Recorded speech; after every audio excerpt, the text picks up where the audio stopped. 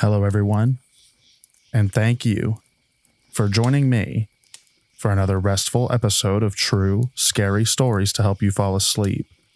Today, we're going to be having another really long compilation of true scary stories. It seems to be that y'all really enjoy the long compilations. They always end up being my top performing videos on this channel. So, I'm going to keep doing it by popular demand. Anyways, without further ado, lay back, relax, and enjoy these true scary stories.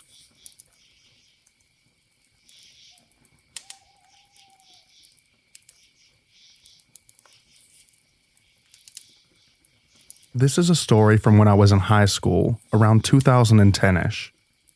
My parents' house backs up to a small wooded area. It's not a forest by any means. There are walking trails and other neighborhoods around, but the woods are big enough that we used to see deer and the occasional fox. There was also a small creek that ran through it, and I used to spend time in the fall/winter poking around back there when it wasn't obscured by brush. I found what I assume was likely a deer path that ran all the way up to my old elementary school, which was about a block away via roads, but using the deer trails took about 10 to 15 minutes. I was back in this area fairly often, which is why the following story was so weird.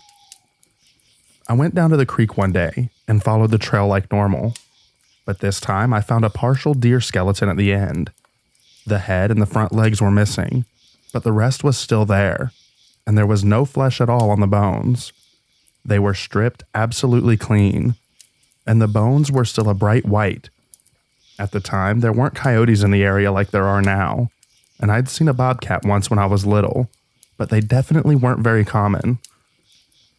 To this day, I have no idea how that skeleton got there or what happened to it. It was too clean to be a predator kill, and that also doesn't explain why the front half was missing. I got so freaked out that I never went back into those woods again. This took place in a residential area, not a hunting ground. It could have been a predator kill, sure, okay. But I'm positive that that thing wasn't killed by a human, not with houses and an elementary school literally across the creek.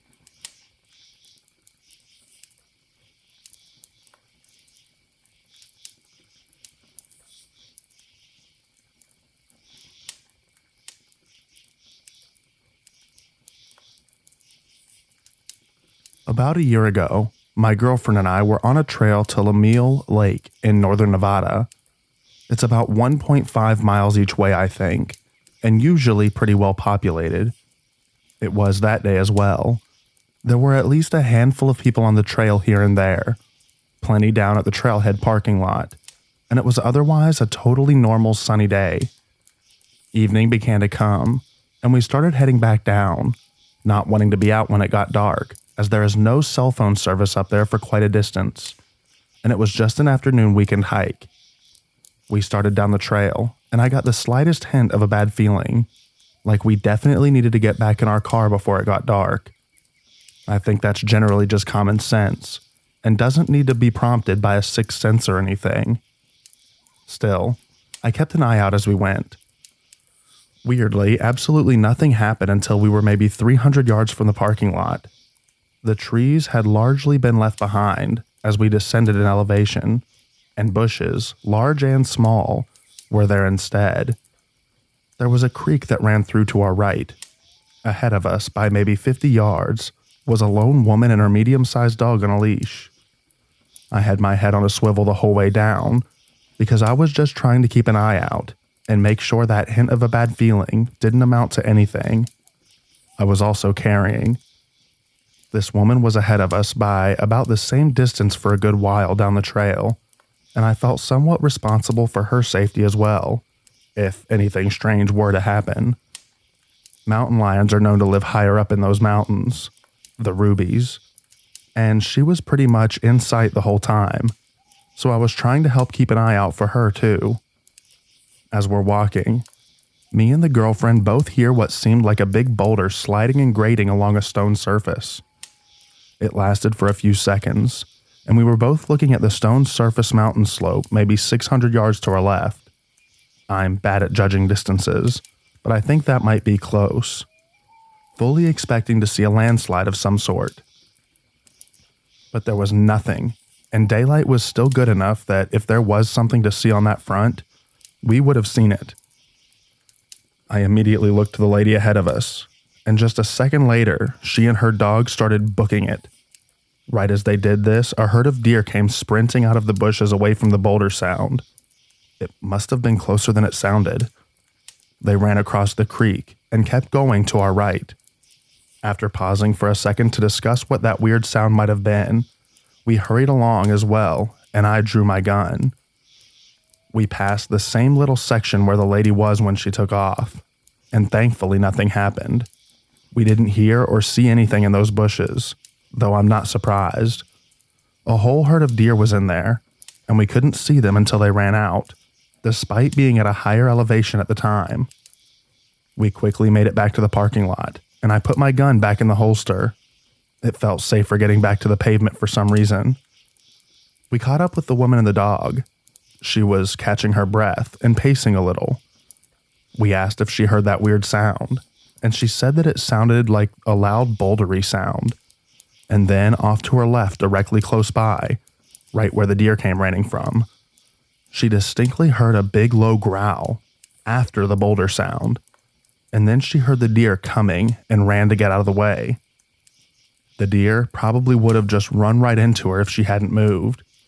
Watching this happen from a ways above and behind just a minute or two previous, they came out onto the trail right where she had been a second before. We determined that it may have been a mountain lion. I'm all for believing that, but I still have two questions. 1, why did I get the feeling that we needed to leave, even subtly, around 45 minutes before anything strange happened? And 2, why and how did whatever it was make a big sound of a boulder scraping along? Not tumbling, but sliding. Very different sounds. And then there was a clear growl heard by the woman, but not by us. I think that indicates that there was something absolutely in those bushes, but I'm very confused about the bigger sound. I doubt the same animal made a huge boulder scraping sound. It sounded like it was sliding down the mountainside, and the deer didn't run, and then that same creature made a normal growl sound from the same place, and that was what scared the deer off?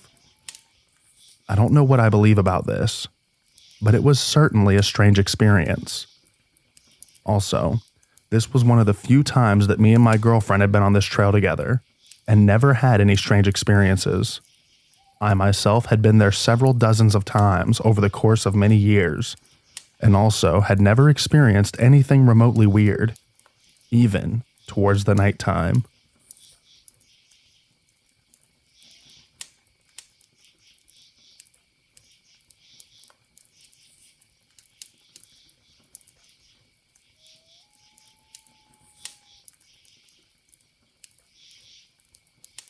So this happened about 7 years ago. I was around 19 or 20 and I was a scout leader. We had a camp in a forest. The nearest city was about 10 to 15 minutes drive. Every year in July, we would have an international scout camp. Scouts from different European countries would join us. I was in the preparations team, and we would go around 2 to 3 weeks in advance to clean and put the tents up. In the preparation team, we had around 20 people, 10 to 12 men, and the rest women. We were all in our late teens or early 20s. If anyone has been a scout, you might know that the first thing in a camp is setting up a flag. The flag is an important part of this camping game. Other scouts would constantly try to steal the flag. If they managed to steal, then the lost team would have to go home. This never actually happened. No one was ever sent home. It was just a rule to keep other members involved and willing to protect the flag. Therefore, we had to constantly keep an eye or a guard near the flag. Other games involved attacking other teams and kidnapping members. All fun and games, nothing violent or harsh. It was fun and made us to be alert 24/7. So here's where my creepy story begins. One night, our preparation team was done with everything. The other 2 countries from Europe, about 60 people, were set to arrive in the morning. We had nothing to do, so we set up a campfire and started singing and talking. We had our guards, people from the team, set up in different locations. 2 near the flag, 2 near the entrance, and 2 in the woods facing the river. So we were tired and decided to go to sleep. We would change guards every 2 hours. Each guard had a whistle. If an animal or a person was to come to the camp, they would blow a certain note of a whistle as to alarm danger. That night, I was an hour into sleep when I heard a whistle. We all woke up and ran to the team member who had whistled. She claimed she saw 3 white figures running fast in the forest near the set-up tents. We thought that the morning teams arrived early and sneaked in to steal the flag or kidnap a member. So we all decided to stay awake and go into defense mode. We each stood guard in different locations watching for any signs. After some time, we started hearing whistles from the deeper parts of the forest. We also started hearing radio sounds from different places. We saw some guys in white shirts running around in the forest. Me and 2 other people decided to check the empty tents to see if there were people hiding in the empty tents, but we couldn't find anyone. Then we started walking around, and we heard loud laughter from a bush near us. It sounded like a woman laughing. So we started laughing too, as we thought we found another scout team near the bush.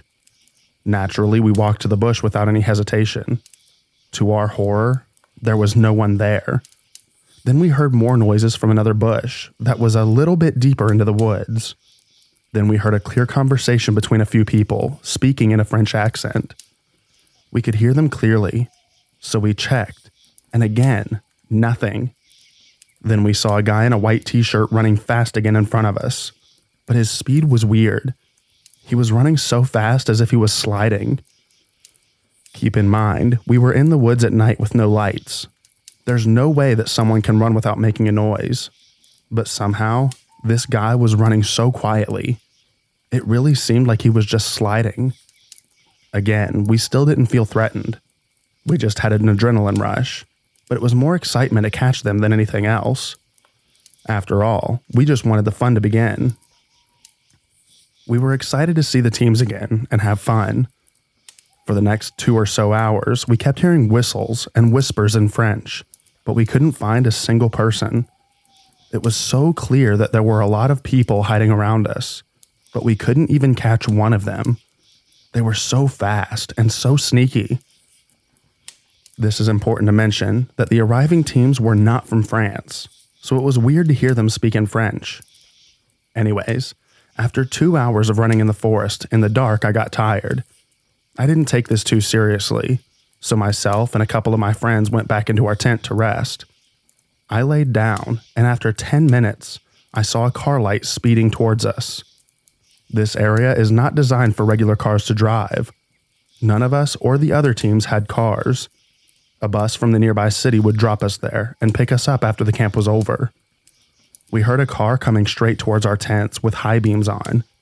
It was coming so fast that we were frozen, expecting it to hit us at any moment. It happened so fast that we couldn't even run. Then suddenly, it just stopped right near our tent. We heard the door open but heard no footsteps.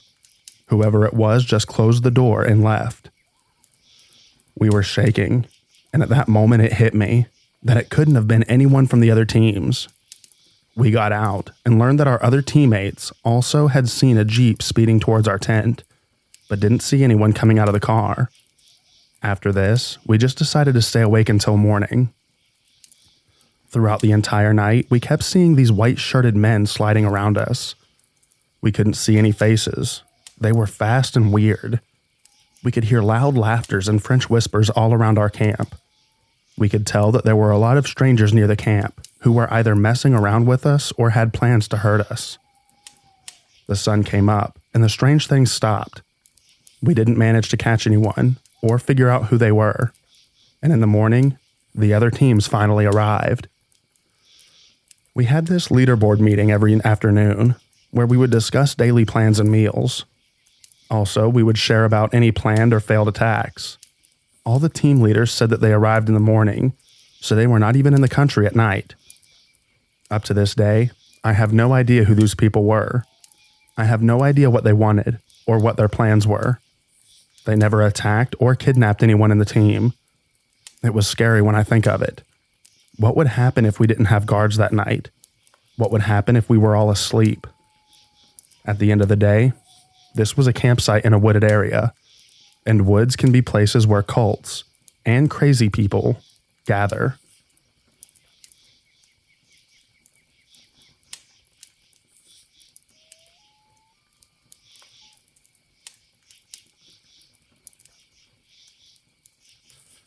I was doing a property inspection in the winter as the sun went down.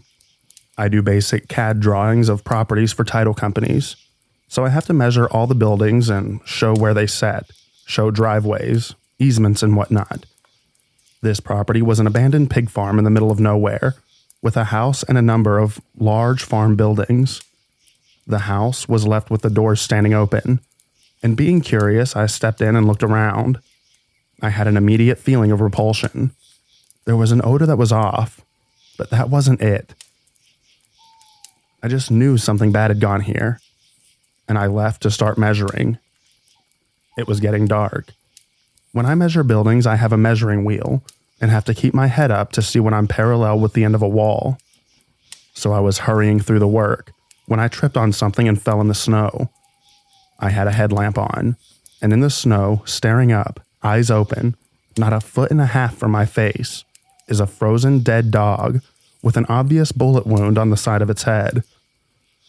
I actually let out a gasp/scream thing that was pathetic. It scared the ever-loving crap out of me.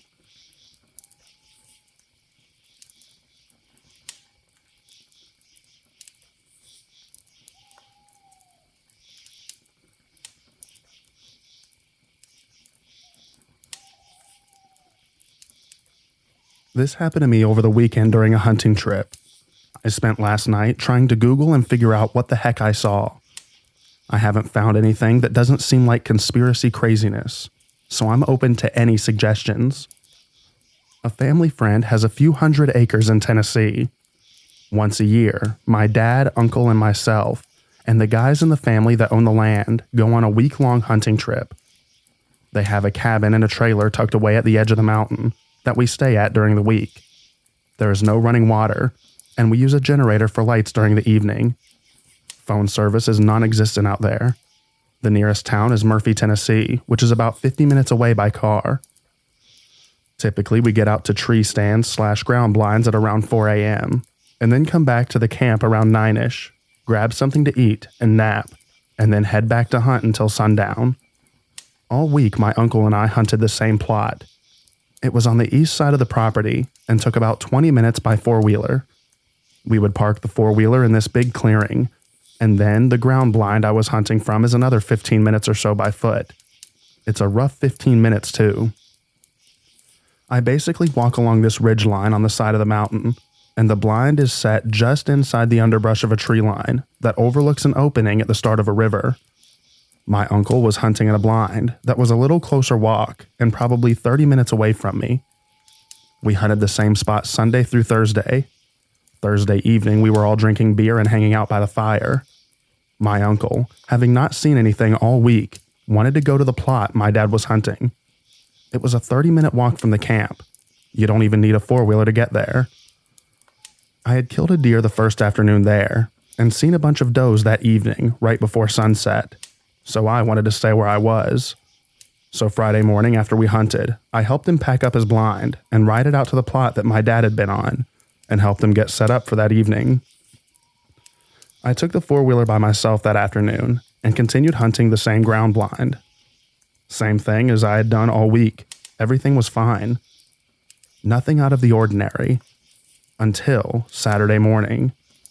I had gone out by myself again that morning and had watched a bunch of deer that crept up right before the sun started coming up. They were a bit further than I wanted to shoot, and when they got closer to the edge of the river, they weren't big enough or were too young for me to justify shooting. I watched them until they retreated back into the woods, and at this point, it's probably 8:30 a.m. or so, and the sun is fully up. Now, this is an embarrassing one for me, but oh well. Having spent almost an entire week packed in this trailer with two other guys and no privacy, I decided that I was going to have a little fun before I went back to the camp. Every hunter has done it, I don't care if you admit to it or not. Now, I'm sitting there doing my thing, and even though nobody ever walks up while you're hunting out there, I'm still on high alert, making sure that I don't get caught by one of the guys while I'm doing this. I'm laid back in this chair inside of the blind, basically one eye looking in front of me, and every now and again peeking behind me through the mesh to make sure that no one's coming. That's when I started hearing crunching. I knew it was people's footsteps, and I could tell that it was more than one person. It was to my right, and the mesh of my ground blind and underbrush kept me from being able to see who it was. I calmly got myself ready and quietly leaned up so that when my uncle or whoever it was came up, I could act like I was just sitting there hunting. Keep in mind, we are so far out in the sticks that it never even occurred to me that it could be anybody other than someone that I was hunting with. I listened to them walking, and finally, I slowly stood up and poked my head through the blind and peeked over the underbrush. It was 4 people walking towards the river in a line. They were wearing these black cloak-looking clothes, like something they wear in Harry Potter, with these furry hats that covered most of their faces. It looked like some weird cult, but the guy in the back of the line was completely naked. He looked disgusting. His hair was curly and way too long, and he had a big beard that looked nasty, like it had a bunch of leaves and stuff in it. I'm bundled up with hand warmers in my pockets because it's like 25 to 30 degrees out. This guy had to be freezing. No shoes either. This is thick underbrush that we're talking about walking through. Rocks jutting up from the ground and stuff. No sane person is out there barefoot, much less completely naked. The guy had to be 115 pounds too, just completely unhealthy looking, like these people that had been keeping him prisoner or something. The sight of these guys was so unnerving to me that I was still standing there frozen in an awkward half stand, half bent over position, with my head out of the blind watching them, before it clicked with me that I needed to slowly sit down. At that point, they had passed the point of the blind where I couldn't see them, and were walking with their backs to me, towards the river. I slowly sat down, and put my rifle in my lap, and watched them all step ankle deep into the river. They were facing side profile away from me, towards the woods. And I could see 2 of the clothed people moving around the naked guy, and one of them was standing still, holding their arm out in front of them. I got the nerve to look through my scope at them, and it looked like 2 of them were washing the guy with the river water, and the other one holding their arm out like a chain or something. The one holding the chain was talking, but way too far for me to hear any of it. After a few minutes, the 2 doing the washing stopped, and all 3 of them held hands around the naked guy and started moving in a circle around him while he just stood there staring ahead. They did this for at least 5 minutes. That doesn't seem that long of a time, but 5 whole minutes of watching whatever the heck that was seemed like a lifetime. Something of note that clicked with me last night. Whatever they were doing seemed time-based. My watch beeped at 9 o'clock and nearly gave me a heart attack. No way that they could hear it, but in my head, I was picturing them all turning and looking at me. But right after my watch beeped, they stopped a few seconds later, at 9 on the dot. The 3 clothed people stepped back in a line in front of the naked guy, and they walked back the way they came, exactly like they came in. None of them talked or broke the line while they were walking. It was terrifying because the way out for them was the first time I could truly have been in their line of sight. They never saw me though, and I watched them once they passed my head back up the mountain from where I assumed they originally came from.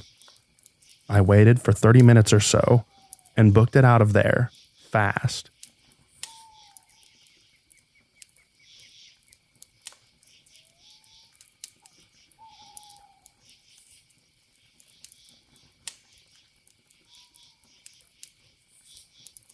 This story takes place in Navarre, Spain.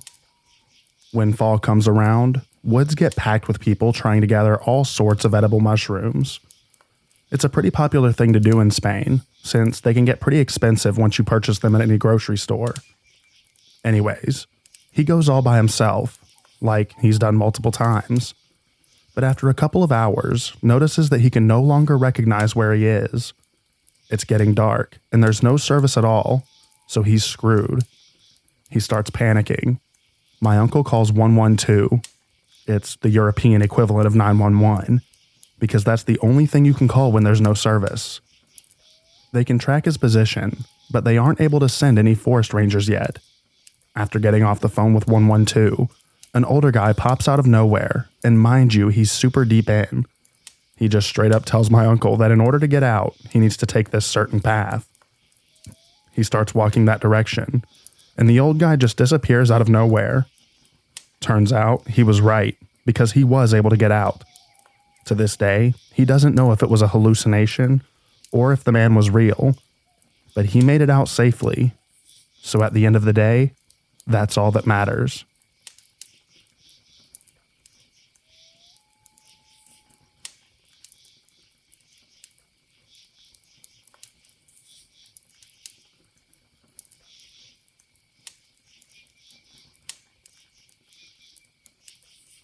Out back of my neck of the woods is an old dirt road.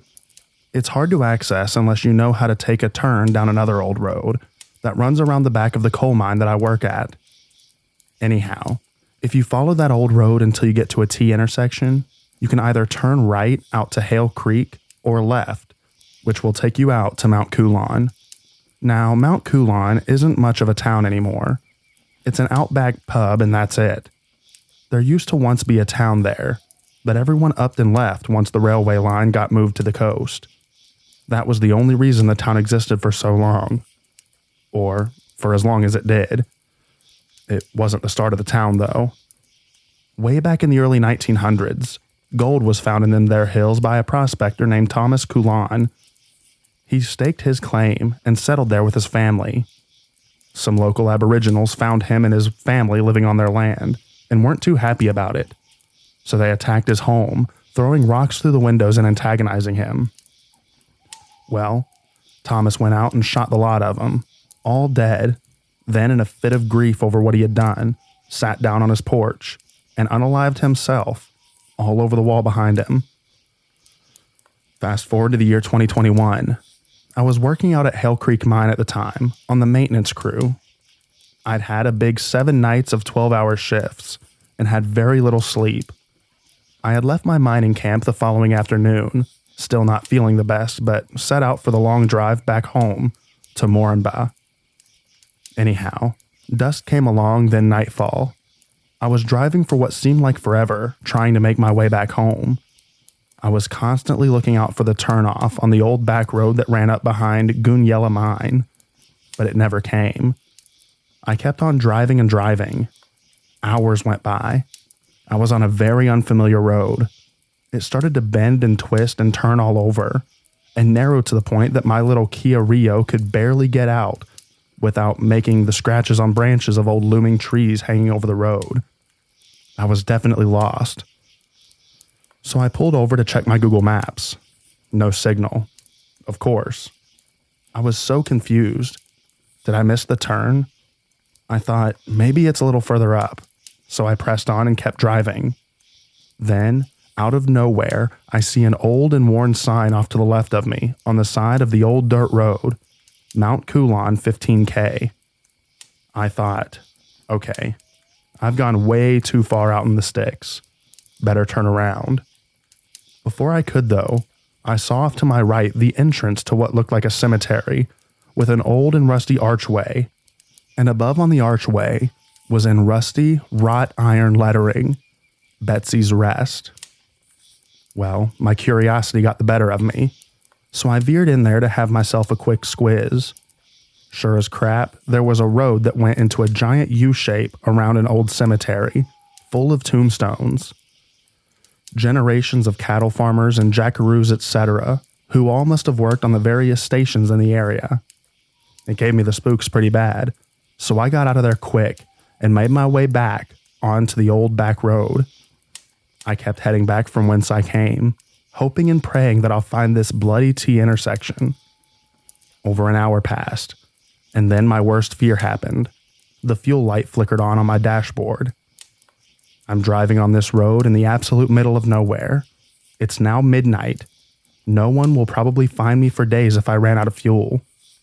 I was absolutely beside myself. This is the outback of Australia. You run out of fuel, water, or food in the outback, you've just signed your own death certificate. Done and dusted. All I had was a couple of sandwiches that I took from the camp mess hall and a bottle of water. Better than nothing, but not enough to last a couple of days stranded on the side of an old back road with no phone signal. So I kept cruising along, being extremely careful not to go too quickly or over-accelerate around all the twists and turns. As I'm driving along this lonely road, I see a shadow out of the corner of my eye. I think nothing of it, though, keeping focused on the road ahead. Then I hear it, swooping and whooshing noises above my car. What? I look up and see what I can only describe as a giant bat creature with red eyes flying directly above my car. It startles me and makes me accelerate at a rapid rate. Yet, it's flying overhead, gliding effortlessly, and keeping in pace with me. I'm watching my speedometer, reaching neck-breaking speeds, and I'm bouncing all over the old and bumpy dirt road, while this creature glides down to my driver's side window, looks inside at me and grimaces. Then, just as it does, it flies up and disappears into the night air as quickly as it had appeared. I floored that old clunker of a car of mine until the heart leapt with joy at the sign of life in that desolate hellscape. I saw the Gunyella mine, CHPP's lights cut through the vast and empty void of darkness. I knew then and there that I was within 10 to 15 kilometers of the intersection and turn off back home. And sure as heck, I found it. Anyhow, I managed to get all the way back home, and I'm very grateful that my clunker ran on the oily rag and the vapors in my tank kept me alive. I told my partner at the time all about the nightmare I had been through, as she had been expecting me home the evening prior, and it's now 6 a.m. in the morning. My phone was full of missed calls from her, which I apologized profusely for. I hadn't even thought to check my phone as I had no signal for the better part of this entire journey. Well, that was part one. Part two is the next story that I have about Mount Coolon, the actual experience I had when my partner and I convinced ourselves to drive all the way out there one night, just to see the actual town. If you're interested in hearing that story, let me know. Have a good one.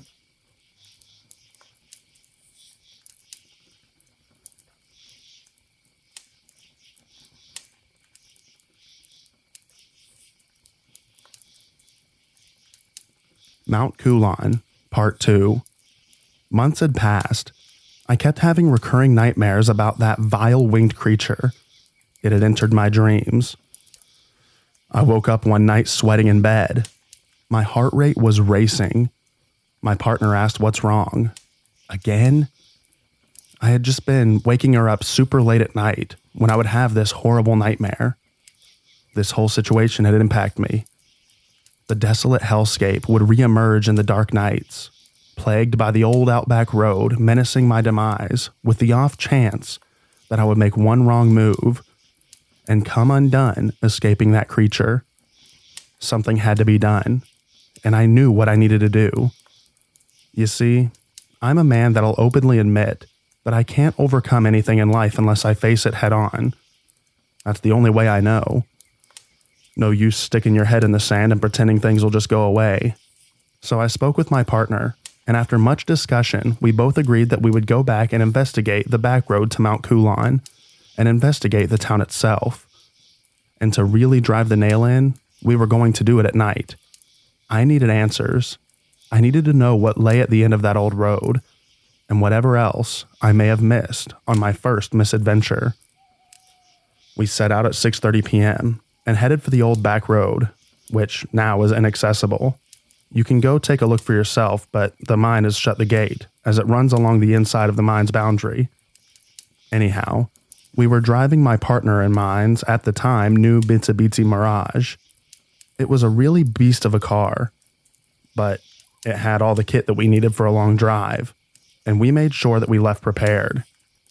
We had food, water, and snacks, my toolkit in case of a breakdown, torches, a first aid kit, a two-way radio, and a battery pack for phones and the two-way radio, my trusty hunting knife, which I kept in my side door compartment, as if I was going out there again completely unarmed with God knows what lurking out there in the dark. The first leg of our adventure was rather fun. I felt a bit like Colin McRae taking the old dirt road that twisted and turned in all directions, slithering my way up to the T intersection. Once we got to the intersection, I took the left turn to head north and gradually west. The familiar road was, as it was the same night that I encountered this strange flying beast. Except tonight brought a slight amount of comfort as there was a full moon in the night sky, illuminating the surrounds and edges of the road. As we approached the old cemetery, I told my partner to look right. She was in awe. I asked if she wanted to go take a look, but she was too nervous about it, so I kept on driving along. As the night went on, we came to the point of no return.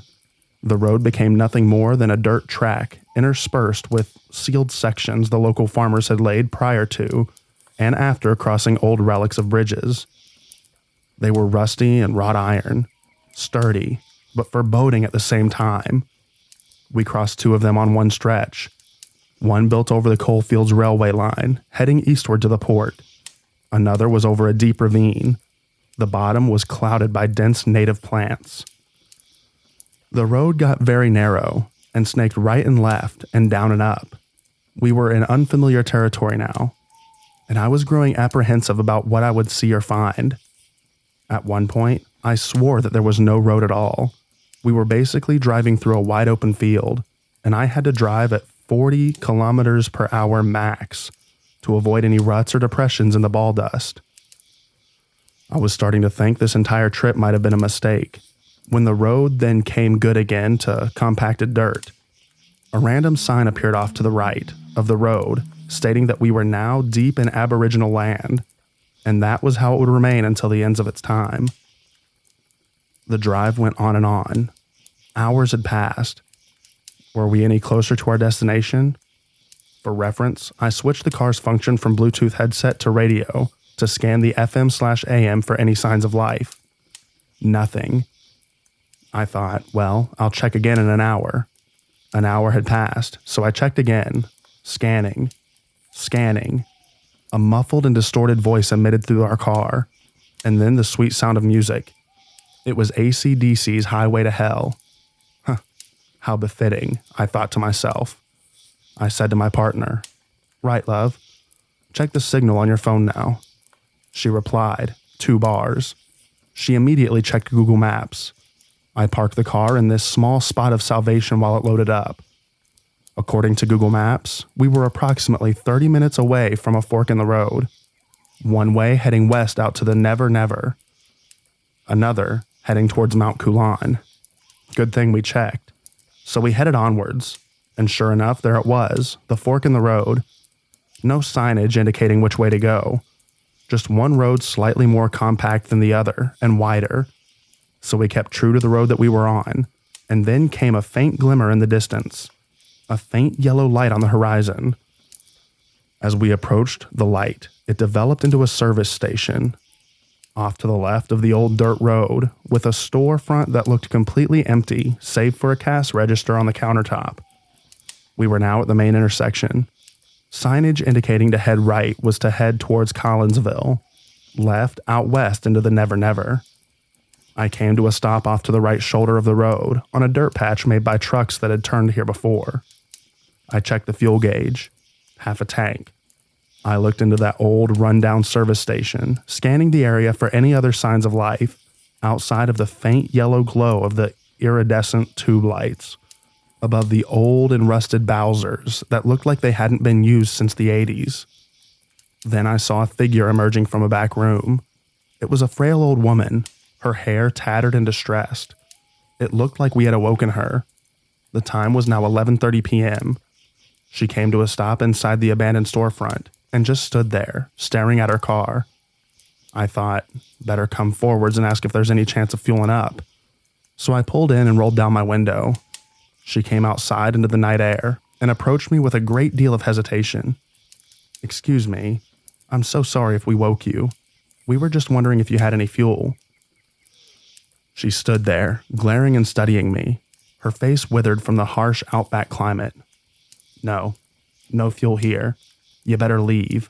Now. Something felt off. There was a tension between us.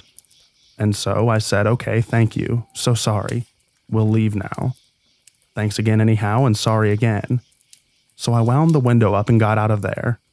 We drove around the old pub in the center of what was once the town. It had multiple V double road train tracks parked all around it, almost like they were protecting the pub itself with a wall of steel and rubber in the desolate darkness. A picnic table with a tin roof cover appeared on the right of the massive loop road, the only road in the entire area that was sealed, and even it was rather narrow. Thanks for reading. I'll post part 3, our return trip, directly after this.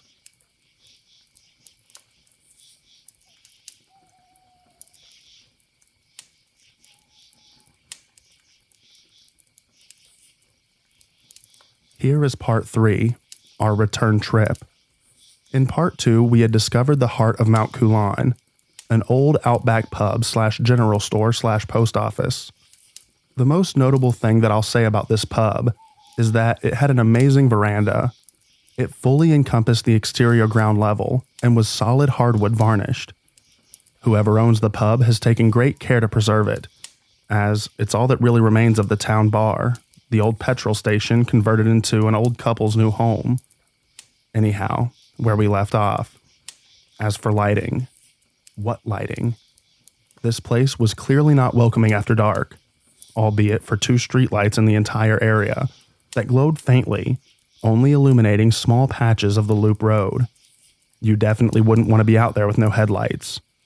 We did the brief tour of all that was out there, then made our way back towards the road back home. My partner said hold up, so I came to a stop, again, off to the side of the road back out to the Maramba. She had just discovered on Google Maps a quicker way back home. This would take us out on that old dirt road, out west in the fork in the road. However, as you continue down that road for 50 kilometers, you'll come to another fork in the road. Taking the leftward track will take us to the Gunyella Road, which then headed back home. Good on ya, I said to her. So on we went. The Mitsubishi ran on an oily rag too. It was only a little 4-cylinder powerhouse like my Kia Rio, so I felt confident that we'd make it back. On the drive back, it was another long and slow slog. At some points, I'd have to slow to 20 kilometers per hour to make it around tight bends and twisting and turning through the roughened thoroughfare, which went wide open cattle farming properties.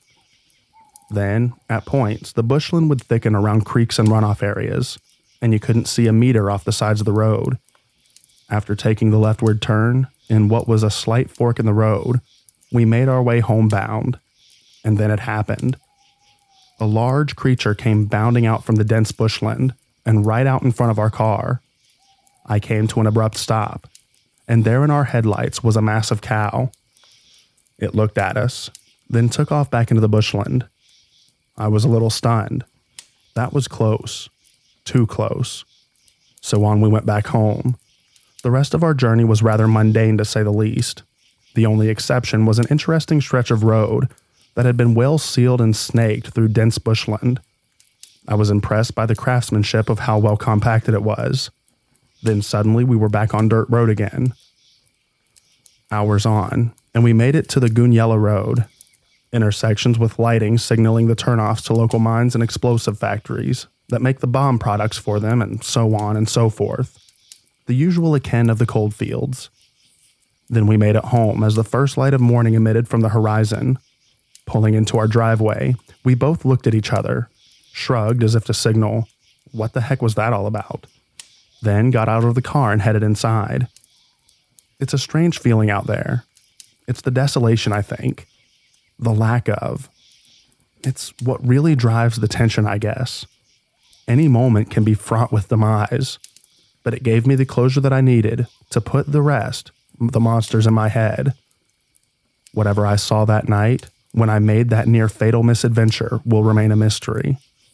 And maybe that is for the best.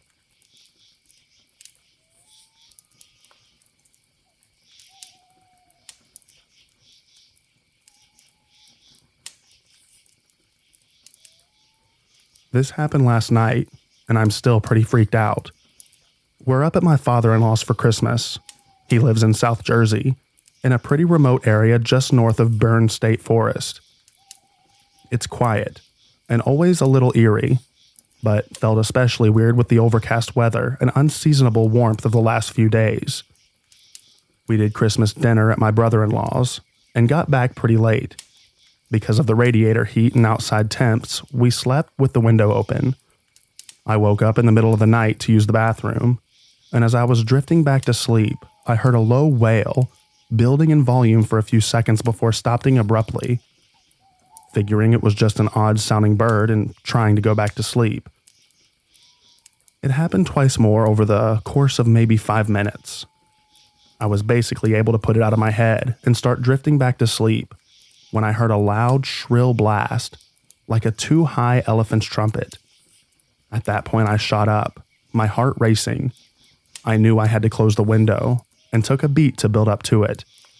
When I dragged myself out of bed, I peeked through the shutters before I reached to shut the pane. Whatever it was had tripped the motion sensor light at the back of the property and was half illuminated, standing maybe 100 feet from the back door, right at the tree line. It was cloaked, with its head partially shrouded. The bottom of its face looked flat and round like the back of a dinner plate, with another smaller, half-uncovered black circle at its center. I immediately slammed the window shut and it didn't move, just stood there with its face tilted towards the window. I shut the blinds and crept into bed and basically hid until the sun came up. I didn't hear any more sounds. I dared another look out the window after dawn and the figure was gone, and I managed to drift back to sleep for a few hours. Has anyone seen like this or know what it might be? I've been frantically Googling, but nothing really coming up.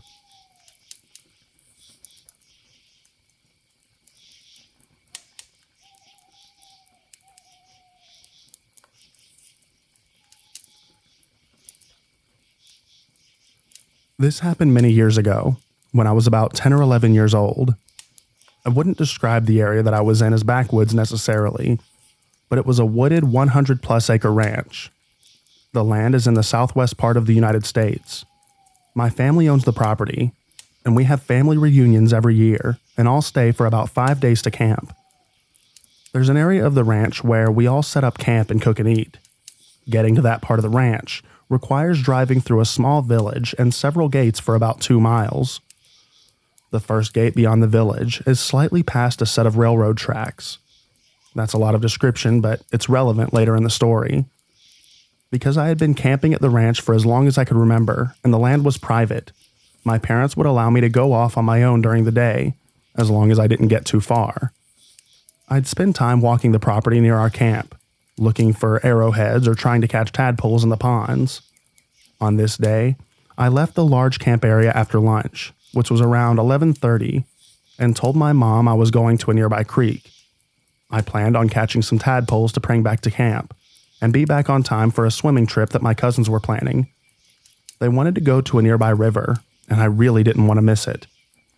I made it down to the creek and got several tadpoles. I probably spent a total of 15 minutes down there. To get back to camp, I would have needed to either climb up a relatively steep embankment with a lot of loose rock, or circle around on a longer route with a flat trail. I'd usually go up the embankment, but I didn't have a top for the water bottle that I caught the tadpoles with, and I didn't want to risk slipping and spilling them out / killing them. I had never walked along the longer trail by myself, but I had with my dad, and I felt confident that I could find my way back to camp on it. As I walked back to camp, I had my head down looking for arrowheads in the washed out areas of the trail. I started feeling a little creeped out as I continued walking. We all know that feeling like someone is watching. It was unsettling, but I chalked it up to just getting spooked being on the trail by myself. Now, the next part I cannot explain whatsoever. It's as if a light switch was turned on, or someone snapped their fingers and I came back to reality. Except when I came to, I wasn't on the trail that I'd been on before. I was near the railroad tracks, and it was completely dark. My mom was standing in front of me, shaking my shoulders and yelling, "Where were you?" 2 things I remember really clearly about the moments I came to are, 1, the look of fear, anger, and relief on my mom's tearful eyes as she was yelling at me. And 2, the confusion that I felt about what was going on. The last thing I remembered was walking on the trail back to camp, and now suddenly it was dark, and I was at the railroad tracks leading to the ranch, which was over 2 miles away. The best way I can describe it is to compare it to a movie, The Butterfly Effect. The main character would be living in one moment, then somewhere, suddenly, he'd wake up somewhere entirely different. My parents drove me back to camp, and I learned that it was 10:30 p.m. This meant that I had been gone for 11 hours, about 10 and a half which I can't account for to this day. My parents and all my family had understandably freaked the heck out when I hadn't returned to camp. They had been looking for me all day. I was a really good kid, growing up, and almost never broke any rules, so my parents were baffled at my behavior. I tried to explain to them that I had no memory of getting to the tracks, but they didn't believe me. They thought that maybe I got lost and was too embarrassed to admit it. This was the only time that I've ever experienced something like this. I can't explain how unsettling it is to not be able to account for all the hours that I was gone. Was it a coincidence that I had that creeped out feeling on the trail and then just lost 10 and a half hours of my life? I wish that I had answers for what had happened. Has anyone had anything similar happen to them?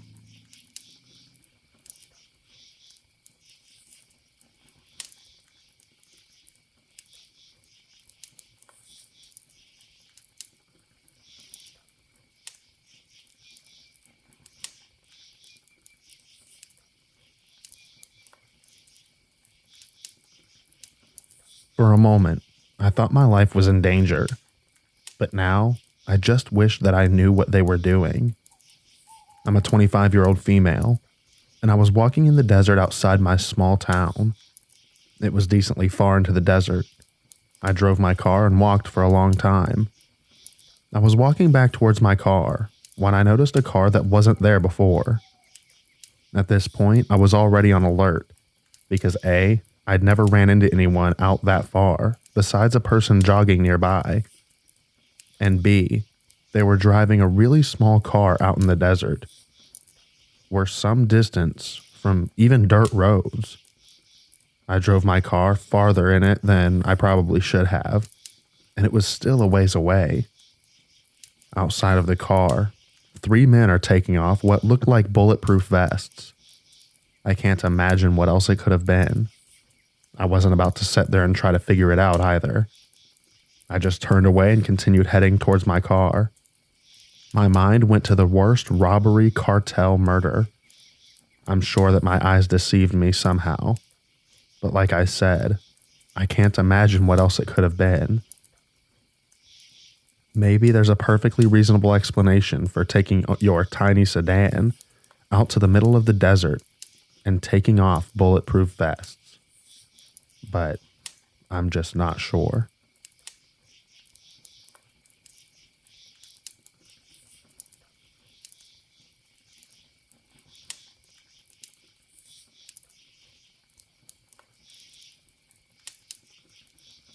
Yet another story from me. Wow, catharsis. I guess this is why I love Reddit. For the story, I'm a 31-year-old female, and I was 15 when this started. I've alluded to it in comments on this subreddit, so I thought that I'd share the full story, since I can't sleep and am oversharing type of person. It started when I went to a movie at the indie theater in my hometown. We had 2 when I was growing up, both owned by the same people, but one theater featured major films/blockbusters. The other did the film festival, well known kind of everywhere, and more indie movies. My French teacher gave an extra credit assignment to see Man on Wire. I think that's what it was called. So I went with a friend to see it, though she wasn't in the class. When we went to the front, there was a very cute older guy that I recognized as a girl in our class. Older brother. I think he was 22 or 23 at the time. He complimented me and offered to comp our tickets and gave me free popcorn and candy and whatnot, ignoring my much prettier friend. It felt nice to be noticed, so I accepted, obviously, and we enjoyed the free movie day. For a little backstory, again, the girl who was his younger sister in my grade used to be a friend of mine, and I had met him many times as a kid, but he was enough older that I didn't think that he recognized me at first. And at the age, I looked more like 19 or 20. The next couple of weeks, I saw him everywhere. Grocery store? Check. Outside my school? Check. Walking home from Safeway? Check. Everywhere. But being 15 and him being cute and older, my idiot butt thought that I was flattering. So I went to the theater again and was with a different friend. Same thing. He gave me free tickets, popcorn, etc. This friend already knew that it happened before because it was a major subject that I had a hot, older guy interested in me. We were so young and we thought that it was so great. He came into the theater during the movie to bring me an extra candy and his number on the back of a receipt. I thought it was so cute. He continued to show up everywhere over the next few months. At this point, I was halfway through 16, and I was at the same theater with the same friend that I was with the first time. He once again complimented me, saying that I was beautiful, asking if I had a boyfriend and if I liked to party. I said yes. He invited me to his house for a party that he was having. His address was very close to the house that my friend I was with lived in. So I said yes, knowing if I had a sleepover with her, that we could go and I would get to go to my first real party. I wasn't allowed out late, nor was I allowed to go to parties, if I'd ever been invited to a high school party. So it was perfect.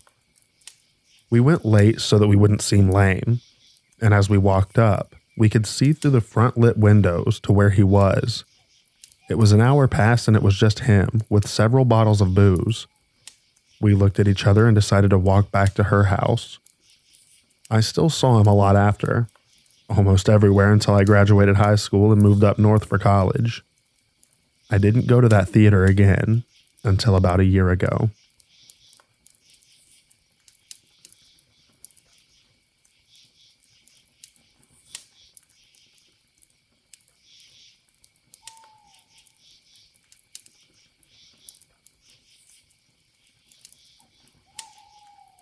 My husband and I parked at a nature area shortly after sunset. It's in the city, but off a gravel road, so there's a bit of driving until you get to a paved lot. We were the only ones there. We parked and took some pictures of the sunset. Not even 5 minutes later, another car pulls up and parks right next to us in the whole empty lot. Okay, weird. But some people do stuff like that. They don't get out for the 2 to 3 minutes we're walking around the front of our car. Then we go onto a trail to see the lake. The lot is visible from the trail, and every time we look back, the car either has its headlights on, off, or flashing like someone locked the doors. We keep an eye out in case they followed us, but it doesn't seem like they ever left the parking lot. At this point, it's completely dark out. We walk back to our car after hanging around the trail for about 15 minutes. As soon as I get in the car, the other car turns on. When my husband gets in, the car drives off. They stop at a stop sign for a long time, even though there weren't any cars coming. Then they drove out of sight. I'm not sure what happened. Clearly they were watching us. But why?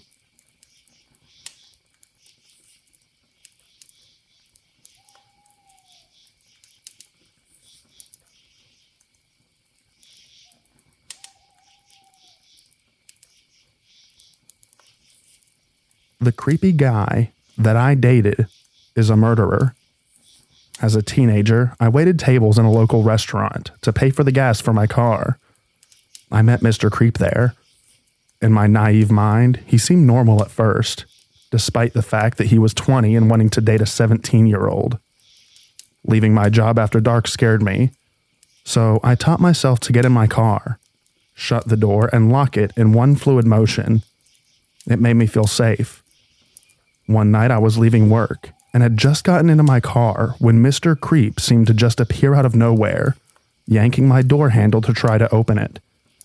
I looked into his eyes in the split second before he smiled, and what I saw absolutely chilled my bones.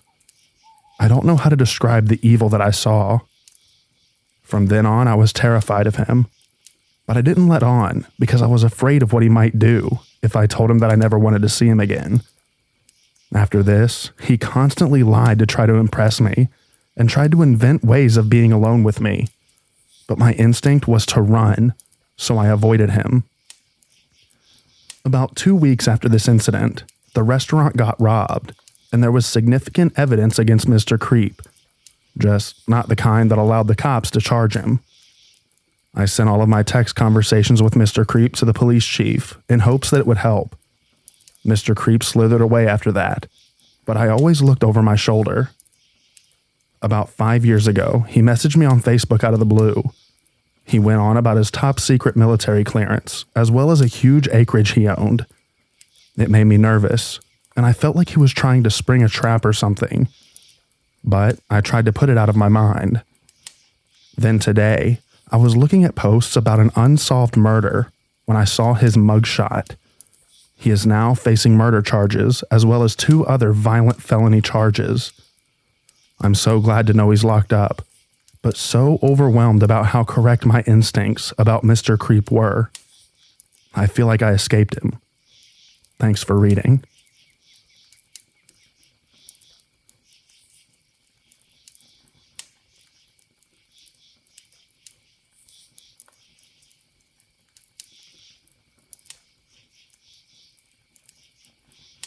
I live with my partner of 10 years in my house.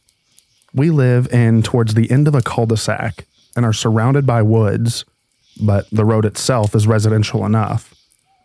Recently, she got up around 3 a.m. because she couldn't sleep and came downstairs to the living room.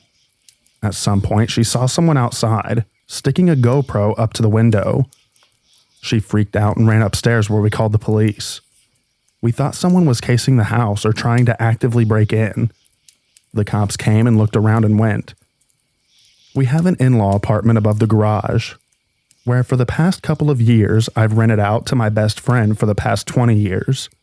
He's really weird, a bit off, perhaps on the spectrum, and due to the closeness of mine and his relationship, I know that he's very open-minded about a lot of stuff. Generally speaking, he's pretty much addicted to a lot of things. His words.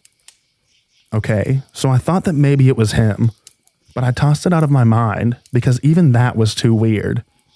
Well, it turned out to be him. He admitted it a couple of days later, after feeling guilty and seeing how terrified we were thinking that someone was trying to break in. But not after we told the entire world what happened. So now, my relationship with him is ruined. We're kicking him out. I feel bad because he was literally one of my 2 best friends, but I also feel so violated. I trusted him and he spies on me for some unknown perverted purpose. Also, I'm pretty forgiving, and if I were single, I'd let it slide, but I'm not, and my partner is totally not accepting of this deviant behavior. In fact, he's lucky that she didn't go to the police or something. Again, which is only because he is my friend. He expects that we can remain friends. I have to respect my partner, and quite frankly, myself. Plus, now we had to tell everyone we initially told the update, because we don't want them thinking that we're still currently in danger of being robbed or whatever. So now everyone knows. I don't want to be associated with someone who is a creep like that, regardless of being his best friend for 20 years. I'm curious as to anyone else's thoughts. What would you do if you found a very good friend creeping around your house, trying to watch you sleep? I don't know. I don't believe he's harmful, but he's had psychotic episodes in the past. He's had hallucinations at one point in life when he was very stressed. A neighbor that I was talking to said another neighbor said that they had someone looking in their windows one night as well. But I haven't been able to confirm this, and he vehemently denies that this was him. Which I do believe him, but I'm super gullible, and of course he'd deny it. But again, I haven't confirmed this. It's through the grapevine, though they supposedly got a picture. I feel bad ending the friendship, but it's not practical to continue, and I just want to move on. Another thing is, I know he's had feelings for me, but on the other hand, he seems to be interested in everyone and anyone, so I never really took those feelings too seriously. Not that I don't believe they're real. He's just so odd as a whole. So at first I thought it was just about me. He definitely wanted to watch me, not my partner. And I do believe that that is true. But then when a neighbor might have seen someone at their window too, that's a whole new level. I don't know what I'm going for here, so I'll end this now. But this is weird and unacceptable behavior, right? I shouldn't feel guilty if I do want to end the friendship. Would anyone still be friends if this happened to them? Am I a weirdo for even thinking that I could still be friends with him? Assuming that my partner didn't exist and I didn't tell my entire family about what happened and who it was.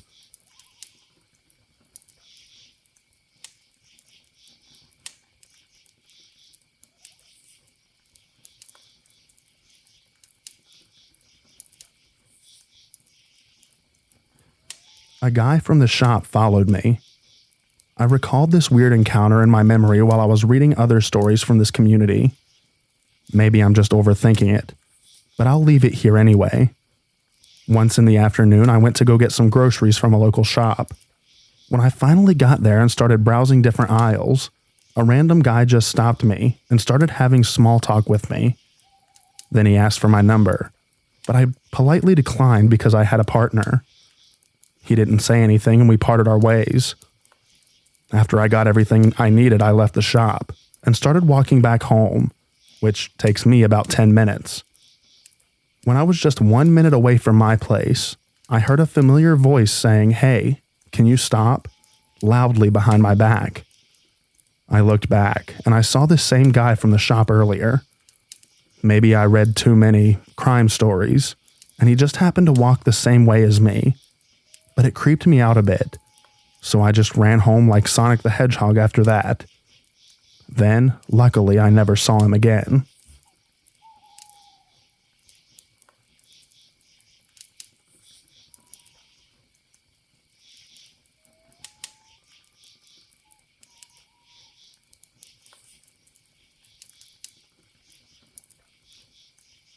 This happened about a year ago.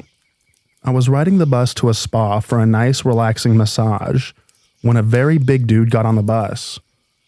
He started to walk to a seat before stopping directly beside me and staring at me for way too long to be normal.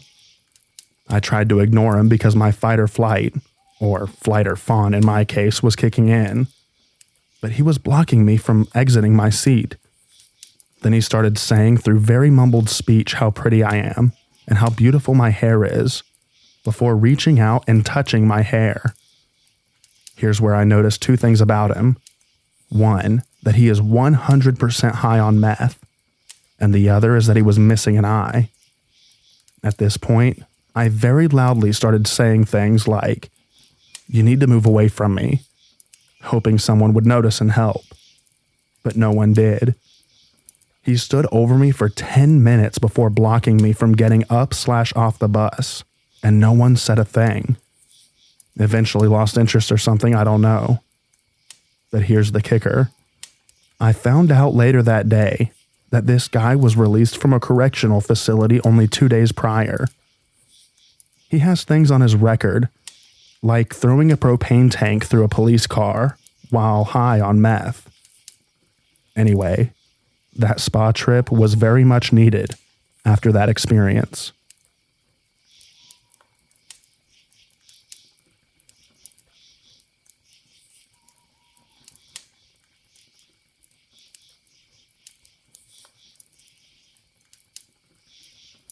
Okay, this was a few years ago now.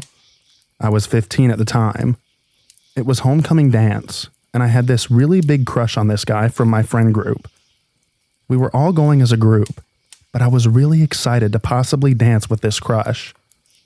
My dad didn't really want me to go, and told me that he wouldn't be picking me up after the dance if I went because it was too late. It'd be about 11 p.m. by the time it finished. But I was just so excited to dance with my crush. I was like, whatever, I'll find my own way back. I was planning on taking the city bus. The dance was amazing. I had my first kiss. It was magic for my little 15-year-old self. After the dance, I'm walking to the mall/Walmart because that's where the bus stop is. I'm on cloud 9 when I realize the buses are not running anymore. At this point, I had no phone, and I'm kind of just standing awkwardly outside of Walmart, thinking of what to do next. I didn't want to call my dad because I figured he'd be really mad at me, but to walk home would take me almost 2 hours, and I was only wearing a little formal dress, and it's 11:30 at night at this point. As I'm pondering all this, a man pulls up in a car and says, "Hey, are you okay?" I figured I looked stressed because I was feeling pretty stressed myself. I forget what I had responded with, but he said, "Well, I can give you a ride if you want." He sounded friendly enough, so I was like, well, maybe I'll just take this drive. As I'm walking to the car, alarms start going off in my head, and everything in me is telling me to stop and to not get in that car. I start backing away and say, "Actually, I'm good. It's okay." He insists it's okay and he'll drive me. I say, "No, it's okay." He drives away, but I see him circle back and come back up to me. "Are you sure you don't want to ride?" I say, "No, it's okay." I'm now starting to shake and feel really afraid. I walk as fast as I can to the nearest payphone, which is in the parking lot of a McDonald's, and I call my dad. I'm crying and apologizing and just begging him to come get me. My dad says that he'll come get me, so I hang up. As I hang up, I notice that car has followed me to this parking lot, so I call one of my friends and ask him to just stay on the phone with me until my dad shows up. Luckily, my dad showed up and everything was fine, but I do wonder what would have happened if I had gotten in that car.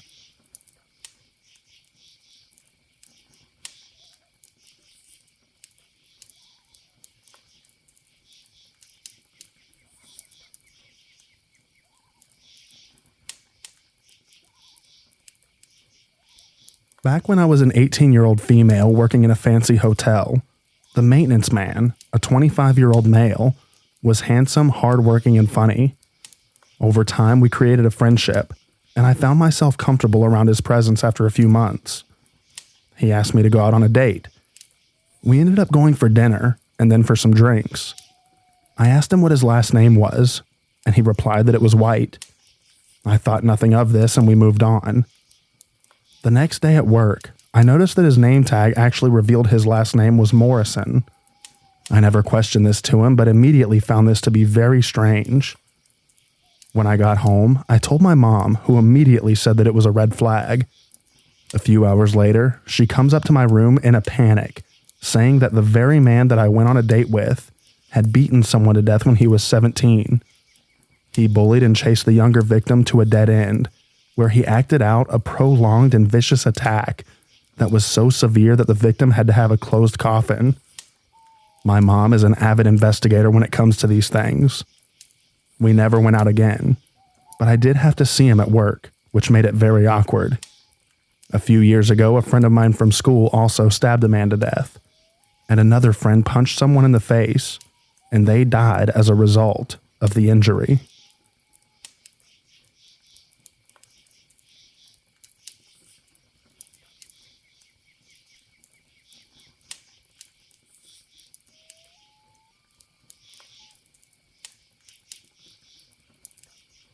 This happened to me a few years ago, probably back in 2017 when I was 14. I still think about this encounter almost every day. My dad lives near a small lake in Wisconsin. There are only about 100 people who live in this neighborhood. My brother and I spent every other weekend up there, so we knew pretty much everyone. My dad's house was the second house to the top of this large hill. At the very top is a gas station, and the diner where I would work over the summer. At the bottom of the hill was the lake and a small beach. That morning, I was waitressing at the diner, and at the end of my shift, I bought a slushie from the gas station and was planning on going down to the beach for the afternoon. Parked outside the diner was a gorgeous teal vintage car. I'm not sure what brand, I'm not good with that kind of stuff. But it seemed to be from the 60s, and it caught my eye. There was an older man in the driver's seat and his wife in the passenger seat. They had their windows up, and I wasn't too close, so I didn't get a great look at them, but I did notice that they were looking at me. I didn't think anything of it and started walking home. On my walk home, I remember wondering where they could be from. We don't get that many tourists, and I would have remembered if someone drove a car like that. The diner was off to a pretty quiet highway, and it was rarely used by out-of-towners, but I assumed that they were just driving through. My younger brother and I went to the beach that afternoon and hung out for a few hours. When we decided to head home, I packed up my stuff probably a minute before he did and started walking home before him. On the walk up the hill, there was probably half a city block's distance between us.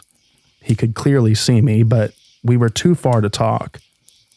I heard a car coming towards me and looked back and moved to the side of the street. It's the car that I saw earlier at the diner. They slow down as they approach me, and I start to get nervous. The woman in the passenger seat rolls down her window, and I nearly crap my pants. They both seem to be wearing hyper-realistic latex face masks. There seemed to be no beginning and no end to the mask. There weren't noticeable holes for eyes, yet their eyes definitely seemed real, and there was no seam at the edge of the neck. If they were wearing masks, they were some of the best masks that I've ever seen, and must have cost a fortune. But it definitely wasn't their skin. There's no way. Something about them was so off. The woman asked me for directions to a highway that I've never heard of. I didn't drive yet, so this in itself wasn't weird, but I pointed them to the highway by the diner that leads out of town. They thanked me, rolled up the window, and drove away. I ran to my brother and told him what happened, and he said they looked pretty normal when they drove past him. But they looked normal to me that morning as well. The masks were too good. You had to be close enough to notice how strange they looked. There was just something so unsettling about them. They didn't really do anything odd, except asking a girl who's clearly too young to drive for directions. But it was a very small community. I might have been the first person that they had seen in hours. It was just the way they looked. I'd never seen anything like it, and I haven't seen anything like it since then. I mentioned it to my dad when I got home, but he didn't have much to say about it. I still feel deeply unnerved when I think about it, more than 6 years later. I don't believe in much of the paranormal stuff, and I do think that they were human. But why the masks? What were they doing there? And why ask a child who is obviously too young to drive for directions to a highway? Has anyone ever experienced something like this before?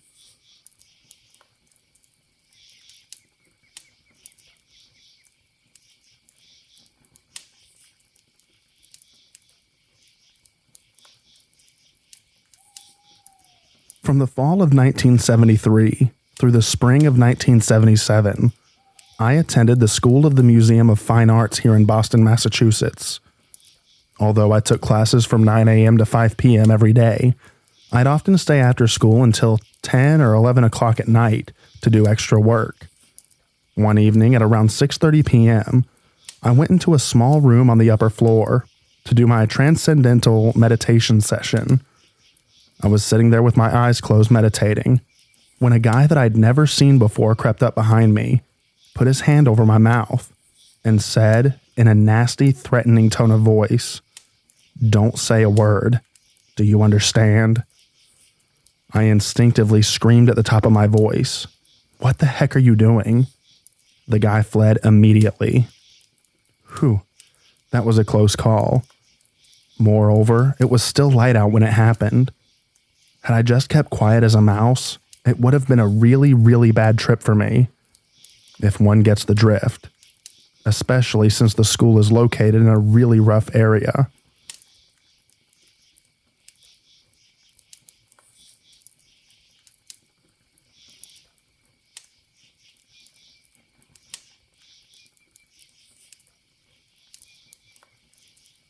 I work on shifts, so one week I'll be doing early shift, 6 a.m. to 2:30 p.m., and the other is late shift, 2:30 p.m. to 11 p.m.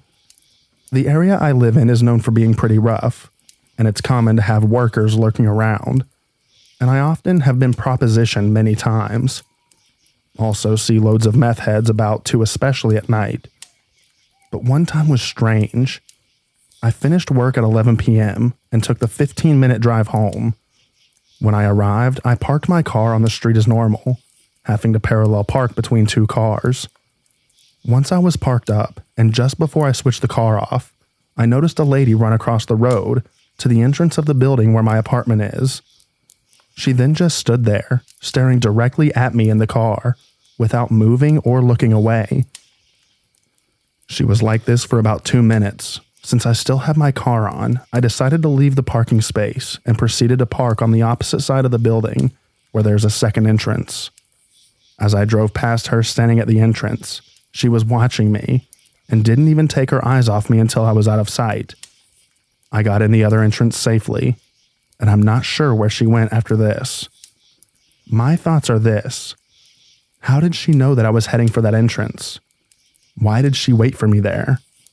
Was she trying to get the code to unlock the door so that she can get in the future? Did she have an accomplice hiding around the corner? Did she just want some business? This hasn't happened since, but I think about it regularly and wonder what would have happened if I had gotten out of the car and used that entrance as normal.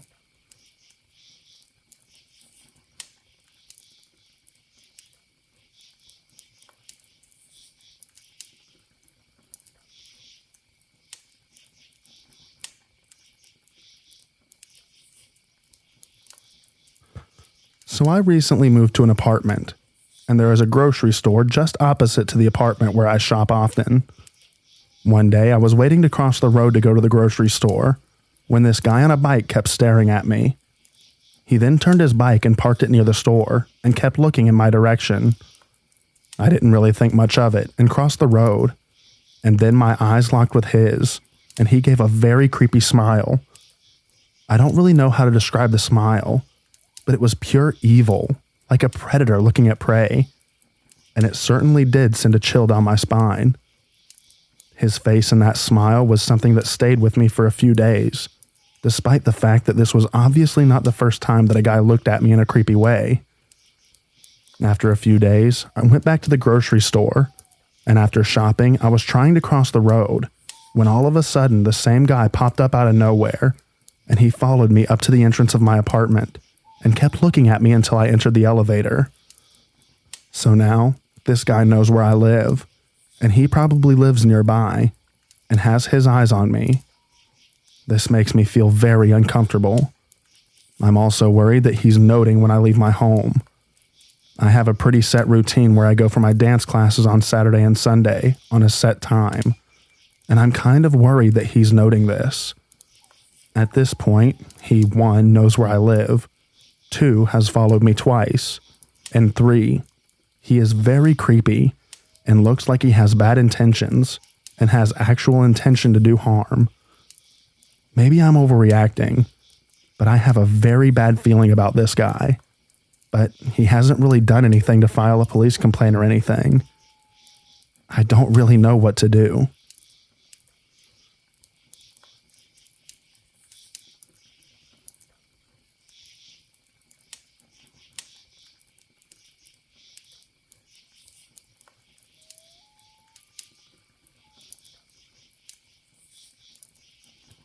A few years back, I, a 23-year-old female, was driving home after taking my dad to the airport for a late flight. It was already dark when I left the airport and still had a 3-hour drive home. A few hours into the drive, I get recalculated to some windy back road highway. There were no cars or streetlights, and so it was a pretty dark and creepy road. As I turned a curve, I noticed a black car come out of nowhere and start to ride my bumper. Then the blue lights. The road was so dark, I had to drive for a minute to find a spot with at least a few small lights where I could pull over. The officer came up to my window and asked me if I knew that my tags were expired. I thought it was kind of odd because I was driving my mom's car, and she's usually pretty on top of things like that. But it was more the way that he talked that made me uneasy. He was speaking pretty fast, like he was in a hurry or something. As he's standing at my window, before he even gets my license and registration, his radio beeps, and he tells me that he has to go on another call. He practically runs back to the car and speeds off. I head back home, half weirded out, half thanking God that I didn't get a ticket. I kind of brush it off until I go outside to my car the next day and find that my tags were not due to expire for 2 more months. It could have been a simple mistake, but I couldn't help recalling how weird the whole incident was. He could have misread the number, but looking back, I wonder what could have happened if he was someone with bad intentions. From there on, I only pull over when in well-populated areas, and if a safe option is unavailable, I call 911 to make them aware.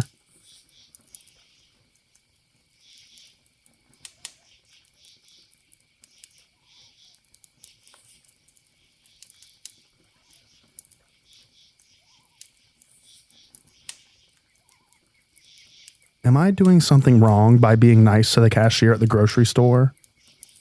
So, I moved to a new place. I'm Indian, and I frequently go to Indian grocery stores. I've been to this store a couple of times since I moved. I'm short and did something silly during checkout. I was helplessly trying to reach for the divider to separate the groceries in the checkout line. I look around, hoping nobody noticed, and this cashier guy is smiling at the whole situation. I smile back and try to get done with checkout ASAP. From that day onwards, I find this guy trying to grab my attention. He looks at least a decade older than me, quite tall. I find him staring at me quite a lot, walking through the aisles where I'm shopping, just taking glances. This happened twice or thrice, and then he starts walking up to me casually asking questions like, "How are you?" He doesn't seem to come to me when I'm with my friend, but only when I'm alone.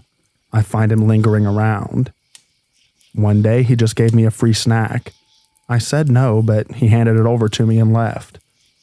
The next day, he asks if I have a job and if I'm married. He kind of gets excited when I tell him that I'm a developer and single. He doesn't speak English. He proceeds to say something in Hindi, which I'm not super good at. I'm trying to ask him what he said, and he says something but I don't understand. Also, there have been instances where he would step out of the store and watch me while I'm sitting in the car until I leave. He just smirks and keeps looking at me. I'm a shy introvert. I'm bad at avoiding situations. I always talk nice regardless of who it is. What should I do now? Does this mean that he's interested in me? How do I politely handle this? He kind of knows who I usually shop with, and I don't want to make it an awkward situation for my friends.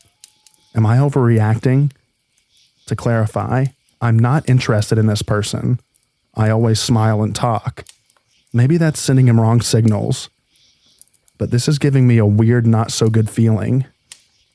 I could stop going to that store, but that doesn't seem right. The fact that I have to avoid a public space because of a man makes me feel pathetic, but I understand in terms of safety. Maybe I can always go with someone there if I have to. Not sure if that's the right thing. Like, it is the only Indian grocery store around. This situation is just an inconvenience at this point. I hope that anyone who has been through something like this is and are in a better situation with peace. Definitely makes it awkward to get unwanted attention from random people. Thank you for the ones who commented on the previous post. I'll avoid going to that store for a long time as much as possible. If I do have to go, I'm going to have my friend with me always. Being at the store by myself is giving him the opportunity to make advances or create situations where I cannot get away from him easily. Update. Thank you all so much for the replies. It makes me feel less anxious. I'm never going back to that store. I had to go today to get a few things for my friend. She had a surgery. She didn't want to come along. She's fine to go out, but I dragged her with me. She hadn't noticed that man all these months. I've been going to the store alone for the past couple of weeks. so he was just openly flirty today. He would avoid approaching me if I'm with someone. That wasn't the case today. He was outside the store when we reached there. He smiled at us and went inside, then stood at the entrance to get a close-up. He leaned towards me and said hi, just the gesture of waving. Obviously, a lot of people noticed, including my friend. He kept smiling, looking at me all the time. The store manager was there. He didn't seem to bother. After we reached back home, I told my friend that I'm never going back there again. I asked her if I was overreacting and she said no. She's the one who told me to ignore him while shopping and wear headphones. Today was subtle because I was with her. He didn't talk much, otherwise he'd be standing in front of me asking me personal questions. My friend said that she won't take me there for the longest and decided to go there only if we're in a group of 3 or more, with guys from our friend circle.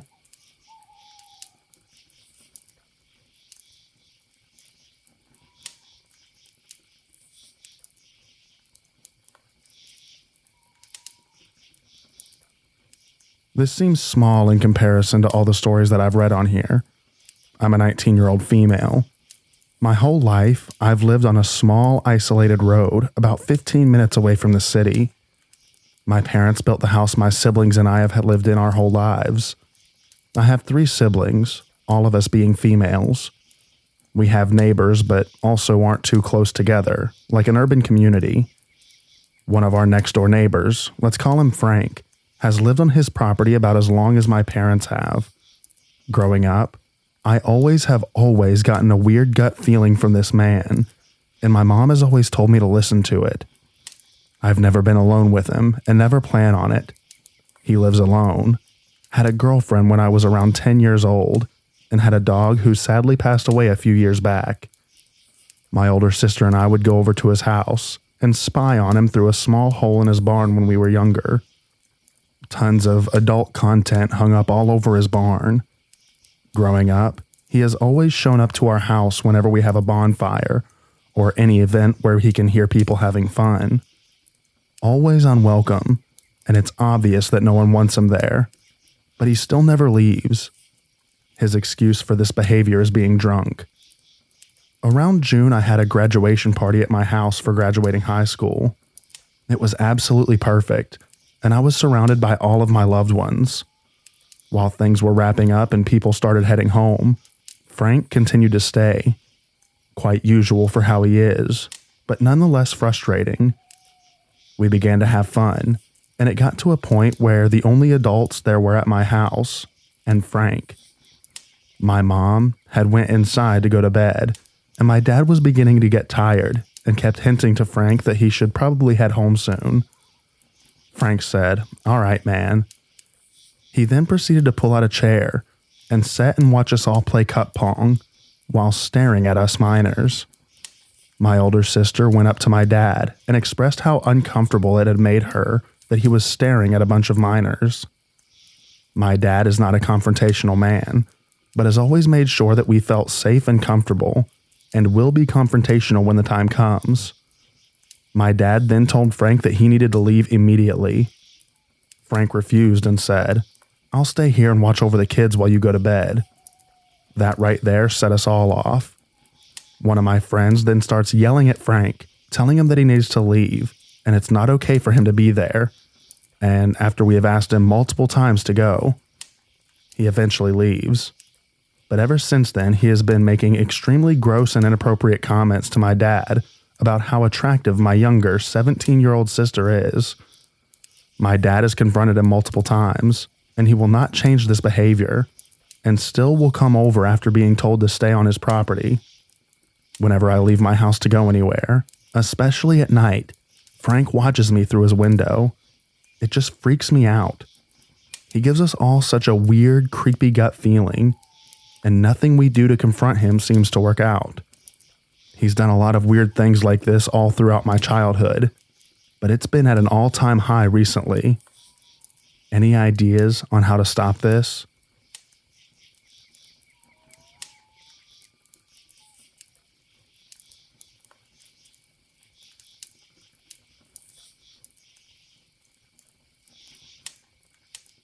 When I, a 20-year-old female, was younger, maybe around 13 to 14 years old, I was walking to town with my mother. I live in a smallish town in England. It was a quick walk, roughly 15 minutes. But about 5 minutes after leaving my house, I had one of the most unsettling encounters ever. Whilst walking, there was a man approaching us. Nothing weird at this point. I thought he'd walk past us like everyone else. However, this random man leaned in towards me as he was walking past and whispered something to me. I remember it being creepy and along the lines of him knowing where I lived. It was subtle and happened quickly. I was shocked, especially since my mother was right next to me. Bold move from a creepy guy. I recall the man being possibly in his late 20s, kind of scruffy looking, a little chubby, with longish brown hair and a beard, but I knew that I'd never seen him before this point. I waited a few seconds for us to distance ourselves from the stranger, then turned to my mom completely freaked out and quietly asked if she heard what the guy had said. She said she didn't. I thought maybe I'd misinterpreted the situation, or maybe I misheard him. We kind of brushed it off and continued with our day. I felt uneasy but tried not to think about it. The rest of the day was fairly normal. Until the morning after when my dad was talking to our neighbor. Neighbor told my dad that during the early hours of the morning, there was a man lurking right outside our houses for some time, hovering around my dad's and neighbor's cars. Now this is really weird because we live in a kind of closed-off area. The only people we see outside our homes are neighbors, but even they wouldn't come up right to our doors, especially not at like 2 to 3 a.m. Even delivery drivers can't find our house most of the time because we're hidden away. This has never happened before, and never happened again after this, at least to our knowledge. Of course, you can imagine how absolutely terrified I was to hear this. I explained to my dad what had happened the day before and reminded my mom, kind of an I told you so moment. I felt so scared to be in my own home. I remember calling my friend and talking about the situation. We researched about what we could do, but there really wasn't any action that we could take. Just had to be observant and cautious, I guess. I can't remember much about what happened after that, but I never saw the man again. The whole situation creeps me out, and it doesn't make sense. The man outside my house wasn't confirmed to be the same man that walked past me earlier, as it was too dark to make out any discernible features. But it sure is an amazing coincidence if so. Never knew where to talk about this experience, but I figured it belongs here. I'd love to hear your opinions and theories.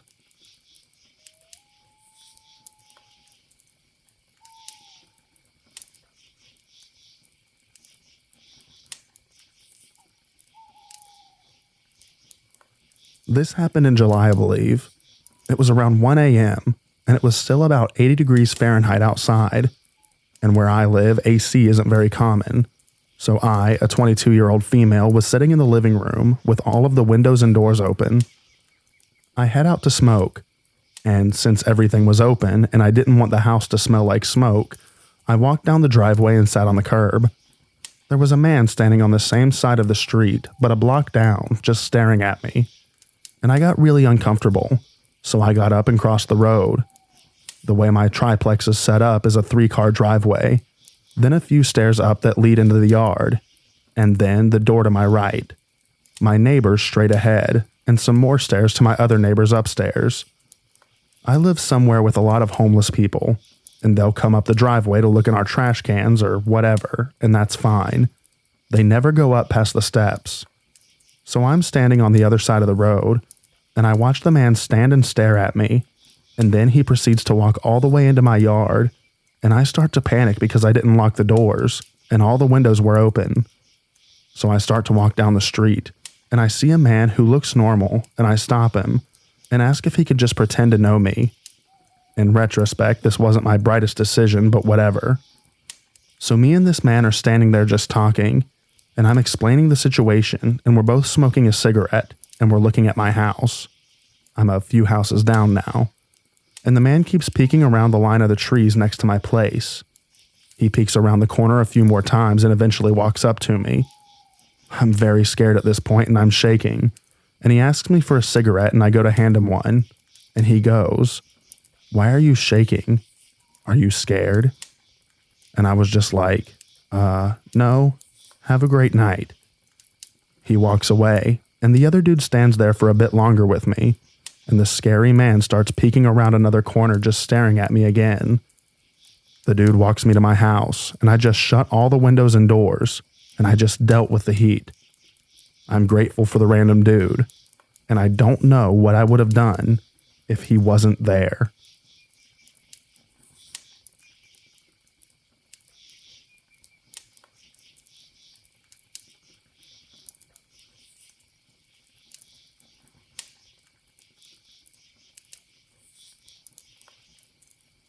This happened today. 2 hours ago, I got a ride from home from my university. I sat in the car, and the driver rested his elbow on the front passenger seat and kept moving it back.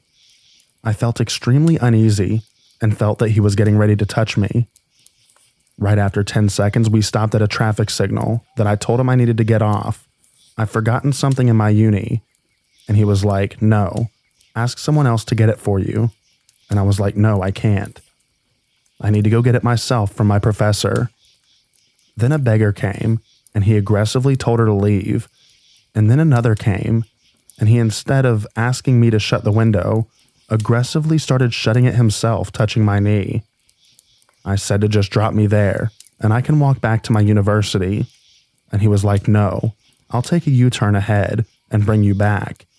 And I spent the longest 3 minutes of my life in that car, but his hand was in his lap during the time. The sad part is, I called my mom and let her know that I'll be late. And once I got home, she started blaming my clothes.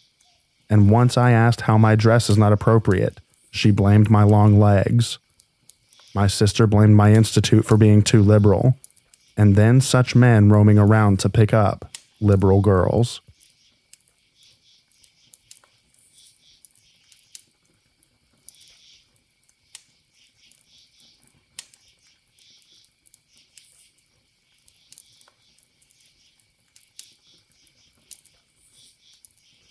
I'm a 17-year-old female, and I was out doing some Christmas shopping after school, so it was dark by the time I decided to stop by one of my favorite sushi places, which is near a grocery store and other shops, all close to my home. The sushi place is right next to a boba shop, and I peek in to try to see if a friend of mine was working so I could say hi, but I didn't see them, so I turn around and I see this guy standing there trying to get my attention. "Miss, excuse me." I just stare at him for a second, unsure if I should really be talking to this stranger, before he asks if I have any spare cash for him to buy a drink. I tell him, "I don't have cash on me, sorry." And he says it's okay, and I walk into the sushi place. While I wait for my food, I wonder if I should have just offered to buy him a drink, because I'm the type of person who loves to help people, and I feel bad just ignoring those in need. I get my food, and I'm literally about to exit the store when the guy from earlier walks in. He stops by the door, asking the cashier if he knows how he could get some help because he thinks his car got stolen and that he was from insert name of neighboring city. I pause because, again, I felt bad for not helping him earlier and I was curious. I buy him a drink this time, even offered to buy food. I showed him the menu and he glanced at it and then asked for fried rice, which wasn't on the menu. But I was like, okay, and just bought him the drink. He tells me thanks and asks if I know anything about his car, then randomly asks me if I know where Cold Stone is. At this point, I'm thinking, if I were either homeless or got my car stolen, Cold Stone is the last place I'd want to be. But I explained to him that it's not within walking distance. He's like, "Oh," and asks me if I would be able to show him the way and maybe give him a ride there. He pulls out cash from his hoodie pocket saying, "I could pay you back, $10 for the ride and the drink." Now I'm thinking, you had money and you let me buy you a drink? And why the heck would I give you a ride? I need to leave. So I say, "No, the drink was my treat. Hope you get your situation figured out." I leave the sushi place. He exits too and starts walking behind/beside me. I get scared and decide to not walk back to my car. Instead, I speed walk into a Rite Aid. I turn into an aisle and see that he's still following me. Miss? Lady, excuse me. I finally turn around and asks if he needs anything else. You were going to give me a ride? No, I can't. Oh, okay. Sorry. He walks away. I pace around the back corner of the store for a while, terrified if he's still in the store or waiting for me outside. Also, my phone had died, so I left it in the car. In the store, I see a dad with his daughter, looked like a middle schooler, and I go up to them. I finally start crying, and I say that there was a man talking to me, and if they could please walk with me back to my car. The dad asks where I parked, agrees, and a few minutes later we leave Rite Aid. I'm still in tears, poorly explaining the situation. I point out my car as we approach. The dad says, "Okay, we'll wait here until you leave. Make sure to check your back seat." I do, and I even check my trunk because I'm so paranoid. I thank them over and over before driving off, and I just sobbed the whole way home because I don't know what exactly was going on with that man or why he wanted to go to my car. I get more scared thinking of the fact that I'm a 5'0" girl who probably couldn't defend herself well if it came down to it. Maybe it was a misunderstanding, but what business did a grown man have asking a teenage girl for a ride? I was genuinely terrified. Yes, I shouldn't have been out so late. I should have had my phone on me. I should have just ignored that guy. Sorry for being a girl who just wanted sushi at night and to help someone who looked like they needed it. It's hard to trust people clearly. Happy to be safe at home now, although I will definitely feel uncomfortable shopping there or eating sushi again, which is very unfortunate because I frequently do both.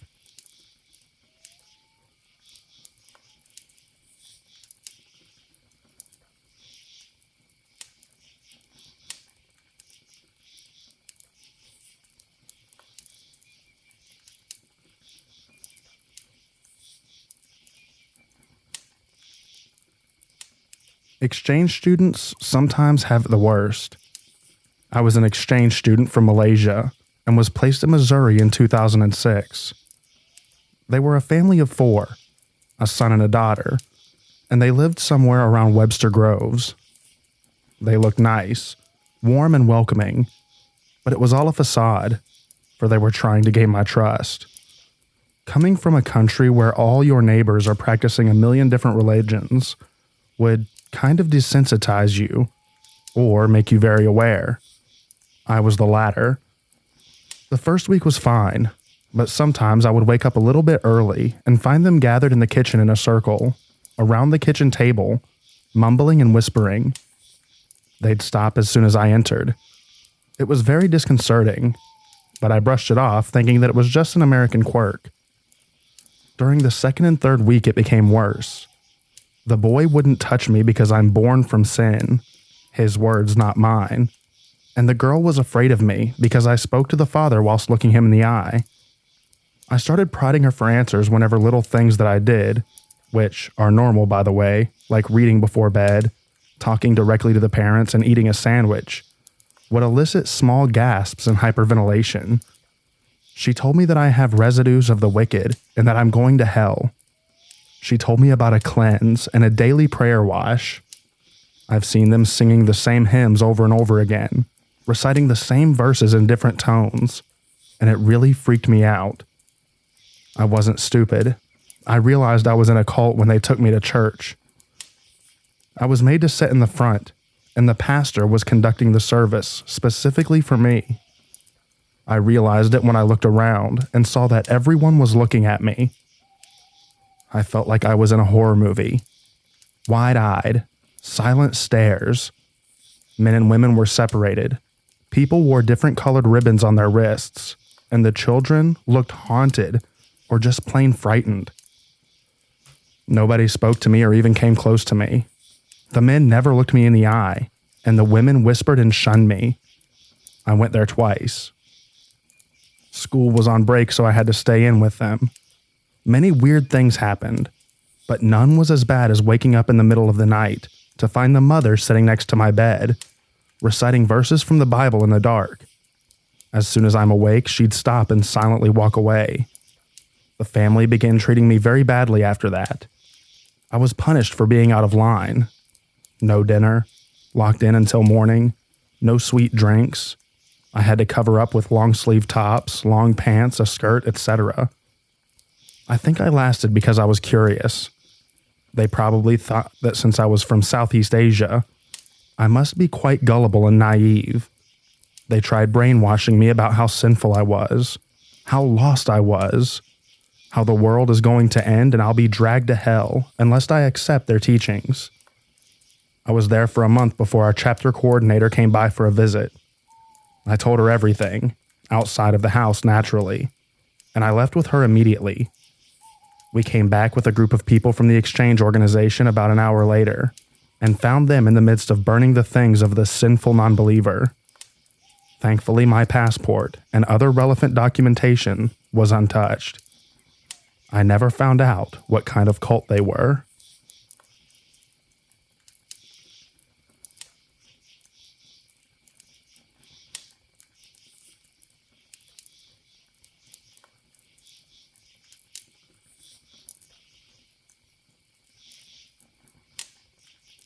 I was raised in cult teachings in an isolated homeschool environment, and then my family moved to the cult later.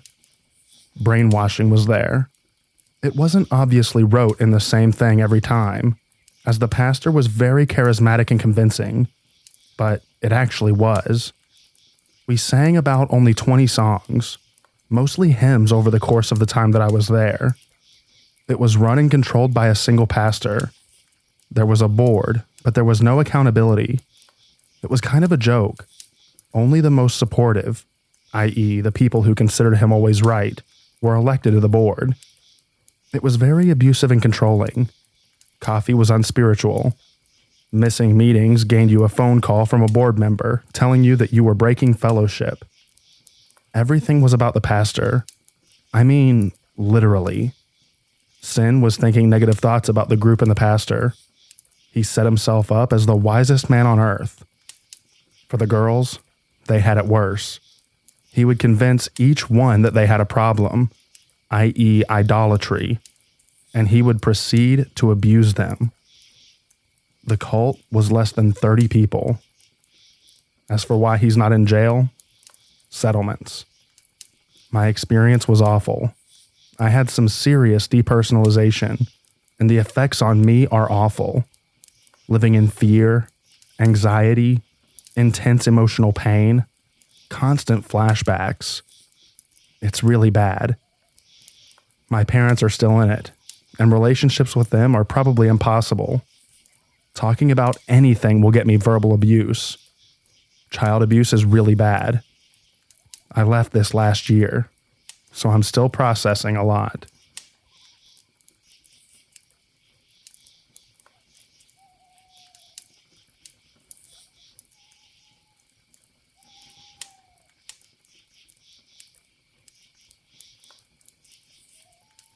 I want to try to be concise and still give a proper breakdown of my time growing up in a cult. I'm going to start by breaking down the ideology. The second coming of Christ. They believe the second coming is and was alive. He was a Korean man who went by the name of Reverend Sun Myung Moon. He was given the mission by Jesus in a vision when he was 16 years old on a mountaintop, and it is his purpose to create an example of the ideal family, so all may shape their families in its likeness and create an ideal world. Restoration of the fall. Jesus forgives your sins, but what about restoring humanity to what it was before the fall, by paying spiritual indemnities and cleansing humanity of those sins in the first place? Their idea of indemnity is almost like paying karma forward. You can put yourself through misery to either pay for past mistakes of humanity or to ensure that good things will happen in the future. You can pay indemnity by 1. Living in a van for years and years on one of their task forces, fundraising by selling candles or wind chimes, sometimes more than 14 hours a day. 2.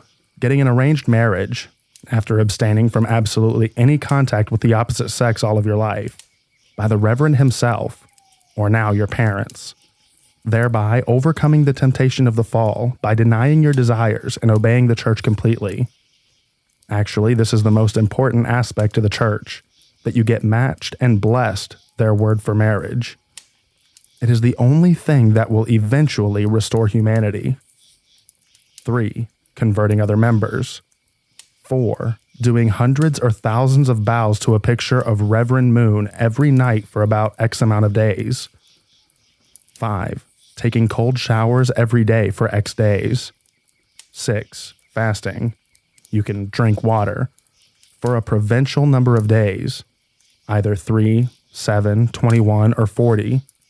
Note, you must do a 7-day fast before you get married. 7. Giving money offerings to the church. The church also started charging for ancestor liberation in the last couple of decades. Just like old school Catholics, you can pay to have your dear old granddad hoisted out of the pits of hell. Since the church is Korean, they have deep resentment towards the Japanese, and ancestor liberation can be thousands of dollars per person liberated. For Americans, I think it was little over 100, I think. 8. Beat yourself to repetitive chants on an approved spirit cleansing event. 9. Or basically denying yourself of any human comfort or need for some time. Some do sleep deprivation conditions. There's a lot else, but I can't keep going. Growing up in the church. There are countless strange rituals in the church. Like on your birthday, you and your whole family has to wake up at 5 a.m., go to the altar of Reverend Moon, say a prayer and offer food. When the ritual is almost over, the birthday kid usually has to take the food and offer some to each of the family members, and you always leave some on the altar. There are countless stories told to the second generation. Children born from marriages approved by Reverend Moon. We were supposed to have been born as purely as Jesus, without original sin. Of members who left the church and immediately got hit by a bus, or became prostitutes and died from ODing, or unalived themselves out of guilt. Koreans. Korea in the church is seen as the New Jerusalem, Koreans being the new chosen people. Every leader in the church is a Korean, despite the religion's heavy unification of world cultures and religions overtones. Koreans often were the only match to other Koreans. None of Moon's kids were allowed to marry anyone other than a Korean. Japanese members have always been in the church's cash cow, guilting them into paying more in tithing and overcharging them for everything. Americans got their fair share of that too. The church often comes up with a new ceremony, like a holy wine ceremony, where drinking this new blessed wine, usually juice, will heal you of all of your sins. That, of course, you have to pay to get into. Sometimes they just make a big plea for extra money, like their total life offering, which was something like, if you paid the church $16,000, you would never have to pay them for anything again, which was a lie. Some members took out second mortgages on their houses to pay these offerings. My wrists are seriously hurting from typing this much, so I'll leave some space for questions. I haven't even made a dent in the beliefs, rituals, or culture of the church yet. Update. I will say, in response to people in this thread who ask how someone could fall for this, and how people could stay in for so long, cults like this never approach it like, hey, a Korean guy is the Messiah. You want to join? They take you through steps, almost like Scientology, but not so clearly defined. The Unification Church was going around in America in the 70s preaching a true love and family values, stuff many people, especially people with Christian backgrounds, can get behind. The church does have heavy Christian influence, so much of the language is the same, but they'll start discussing these things with you, like the evils of the world. If Jesus restored the world, then why would there need to be a second coming? We should prepare ourselves for the next Messiah. A Messiah is exactly what we need. How else can we right the wrongs of this world? Once you get them going on that, you just pump them up with all of the same religious feel-good stuff. God is our Father. God is watching out for you. He wants the best for you. God hurts when you don't do what's right. And eventually, God becomes some kind of emotionally sensitive dude that you have to coddle and take care of. Then, once your members are pumped, they're living in vans, they're trying to recruit other people. That's when you start with the deeper stuff. You know the Messiah is here. The tension has been building to this moment for literally years. The members are overjoyed and can't wait to do anything that this guy says so that they can be like Jesus' first disciples. No one thinks they're a victim. They think they're literally saving the world. It appealed to a lot of people who were raised Christian, but were dissatisfied with the contradictions or shortcomings of their parents' religions. Anyways, sorry for the block of text. I'm done. For now.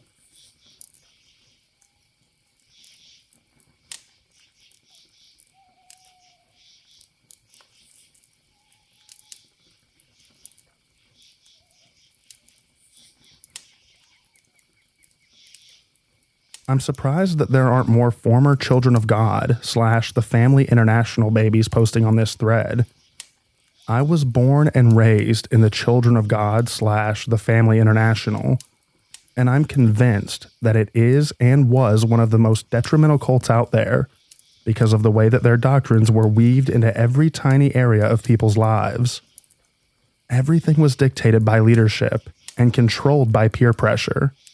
It was a communal cult. Hive mentality was rampant. The type of food you ate, the way you dressed, who you lived with, the education you received, the movies you watched, the music you listened to, who you married, everything was controlled. There was absolutely no real free will allowed, and very minimal contact with the outside world happened, except if you were asking people for money or trying to convert them to Christianity / the cult. I left when I was in my early 20s, and it's only been a few years since then, so I'm still trying to unlearn a lot of things. I decided to go to college and get an education, and I'm so miserable because basic things like how to study for an exam or how to interact with your professor are completely foreign concepts to me. I didn't find out till college that I'm pretty good at science and math, subjects that were highly discouraged in the group, or if taught at all, were either very simplistic, math only went up to basic algebra if you were lucky, or taught with such a religious / creationist spin that it's unrecognizable as science. Someone actually posted excerpts from the biology textbook that I had in high school here on Reddit a while ago, and everyone was commenting, these are all lies and not real science.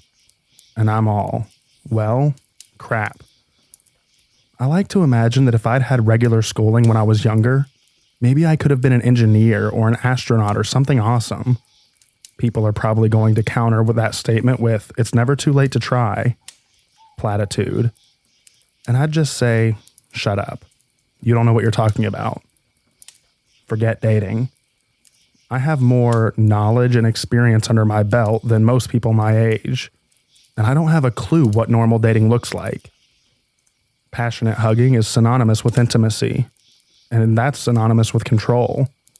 I am terrified of getting into a relationship because I know that it would be so ridiculously easy for someone to abuse their power over me.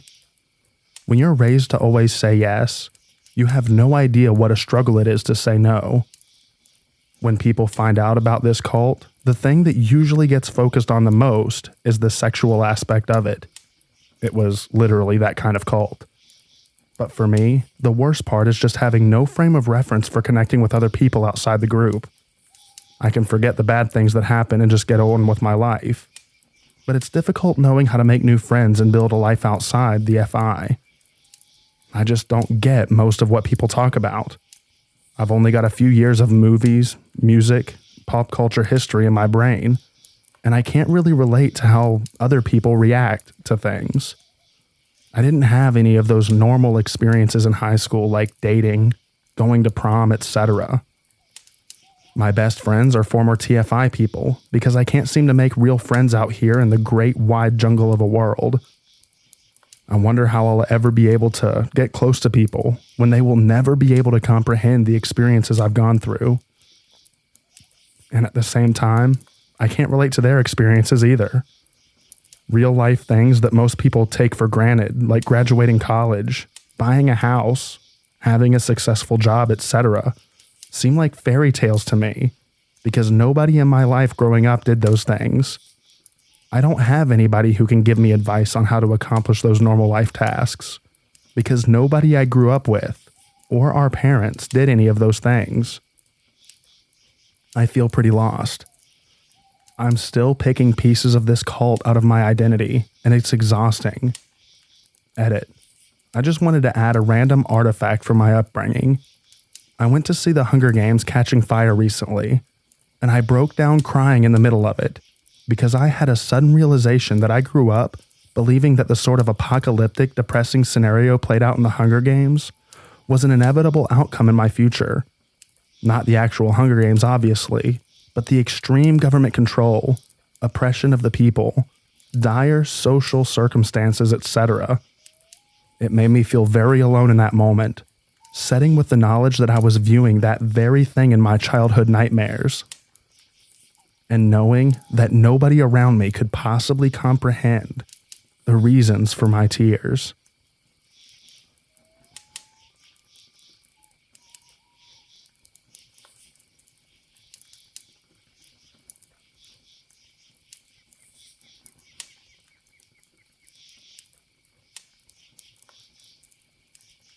I was raised in a cult. Both of my parents were members of the Children of God, nowadays called the Family International. We traveled all over Europe from city to city and performed music on the streets and passed out leaflets to convert people. I have many brothers and sisters, mostly from different dads, as the philosophy of the sect was kind of rooted in the free love hippie movement. There are some pretty serious and I think conclusive accusations of child abuse within the sect. But thankfully, my parents didn't do that. My stepdad, however, physically and verbally abused us, as corporal punishment was very encouraged. He never got caught, although we frequently showed overt signs of abuse. But since we weren't ever in one place for more than a couple of days, well, you get the picture. We were, of course, all homeschooled too, which I hated, since that was also a constant source of abuse. My stepdad taught me timetables by asking me repeatedly, what's X times Y? And if I'd get the result wrong, I'd get slapped on the fingers with a cooking spoon, as many times as the result was. Thankfully, my parents got out of the sect by the time that I was about 13 years old. My stepdad didn't give up his habits though, which continued until I was old enough to fight back. Settling into regular school was very difficult, as I was constantly and heavily bullied for wearing secondhand clothes, not speaking German very well, and just being completely different. After a couple of years, though, I went from worst in the class to best, and being kind of accepted. Nowadays, I still have some lingering issues, which I'm not sure if they'll ever be fixable. One of them is trust issues, which has also prevented me so far from seeking therapy. It's all a very long time ago too, and I've pretty much made my peace with all of it already. I think my parents got out of the sect before it got really crazy.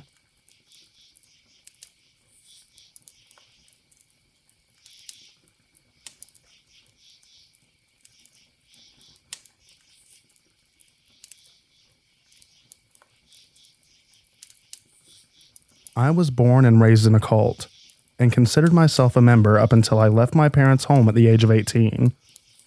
The group that I was associated with is not well known, but the effects on the members are tragic and undeniable. We were literally brainwashed. We had weekly services with a set program, 3 hymns, prayer, sermonette, hymn, announcements, main message, hymn, and prayer. It never altered from that layout. As well, the messages that we would hear were often videotaped sermons from maybe 5 main people at headquarters. The topics were extremely narrow: prophecy / the end is coming, self-improvement / all of you suck and you should hate yourselves, setting ourselves apart / don't talk to worldly people, they will taint you. There were many ways in which we were indirectly encouraged to harm ourselves. Many people looked down upon modern medicine and felt that using it was a way of turning away from God, slapping him in the face, making it clear that he wasn't needed. I personally knew people who died for their faith, waiting for God to heal them. On the other hand, when any of the main leaders fell ill, they were immediately rushed off to receive medical care. They controlled our diet.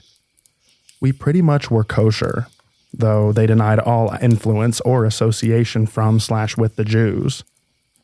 There were annual days of fasting, and whenever the leadership would scare up enough drama within the members, they would declare a church-wide fast, so we could all get closer to God and resolve our issues.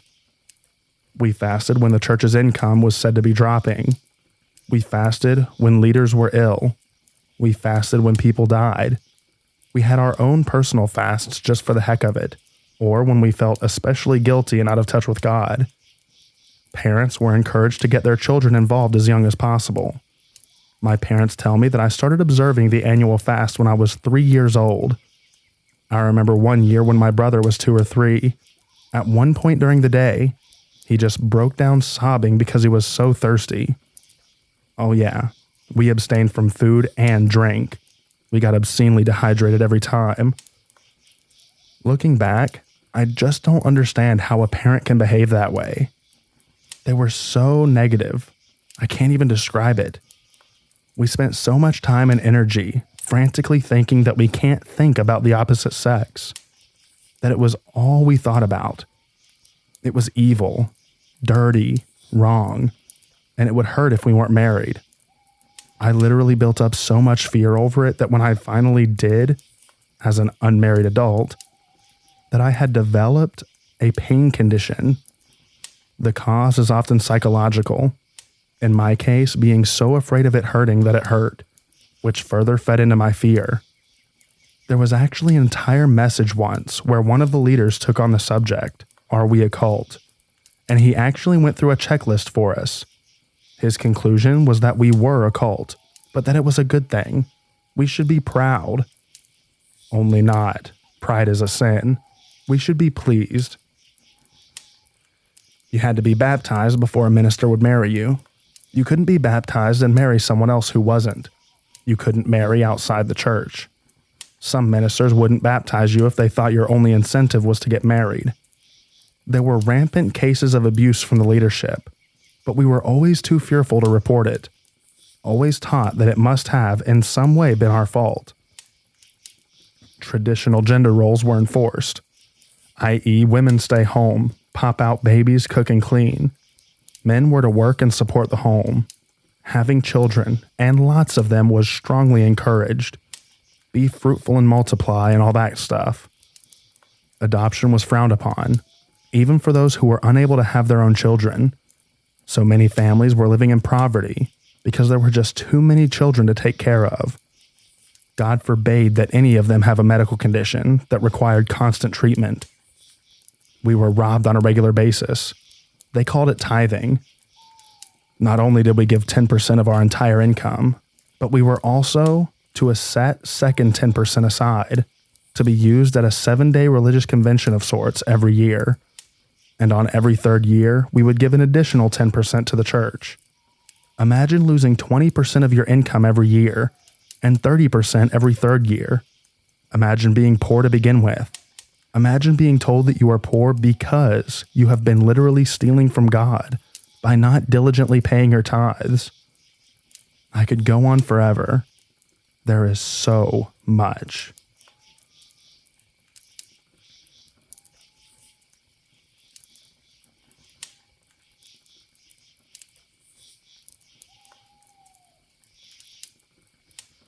I was into drugs and trouble when I was a teenager, and as a last-ditch effort, my parents shipped me off to a fundamentalist Christian treatment center a couple of states away when I was 17.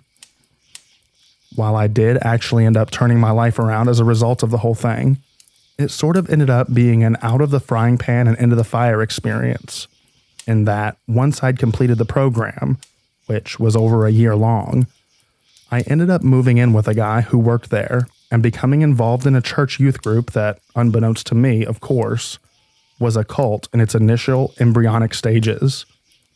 It's a long story, but the guy that I moved in with was renting from this guy who was a heavy metal drummer who'd gotten saved and become something of a self-proclaimed prophet within the local charismatic Christian scene, and acquired the inevitable cult following that comes along with something like that.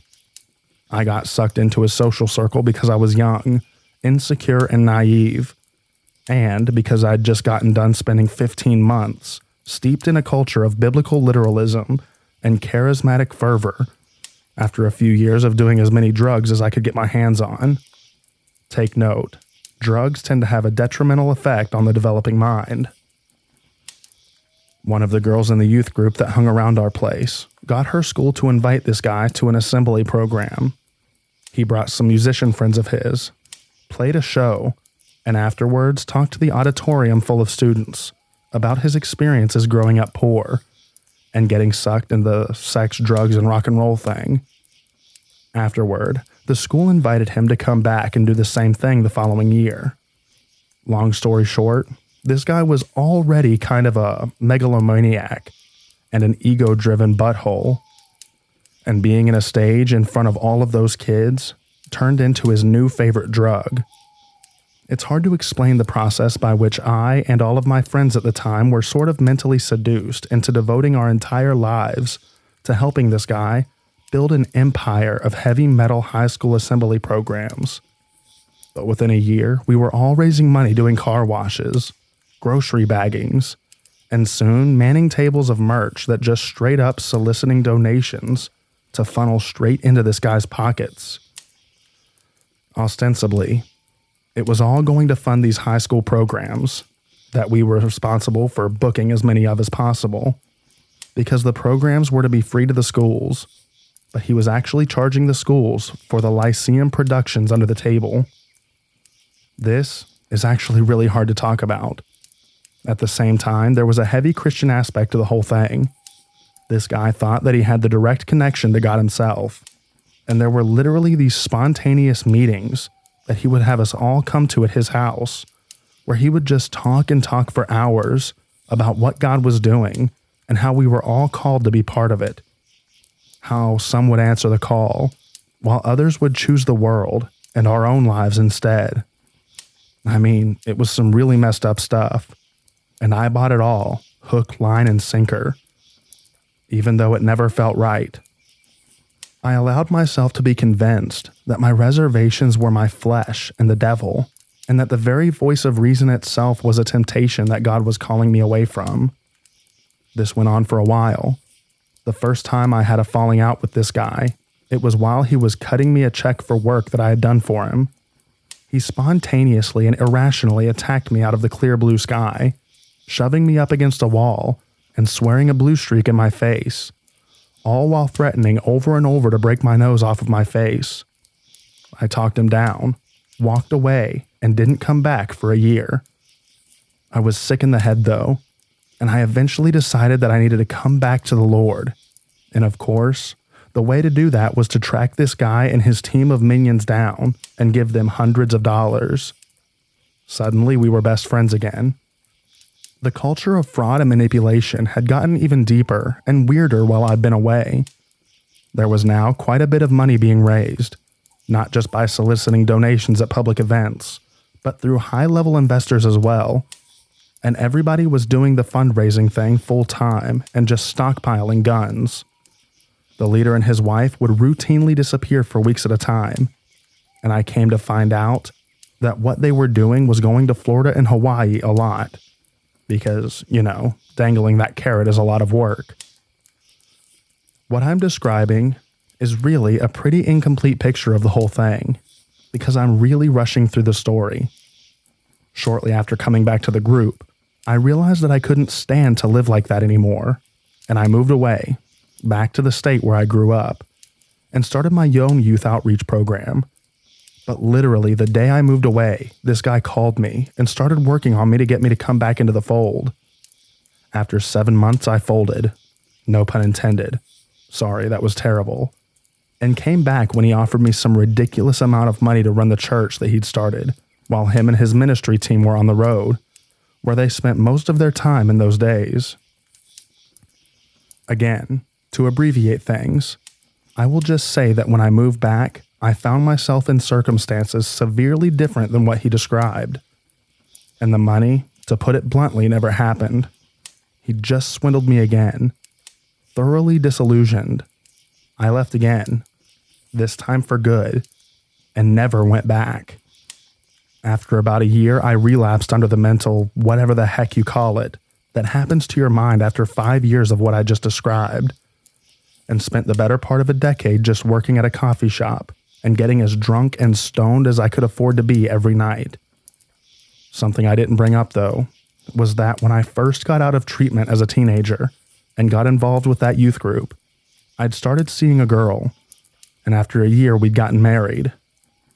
She'd been with me the whole time throughout this experience, and after leaving that group for good and spending years and years drunk off my butt, she finally convinced me to get some help, which I did. I went into treatment again and got cleaned up, and then went to college and earned an AAS, and I actually just got my first job in the field this week. Well, 99% sure, just waiting on a phone call here. So the story does have sort of a happy ending. Well, the best part of it is that within the past couple of years, literally every one of my friends from back in the day that were involved with this guy finally walked out on him and blew the whistle on the whole fraud thing. So it looks like he's probably up the creek. A local news media outlet has been following the story for the last couple of years now, but I don't think that I'm supposed to post a link to any of that, since it would reveal personal information and stuff. But yeah, the whole thing was just a huge nightmare.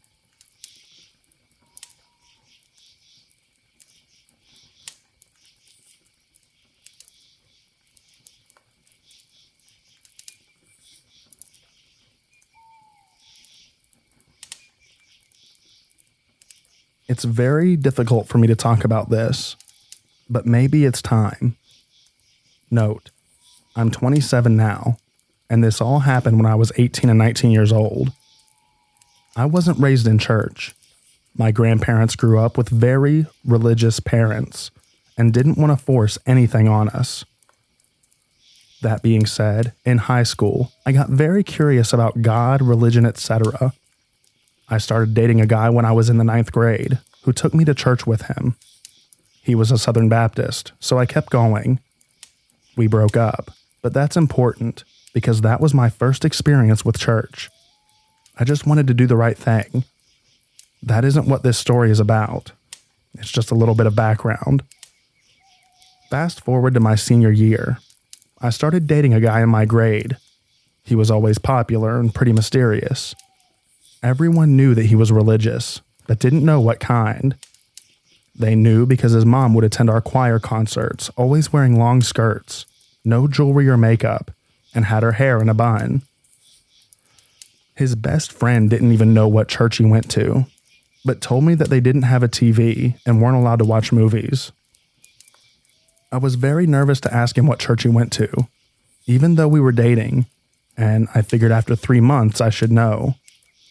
I asked him a few times to go with me to the Baptist church, but he always declined. Finally, I got up the courage. I asked him what church he went to, and he only replied with, "You should see for yourself." I was excited. I got to be a part of it and his life. He invited me to his church. I went out and bought a long skirt and threw my hair up. I figured I should be respectful and dress like his mother. He picked me up that following Wednesday evening and drove me to the meeting. It was at a Holiday Inn conference room. Everyone was very old except for me, my boyfriend, his younger brother, and 2 toddlers.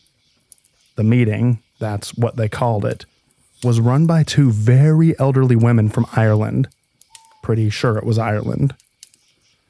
I could barely understand them, but the Bibles they used were normal Bibles, so I didn't feel too uncomfortable. They had a hymnal that just said hymns on the front. Everyone sang a cappella. There were never instruments.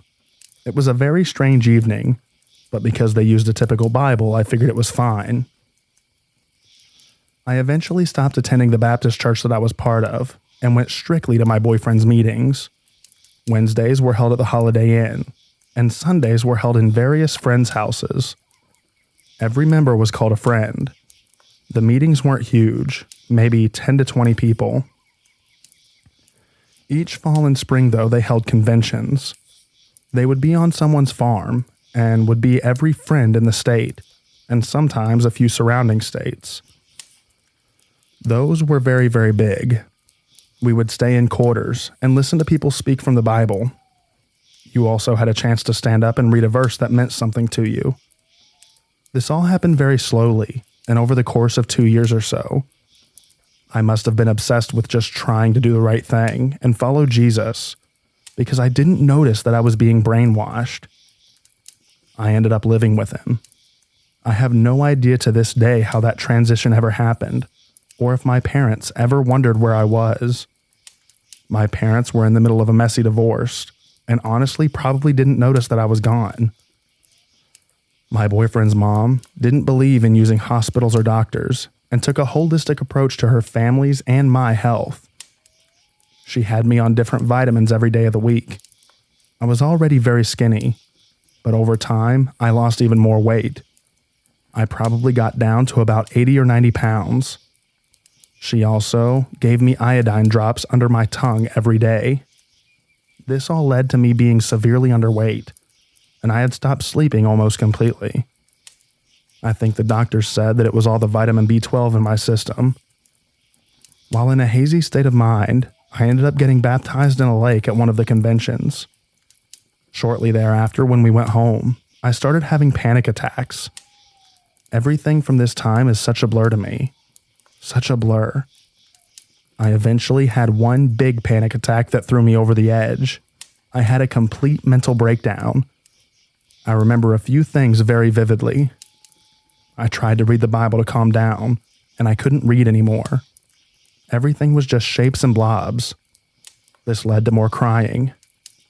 My dad remarried 2 weeks after the divorce, and married a woman named Nikki. I was convinced that they were both Satan because of this. I tried to jump off of a very high hill near my house that I was staying at. I would have at the very least broken many bones if not died. I thought I was already dead, and was convinced that their house was a coffin, and they were burying me outside, and my soul was just overhearing it all. I guess they realized that something was wrong, and probably didn't want to be liable, because they found my dad's number and told him to come get me. I fought going, and cried and screamed, but my dad took me back to his house. I didn't sleep that night again, and thought that his house was the Twin Towers, and I was stuck inside as they were falling down. I started seeing small rainbows everywhere. My brain was totally screwed up, you guys. The next day, my dad and stepmom took me to a behavioral health hospital. I remember that it was the day that Steve Irwin died, because my dad told me in the waiting room, and I thought for sure that he murdered Steve Irwin, and that's how we knew that he was dead. But it was on the news in the waiting room. Either way, I stayed in an acute wing of the hospital for 2 weeks. They took my vitals several times a day and night. I had to go to group therapy sessions and drink inshore all day until I was finally up to a healthy weight. That man and his family really messed me up. I hope that I never see them again. It's almost 10 years later, and I still have nightmares about them. I had one last night, actually.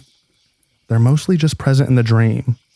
I had the courage to finally try and Google the name of their cult. It took some digging, but they're called 2x2s. Sorry that this was so long. So much happened to me. This is just all I can remember.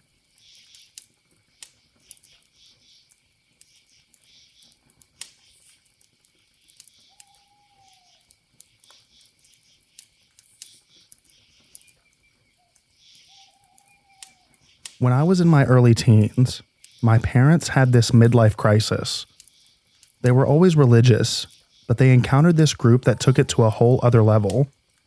Certain facets of their faith were somewhat neglected, and their marriage wasn't very stable at this time, so they grasped onto this and took us along for the ride. It all started out with a summer camp, something innocent sounding enough. There were about 35 other boys going to it from all over the country. I would later realize this summer camp wasn't really about swimming, playing games and sports, going on day trips to places like Niagara Falls or Washington, D.C. It was the first stage of their recruitment to join. Most of the children there were from larger families that were intimately familiar with the group. A lot of their older or younger brothers were attending the camp. Most of them had gone for years because the purpose of the program was to draw in boys to their boarding school. In fact, the camp took place at the boarding school campus. After the summer program was over, my brother wanted to go there for high school instead of local public school. I had really no desire to go to the public school after the absolutely horribly 8th grade year that I had at the middle school next door. So that, coupled with the pressure of my parents and brother, had me going to the boarding school that September. Things started off decently. There wasn't much pressure, but it was a very religious school. Prayers several times a day. There was the option to go to church every morning, and instruction was completely from their unique Catholic perspective in every way. I would attend this school for 3 years, 2 on, 1 off, and my graduate year.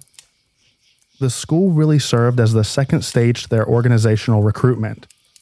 Not everyone who attended joined or was expected to join, but those who showed enough fervor or interest were groomed to becoming full-time members. When I was 16, I knew full well that I wasn't ever going to join the group. But my brother did. I'm not sure if my brother just never had much luck with girls, but he decided to forgo all of that for the cause and joined right after he completed high school.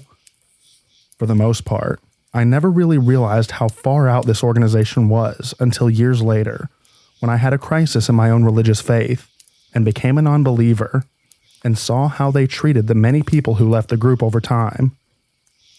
Most, if not all, who leave the group don't lose their faith, but there is a lot of ostracizing.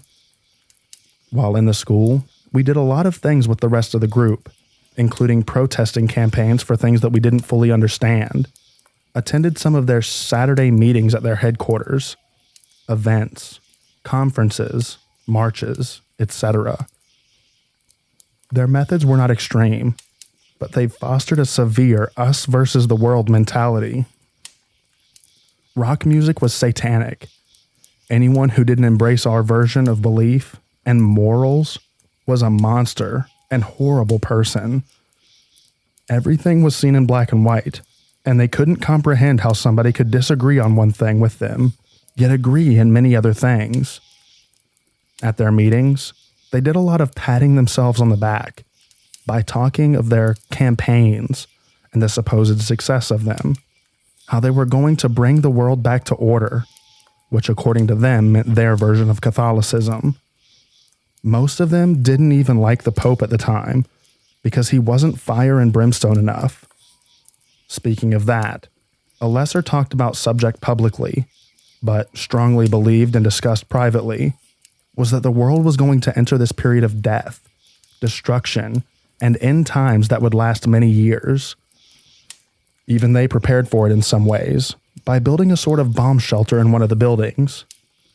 This would then be followed by a 1,000-year reign of Mary, in which they would lead the world back to religion, and it would be happy times and glory to be had for all.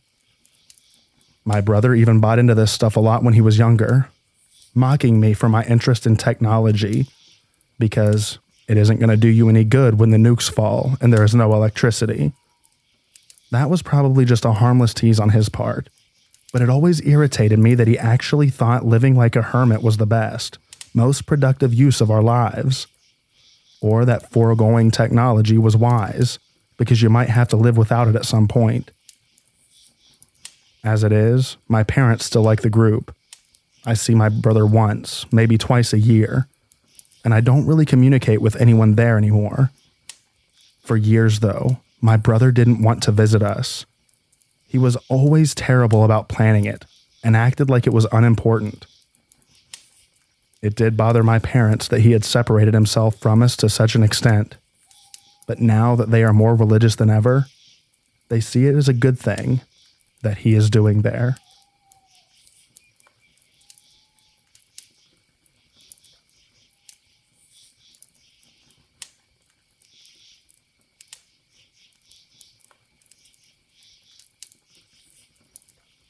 My mom almost got involved with a cult when I was little. She met this elderly couple who was a part of a church and would come over every Thursday and Friday to say prayer, talk about God, and read the Bible with my mom. I thought it was nice because my mom is a big Christian, so I thought that it was nice that she finally had someone to talk to. But then things started getting odd. They started getting more aggressive, so to say. My mom told me one day that the man in the couple was feeling something was not right in our household. He never said what he meant until a week later. He said my dad and I were not right with God and were too worldly, and that my mom should leave us. She didn't really let this get to her, though, mainly because I think she was lonely. They then started asking for money, or a seed. We were super broke at the time, but my mom still gave them somewhere between $5 to $10 a week. But then it got really weird. I finally met them one day because I was stuck at home from school due to being sick. My mom suggested that I meet them, and I did. They started doing that thing where one person will be praying really loudly and telling the devil off, while the other one was behind me. Next thing you know, she's poking my forehead. I didn't know what she was doing, so I asked her to please stop. She kept going until my mom made her stop. The lady said that I am too worldly and that my time will be soon. Okay. Here's how I know that they were a cult. Remember how I said that they suggested that my mom leave? They tried to make her leave one day, saying that she could live with them and that they have a big house with their church on the property, and a few other members stay there too. My mom obviously said no, but they were not having it. They basically tried to mentally force my mom into going. She said it worked a little, but she knew what was right. She called the police, and the police made them get off the property while they screamed, yelling, "Have fun burning in hell," and other like terms. 2 years pass, and I'm watching the news with my mom, when wouldn't you know it, the couple were on the news. They were charged with attempted kidnapping of another family's 2 to 3 kids. Yeah, they were definitely in a cult.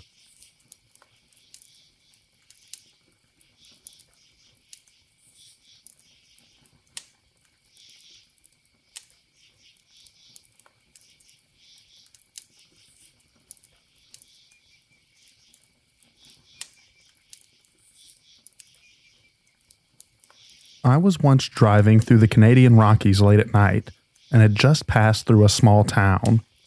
So I'm driving through the pitch black and I need to stop to use the restroom and have a smoke. But because it's so dark, I missed the last rest stop for the next while. No problem. The highway is completely deserted.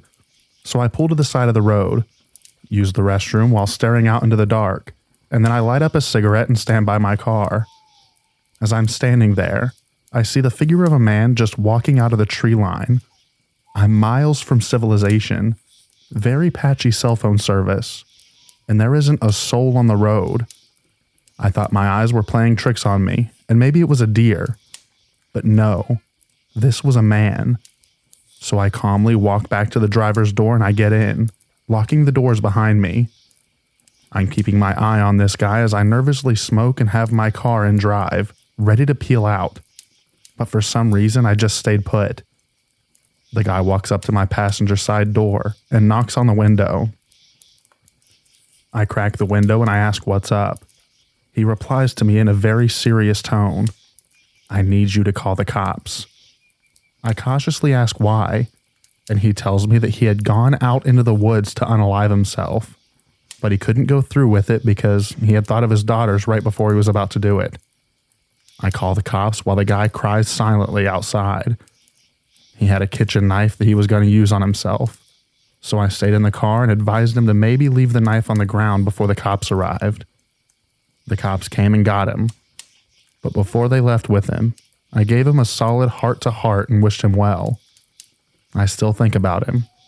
I hope that he was able to turn things around.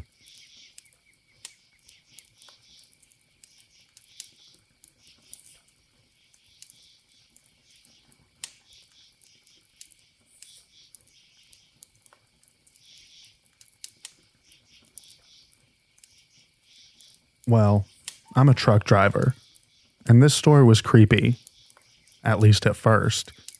I pull into a Purdue plant, drop my empty trailer, and go park where they allow bobtails to set, right next to a little nice pond.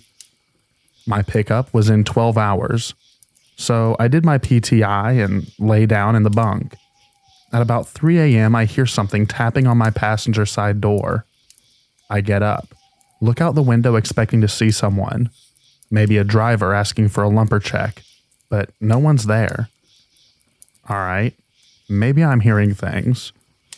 So I go back to lay down. As soon as my head hits the pillow, I hear the tapping again, except this time it's on my driver's side. Same thing as before.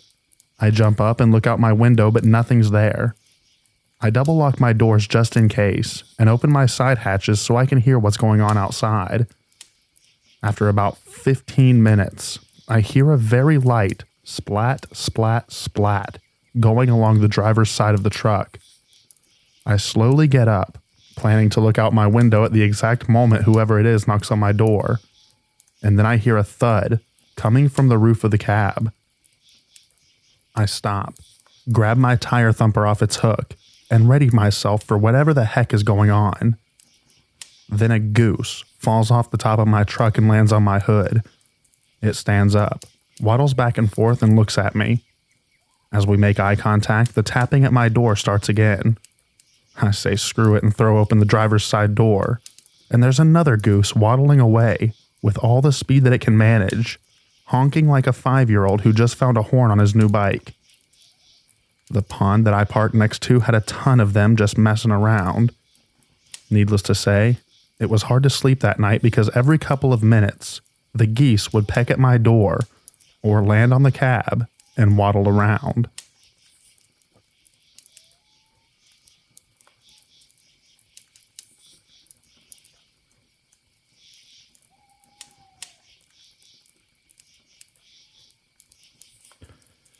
Trucker here. I think the best creepy thing that ever happened to me was I was heading down from Tucson, Arizona, up into Salt Lake City, Utah. Well, this was a few years ago, and the main highway had been taken out in a flash flood. It was under construction, so I had to take a weird detour through the mountains in lower Utah. Well, it was getting late, and I was getting tired, so I pulled off onto the shoulder, and I went to sleep in my bunk. Now, this was in the middle of nowhere. Closest town was like 40 miles away, so it's completely pitch black outside once I turn the lights off. Anyway, around 4 a.m., I wake up because I'm hearing something messing with my truck, like playing with the air and power cables between my cab and the trailer, which is literally 6 inches from where my head is at, but on the outside of the cab. Then I feel something climb onto the landing that's on the back of my truck, and it shakes my whole truck. So I'm guessing something around 200 to 300 pounds was climbing around back there.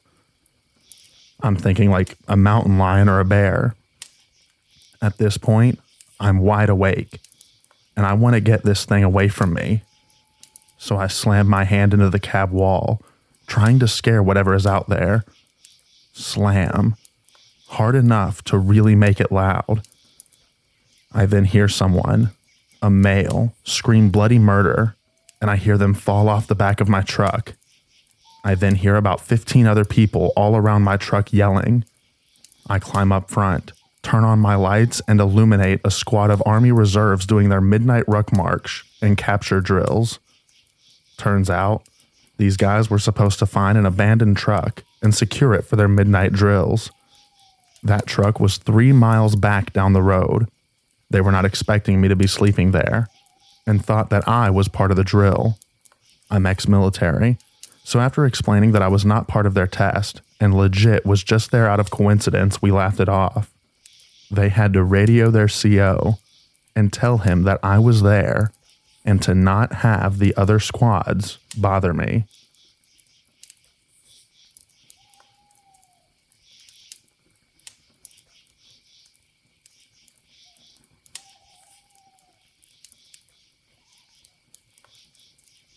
I used to deliver hotshot freight across the Great Plains / Minnesota area One night around 2 a.m., I was hauling across North Dakota, trying to reach Montana by morning. I was delivering a particularly valuable tractor part that a farm desperately needed for the following day. I began to notice some highway hypnosis sneaking up on me, but it didn't really bother me because I'd been through it hundreds of times before. Anyone who has driven across North Dakota knows that it is incredibly flat. Like, really flat. There also tends to be very straight and long roads. It's somewhat easy to see things on the road that are far away, even at night. I noticed something long on the road, spanning my entire lane, approximately half a mile in front of me. I slowed down a little and prepared to move into the opposite lane, thinking it was some retread off of a blown tire. As I got closer, I noticed it was two people, laying head to toe across the entire lane. I swerved into the other lane, successfully avoiding them, and came to an almost complete stop. But they didn't move. Not an inch. I was just about to back up and check on them when I remembered a story that an old graybeard colleague of mine told me. He told me that in certain remote areas, people will lie down in the middle of the road and wait for a car or truck to stop and see what's going on. At that point, the road layers, along with whoever else is hiding in nearby bushes, will beat the crap out of the driver and steal his vehicle, leaving him in the middle of nowhere. I decided not to back up, and when the two people in the road saw me put my truck back in gear and drive away, they both got up and walked towards the shoulder. I called the police and explained what happened, but we were so far away from civilization that I doubt anything came of it. Thanks to that old graybeard, I got to keep my truck, my job, and my teeth.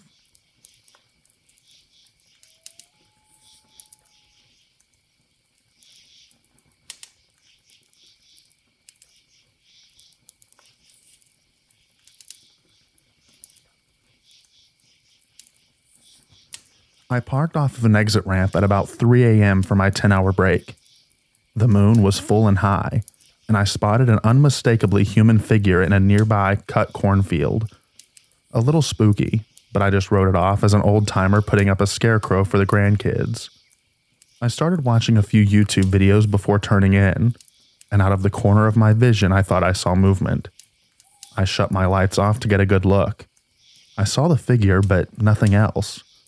I couldn't be sure, but it looked like maybe it was in a different spot. Maybe a little closer even. I was definitely feeling a little spooked. The highway was devoid of anyone besides a car passing every 10 minutes or so. I didn't want to, but I had to jump out to pee. I considered a bottle, but I told myself that I was being childish. I took a look at the figure, and it was right where I figured it should be. I hop out, walk between my truck and trailer, and start leaking. Every fiber of my being wanted to look. I told myself again that I was being foolish, but I couldn't help it. I looked out. The field was empty. The figure wasn't there. My stomach dropped. I pinched it off and jumped back in. I took off down the highway. Didn't give one crap about a violation. I stopped 40 minutes up the road at a well-lit and very full Love's. I haven't stopped on a ramp since.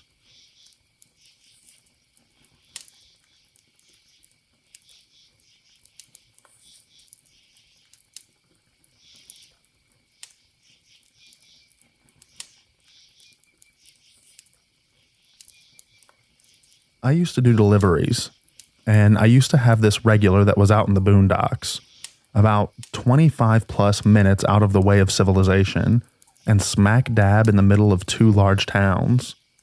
I would drive this route maybe once a month, and would always pass at least one car driving towards me due to the sheer length of the drive. There was a small group of old houses on this route that were really broken down, and I had never seen anyone around them in the 6+ months of me driving that route. I always assumed that they were vacant because they didn't even look livable. Well, I was driving out to this customer one fall afternoon. I had been driving for a very long time without seeing a single car drive towards me. Finally drive past the abandoned houses, and there's one old lady in her front yard pushing an old manual grass cutter. but she stops in her tracks as I drive towards her. I took it as a sign I was speeding or something and slow down. I take a quick glance in my rearview mirror after passing by, and she was staring straight at me. She dropped the grass cutter and turned 180 degrees to do this. It was just very odd and definitely set off my spidey sense. I never saw her again or anyone else on that route by those houses in the 10 months that I drove it.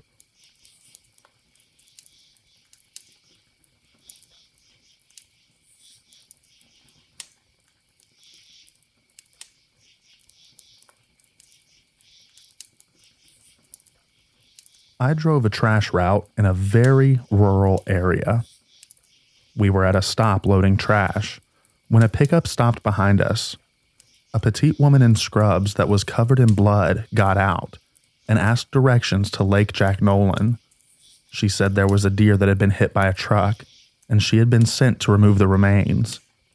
She never said who sent her, but she wasn't moving a deer anywhere at her size. We gave her directions and sent her on her way. We all said we wondered if she was going to dump a body or something.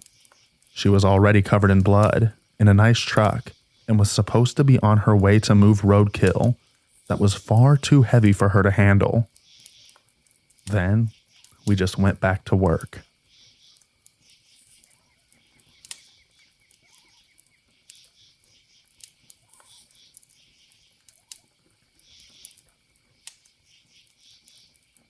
My father was a truck driver in East Africa in the 80s and early 90s. During the years leading up to the Rwandan genocide, my father was passing through Rwanda. He reached a checkpoint and was forcibly removed from his truck at gunpoint.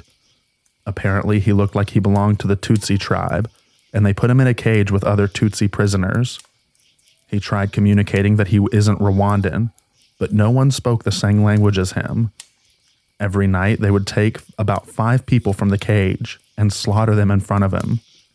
After the 3rd night, he saw a man that spoke a little bit of Swahili, which my dad spoke, and told him that he's not Rwandan and showed him his ID. Somehow that guy got him out, and he was handed the keys to his truck and was on his way.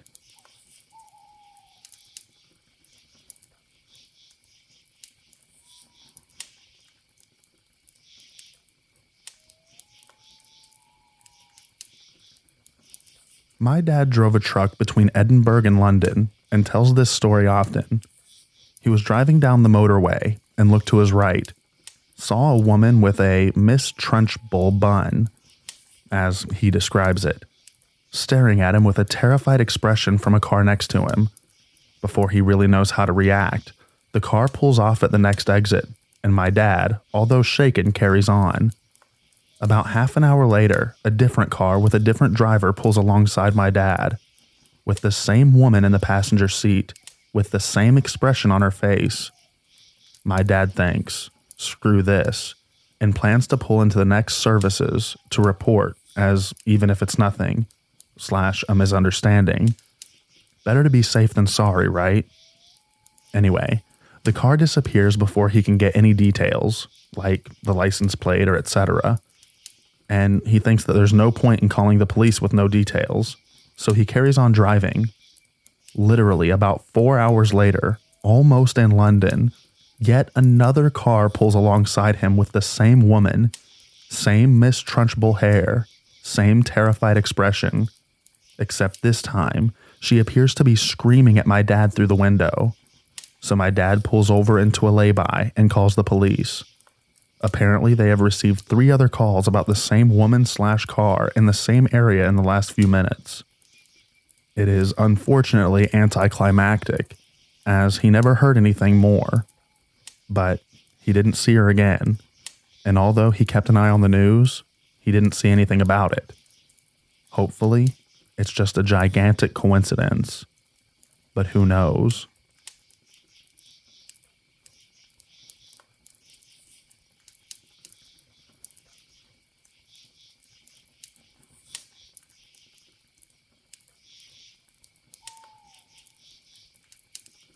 Around 2006, I was driving flatbed.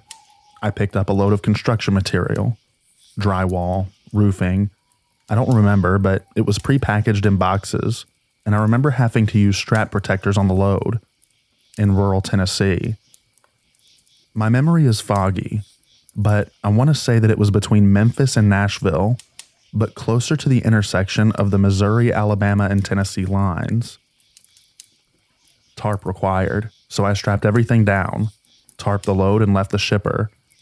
About 5 miles down the road, in the middle of nowhere, woods on a 2-lane road, I noticed my tarp flapping in the wind. I found a wide shoulder and pulled over to fix it. I realized that I just flat did a crappy job tarping this load and decided to redo it on the side of the road. I undo all the bungee straps, drag the tarps off, roll them back up, climb up on the load and start unrolling the tarps again, and I see a guy walking down the same side of the road that I'm on, coming towards my truck. I don't know anything about it other than to keep an eye on him because I'm in the middle of nowhere, so I continue what I'm doing. About the time that I have the tarps set in place and I'm climbing down to start hooking the bungee straps back on, this dude is getting close enough that I'm now paying more attention to him than I am to tarping my load. I grab my winch bar and set it on the trailer where I'm working just in case. It's an 8-pound solid metal bar about 4 feet long tapered to a blunt point on one end and a hollow on the other, just for tightening straps and chains, etc.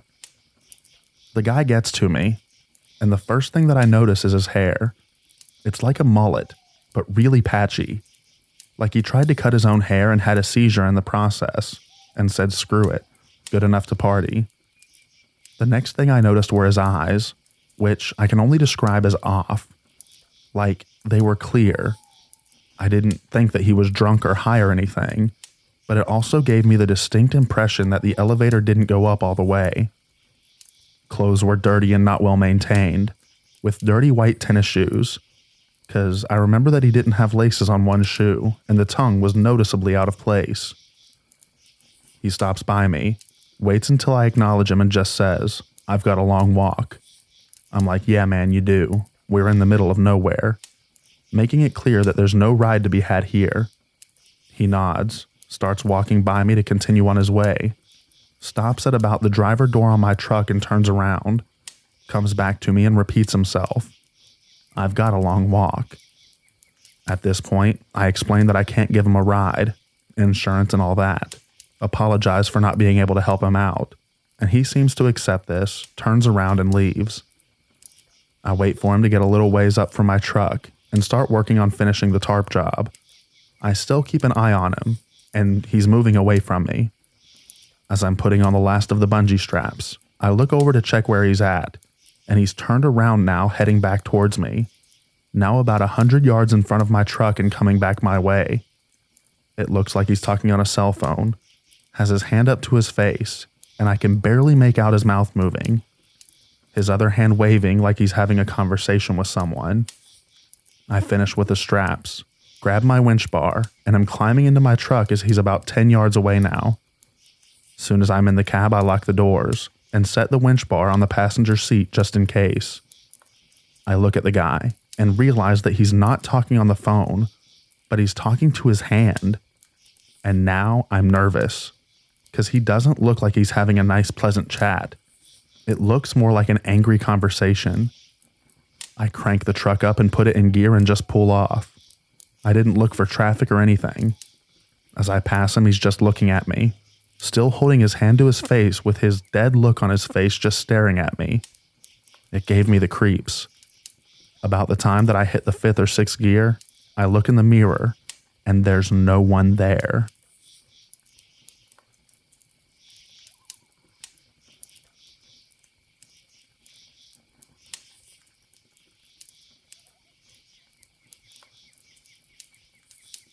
I used to drive truck in northern Manitoba. There's a road in the northeast that you can drive for several hours and see very few vehicles. This road is quite flat and straight in stretches. Of course, this is deep in the bush. One day I saw something cross the road in the distance. Very large, easily past the hood on my truck, but not long like a moose or an elk, just tall.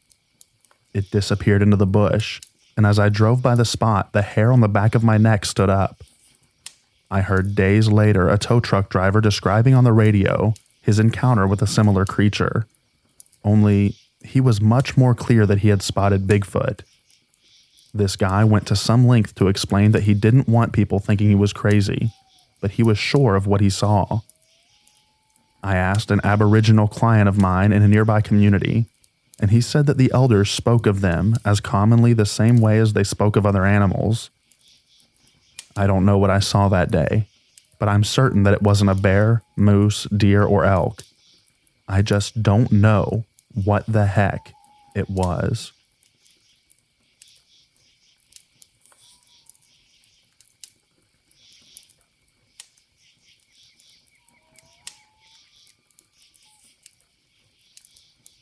Years ago, I read about a guy who was riding with his truck driver father as a child. They were in the middle of nowhere, and they were coming up on a person laying in the road with no one else around. No cars, nothing. His dad blew the horn. They didn't move. He blew it again as he got closer. They didn't move. He told his son to put his head down and cover his eyes, and he ran the person over. When they looked back, a bunch of people who were previously hiding were running out of the woods, and the gist was that his dad knew it was a setup for a robbery or worse, and wasn't chancing it with his child in the car. No clue if it was true or not, but I think about that story all of the time.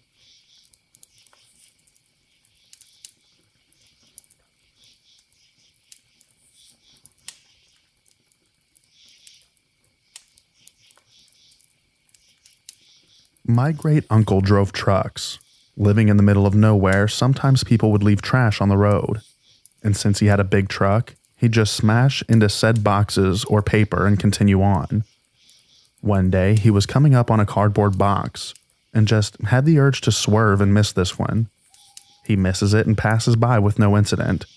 Looks in the rear view to look at the box, and out pops a kindergarten-age little kid that just heads back to their house as nothing happened.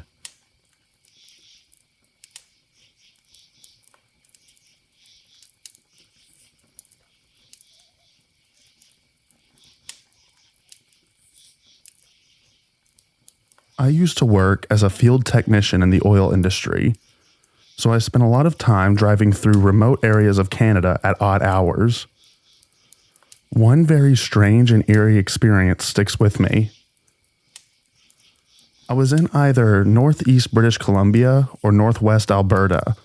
I can't remember the exact location, but I was driving late at night when I noticed a very large black shape on the road in front of me. Thinking it was a moose, I stepped on the brakes, coming to a stop only a few feet from it. Despite being so close and having my headlights shining directly on it, I still couldn't tell what I was looking at. It was vaguely the shape of a four-legged animal, but very big, probably about 6 feet tall. Aside from that, it was completely featureless. I couldn't make out any details whatsoever. No shine from its eyes, nothing. And then I noticed there were more of them in the ditch on both sides of the road. 5 or 6, or maybe more. All the same as the black shape in the road in front of me. None of them were moving. They don't look like physical objects or living things. More like just large patches of absolute darkness. After I got over my initial shock, dread started to set in, and I drove around the thing on the road and sped off. I don't really believe that this was a paranormal experience. I had been driving for 8+ hours through the middle of the night, and I was exhausted. Most likely, it was a hallucination caused by lack of sleep and spending too long staring straight ahead into the dark. But it was still a very unsettling experience.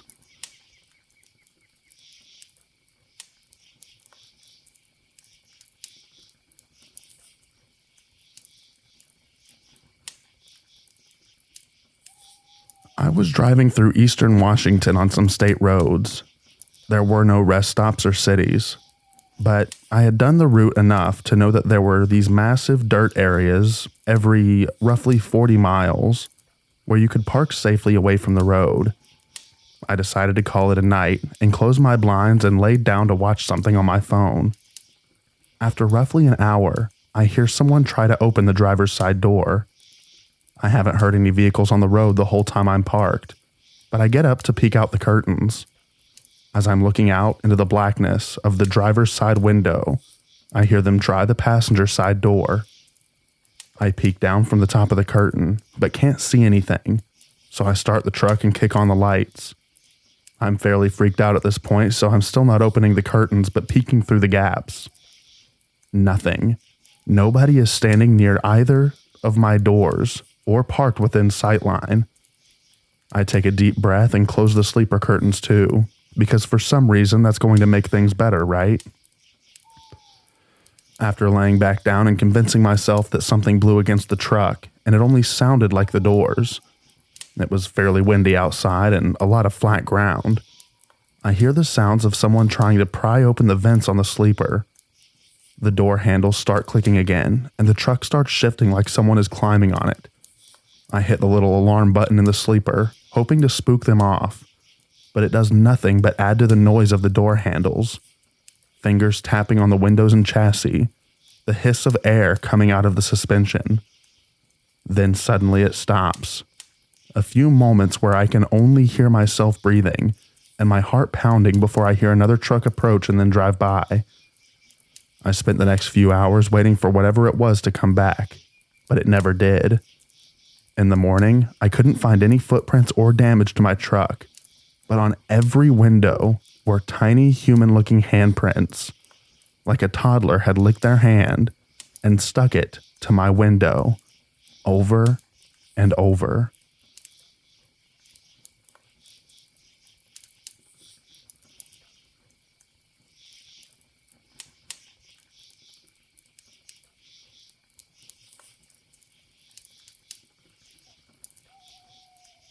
Okay, I got one while I was actually driving a bus in the deserts of Central Australia. I was over 500 kilometers from the nearest town, so yeah, middle of nowhere stuff. I was out on a 5-day charter to pick up a bunch of Aboriginal elder women to go and get their women's business health checks done. On the day I took them to get that done, we went via a place called Mintabi, so they could shop in the clothing in whatever store that's randomly in this little opal mining area of southern Australia. We left from there quite late to make the 3 or so hour journey back to where we were all staying overnight. The next day, I'd take them back to their respective desert communities. The passengers all fell asleep, as they'd had a very long day. As had I, but that's my job. Even the nurse who was traveling with us fell asleep. So there's me, all alone in the cab of the Mercedes truck-derived bus. My 30 passengers all sleeping in the darkness of the passenger's pod behind the cab, and it was around 9 p.m. Up ahead in the distance, I see a headlight coming towards me along the lonely desert dirt road, so I dip my lights till the spotlights go off and adjust to see only what low beam will show me. I drive down into a slight dip of a dry creek bed, expecting to see the car with only one headlight anytime shortly. It's nothing unusual to see a car with only one headlight out there, so I'm not even remotely bothered. As I come out of the dip, I put my spotlights and high beams back on, and there is no car, no nothing, just the empty dirt road. There is no dust in the air, and I can see a good distance in front of me and out to each side. There was nothing there, just the empty desert, the dirt road, and me alone in the cab. I keep the lights on until we come to a stop about an hour later. I didn't see any cars or anything the rest of the journey. Before I let the passengers out, I ask if any of them saw the light, and they all go dead silent. And after a short while, they start talking in their own language, hurriedly, and then they all got off the bus. A few minutes later, a couple of the ladies came up to me to ask me to tell them exactly what I saw without leaving anything out and to describe exactly where I saw it. Now, I'm a big guy. I've lived on 3 continents. I've been a police officer, a teacher, bus and coach driver, truck driver, all sorts of things. Let's just say that I'm pretty skeptical, but I do have an open mind.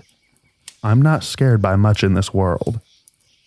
After I told these ladies everything from start to finish and described in minute detail exactly where it happened, I took note of exactly how far out we were when it happened. The 2 ladies looked at me with the whites showing in their eyes. They looked spooked and they said, and I'll never forget the way they said it. I got on great with the indigenous people of Central Australia, and I trust that I know when something rattles them. They said this, "Driver, we are so lucky that you did not stop, because if you did, no one would have seen any of us ever again. We'd all be gone."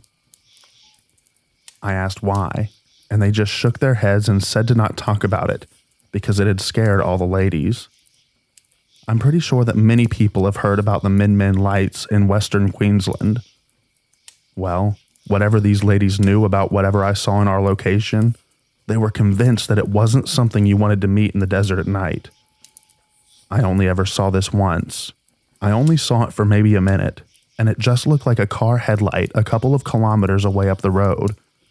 But I'll tell you what, if the ladies that came from this area and whose people have survived in this desolate, remote part of the continent for 60,000 years are worried to the point of all being scared, I certainly don't want to mess with whatever it is.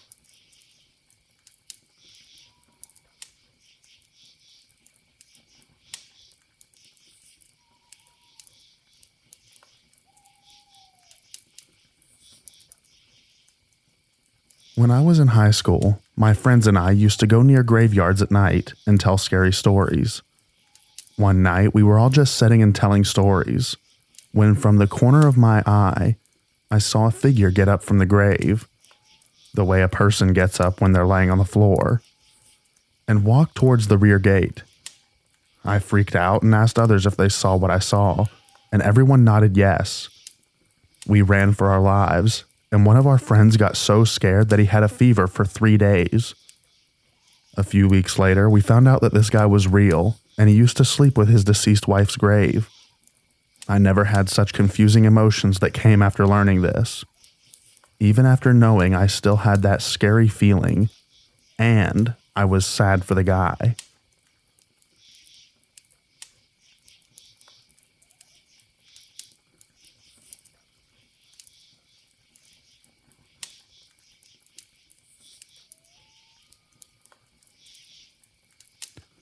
Reno, Nevada, a place on the north side of town, way off the freeway towards an old military road. I got there early at like 1 a.m. They didn't open until 6 a.m. The facility was closed, so there was no one around, and I just pulled into the lot and parked off to the side. So I went to sleep and was woken shortly after to someone knocking on the door/window, firmly, to the point where the truck shook. I jump out of bed, thinking that they are already there and want to offload me early. I get to the door and no one is there. So I step down thinking that they're behind the trailer, looking at the door seal or something like that. No one around. I look under the truck and around. Absolutely no one. No wind or bad weather. Not another person around. I jump in the truck and pull out of there as fast as I could and went and parked in a nearby truck stop. I still can't explain it. I mean, I guess I can justify I could have imagined the sound, but the truck shaking was definitely real. So, I don't know what it was.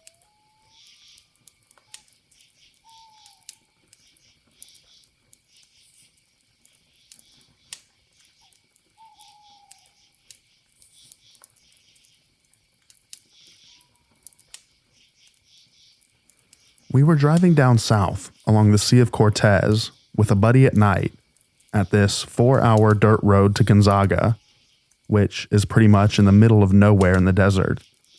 And we see the lights of a car behind coming down fast and now effectively tailing us.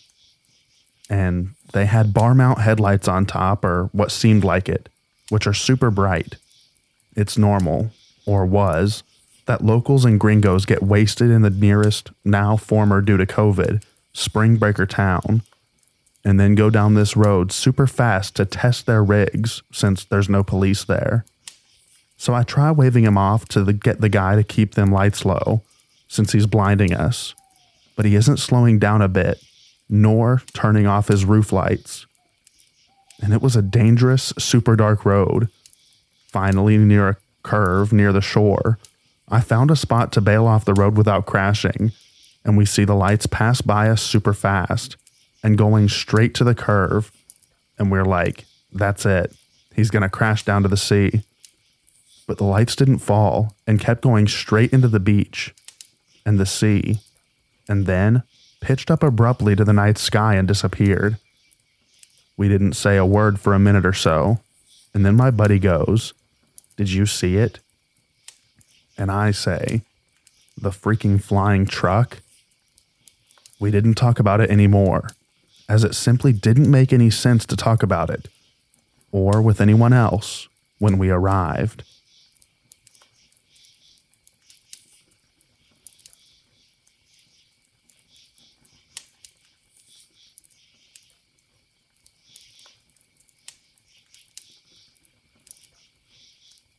My family, as well as a couple of uncles and my oldest cousin, went on a trip from Mexico City to Acapulco when I was barely a year old. Back home in the middle of the night. The good old days when you could travel at night. The car broke down, and a police car quickly came to our help. There were 3 policemen in the car, and the chief offered to take my dad to the nearest gas station where he could find a mechanic, and told the other 2 officers to stay with our car. My dad says they seem absolutely not pleased with the order until the chief told them, "Don't worry, there's a woman and 2 children." That seemed to calm the 2 officers. Driving to the gas station on the police car, my dad asked the chief what was all about. The chief told him there had been many accidents in that part of the road. That's why they were able to find our car so quickly. All of the accidents involved young men traveling without female or child company. Those who had survived said that they crashed because they could see a very beautiful woman next to the road, but once they came close to her, she turned out to be just a rotting corpse staring at them, and they crashed because they were paralyzed by fear.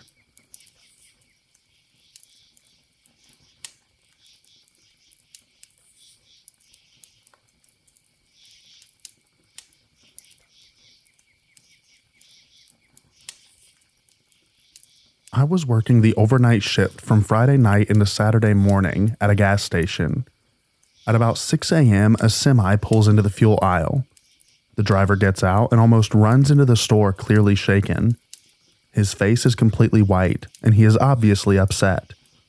My first thought was the poor man had hit someone on the road. We get lots of drunks walking across a 4-lane highway in front of the store, so I ask what's wrong. He looks at me for a second and is like, "I'm not crazy." Now I'm thinking, great, I'm here all alone and this guy is losing it. I say, of course not. I just saw something huge on the side of the road. Like a deer or bear? We had a bear get in the dumpster last week.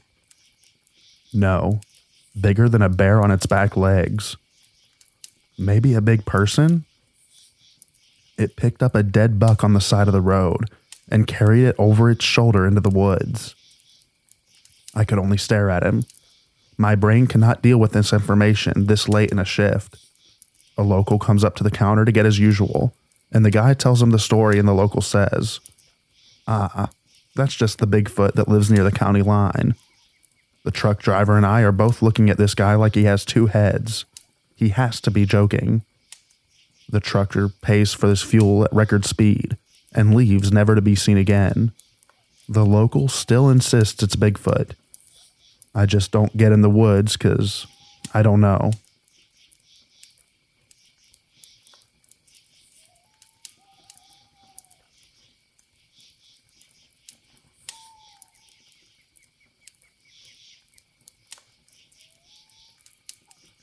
I was driving from Spokane, Washington to Omaha, Nebraska, just cruising down Highway 212 in the middle of the night in southern Montana. At about 2 a.m., I'm pulling through the only town, Lame Deer MT. I've tried to find it on a map since, but I can't be certain. But I think that was it. On that lonely stretch of highway. One stoplight town, and I get stopped at the only red light. Haven't seen a vehicle on the road since I'd hopped off I-90 about an hour prior, and there wasn't a single person outside in the town. Sitting at that red light, a loud siren/alarm starts sounding. Loud enough that I don't see how any person in the town or within a few miles could have slept through it. It reminded me of the siren from the movie Silent Hill. I gunned it through the red light and away from that town as fast as my little 4-cylinder Malibu would go. It may not seem that crazy, but just imagine the most haunting sound you've ever heard, in a place you've never been, several hours separated from seeing a person last. I'm sure there's an innocent explanation for the siren, but it still sends chills down my spine just thinking of it.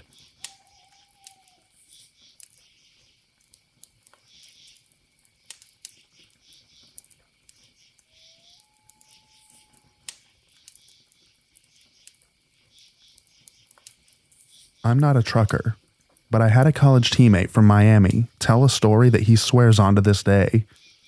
He and his girlfriend were making the drive to Naples late at night, on a 2-lane road through the Everglades, and he had been in a line of cars behind an 18-wheeler for multiple miles.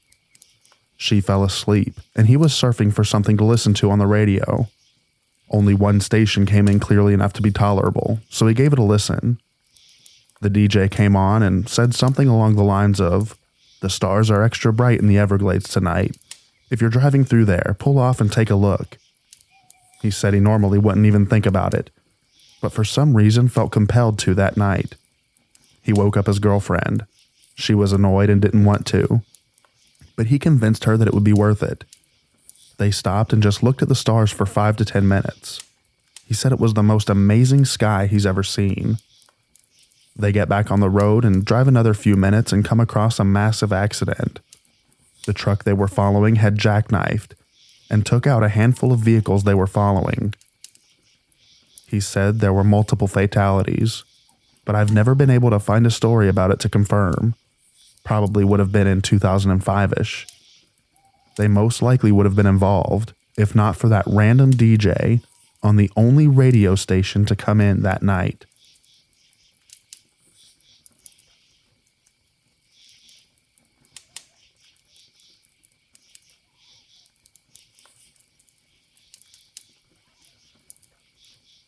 My friend drove for a few years a while back. He told me that he was driving a rig very late at night in Utah, driving on a lesser used 2-lane highway. He said he remembers feeling very alert that night. So he noticed what appeared to be a figure manifesting up ahead on the dark road. Told me it wasn't on the road but just next to it. He then comes to a stop and grabs his heavy-duty flashlight and points it at the figure. He then describes it. Apparently, this humanoid creature had a dead coyote that it was eating, and the truck had gotten its attention and made it angry. So it sort of stands up so he can get a full view of the thing. It was gaunt, with very big eyes, and of course the coyote blood all over its face. Its height was about 6'2". It had skinny limbs and no clothing. He then describes how it started to shuffle slowly towards the truck. Not only does he not have a weapon at that time, the only usable weapon being his flashlight is actively helping him view this creature. He decides to book it and leave. Had no problem passing it. Turned around to see it standing in the middle of the road on 2 legs as he drove away. He then reaches the nearest rest stop, and he sees 2 other truckers talking. Apparently, my friend wasn't the only one to see that thing. Both the 2 guys looked as horrified as he was. As for my opinion on my friend's encounter, I have to say my friend isn't one to lie, so his story had me intrigued. I told him that maybe what he saw was some mentally ill person out there, but he brushed the idea off, saying that he knew what he saw wasn't human. I'm not the superstitious type, but his story really did creep me out.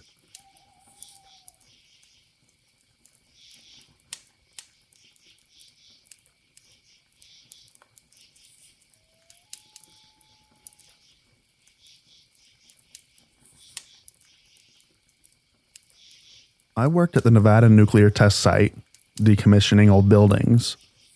How much time do you have, really, to hear all of my stories?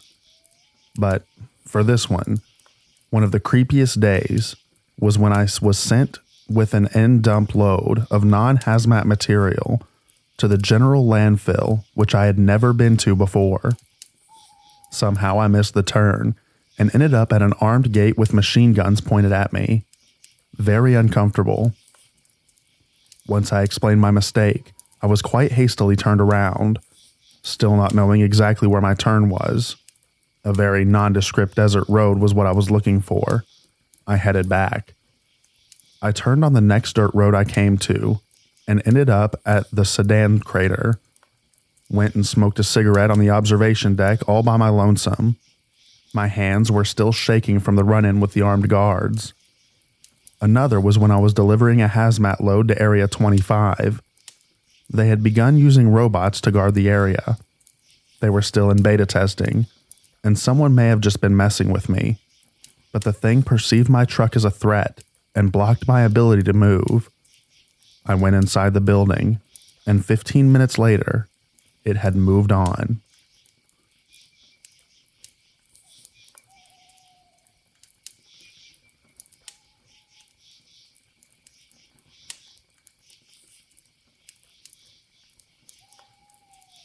I'm not a trucker, but I had to drive home from DC to Nowhere, Kansas after getting off of active duty. I didn't have anything but my car, some clothes, and my late grandpa's old service revolver to my name. Couldn't leave base until 5 p.m., which put me in West Virginia after dark. My GPS decided to transfer me between highways via a few back roads.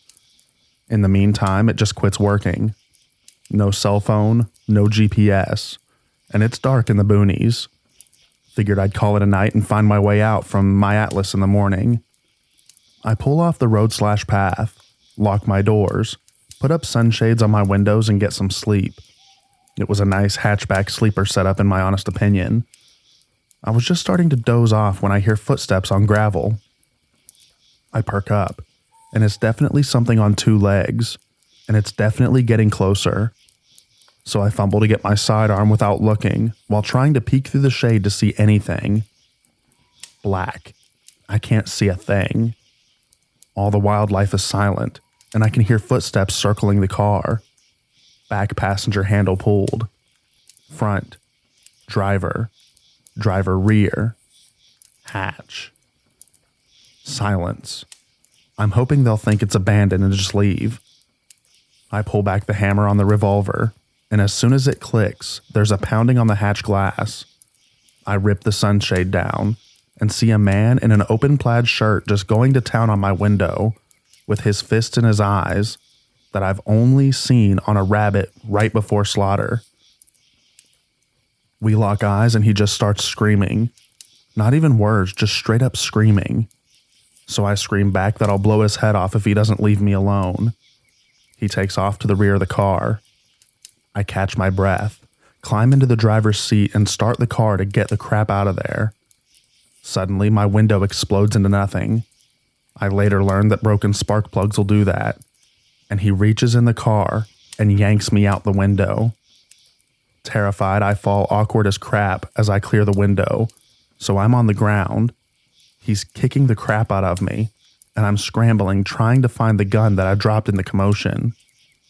Seemingly out of nowhere, this random middle-aged guy comes charging out of the woods and decks the guy.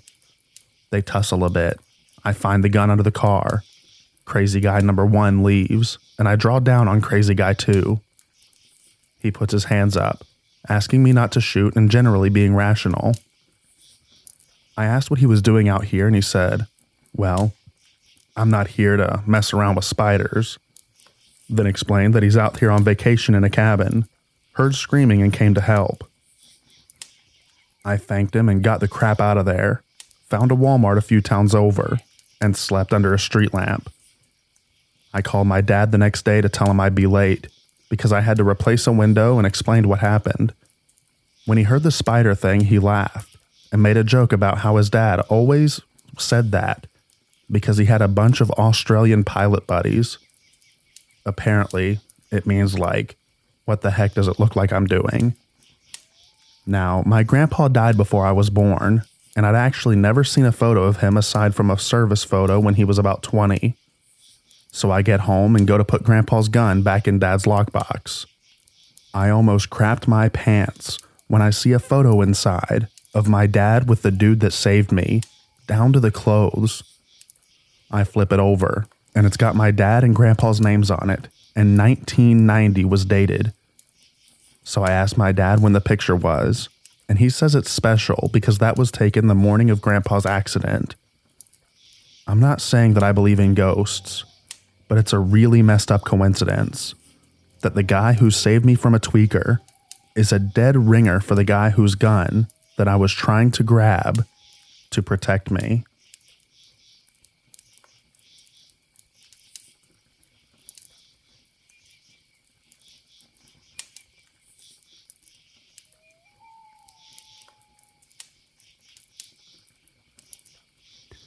Back when my dad was a freight train driver, he had to stop at a red light in a wooded area in the middle of nowhere. The guard of the train, who's usually at the back of the train, radioed to tell him that it's going to take a while. So Dad got off his cabin to take a leak. As he was watering the bushes, he saw a relatively well-dressed man approaching him, and he asked my dad to give him a lift to the nearest station.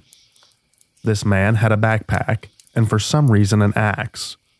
Dad decided to give him a lift and asked him to take a seat in the cabin. All throughout the 2-hour journey to the next station, the man didn't put down his backpack or his axe. He was eyeing him constantly through the corner of his eye and read a manic expression that you absolutely don't get from a lumberjack who had gotten off of work at 2 a.m. After dropping off the man, the guard and my dad notified the cops and gave them the man's description. A month or so later, the department was issued a notice to not give lifts to strangers, as the man that they had picked up was a gang member and had just shot a man and buried him in pieces in that general vicinity.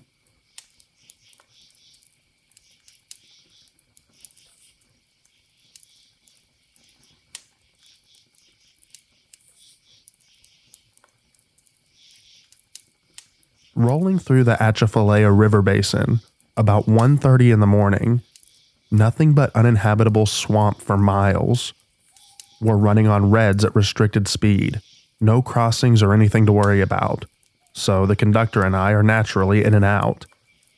I look up at one point and see these 3 white lights moving in circular motions as if they're floating across the tracks. I think to myself, what the heck is that? And wipe the sleep from my eyes. But it's still there. My conductor then asks me, "You see those lights too, right?" I said I dang sure do. I thought I was seeing stuff. He said, "Let's slow down to about 5 and see if we see anything." We get up to the spot where the lights are, and of course, nothing. We shined our flashlights into the swamp but don't see anything. No clue what it could have been. But I know that there's no way that there were 3 people out there walking around in the swamp at 1:30 in the morning.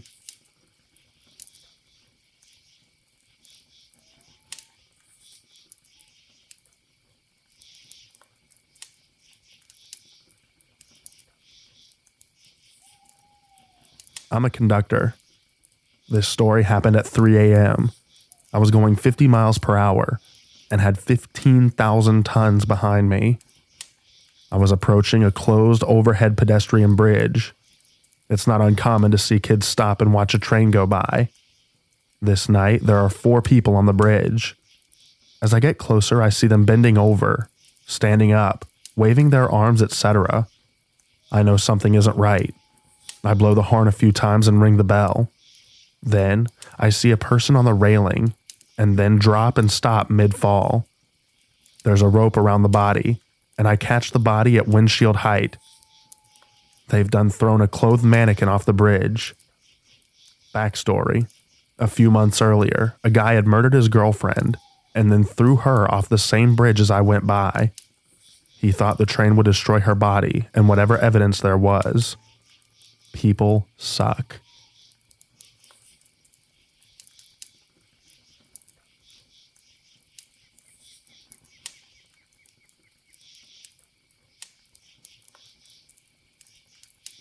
I got hit by the hotbox detector on a really cold night after midnight. We were stopped at the bottom of the steepest hill on our sub. There was an ice crust on top of the snow, so every step was crunchy.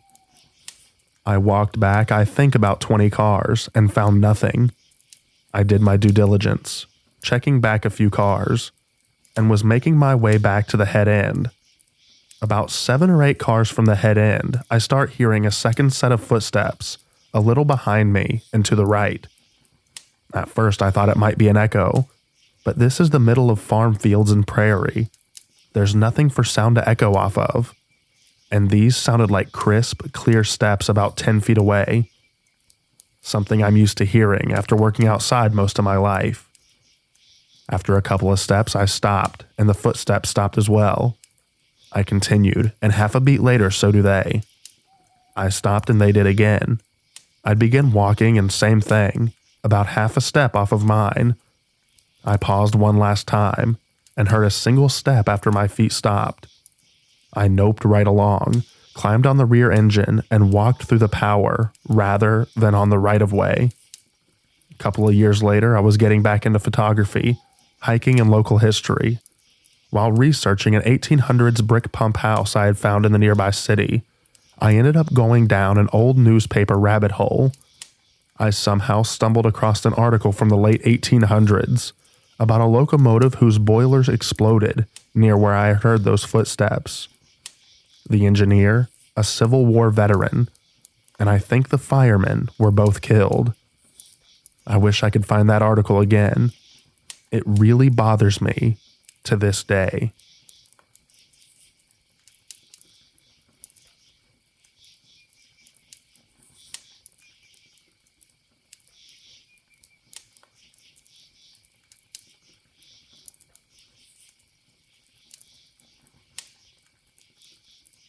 This dates back a couple of decades to a time when trains had slam door carriages. But here you go. I'm traveling in such a carriage, commuting home. It's a warm summer's evening. Everyone is dozing. We're approaching one of the more busy stations on our tiny single-track branch line, where you can change to another line, when we stopped quite sharply at a red signal about 100 yards before the platform. The jolt woke up the guy opposite me. He blinked and stared around owlishly, obviously figuring that we were at the station, jumped up with his briefcase, opened the door, and walked out. Whoosh, straight down to the track. The rest of us were temporarily stunned. Before we could react, a briefcase came winging its way into the carriage, and 2 hands appeared on the floor of the doorway as the unfortunate bloke clambered back in. No one helped him.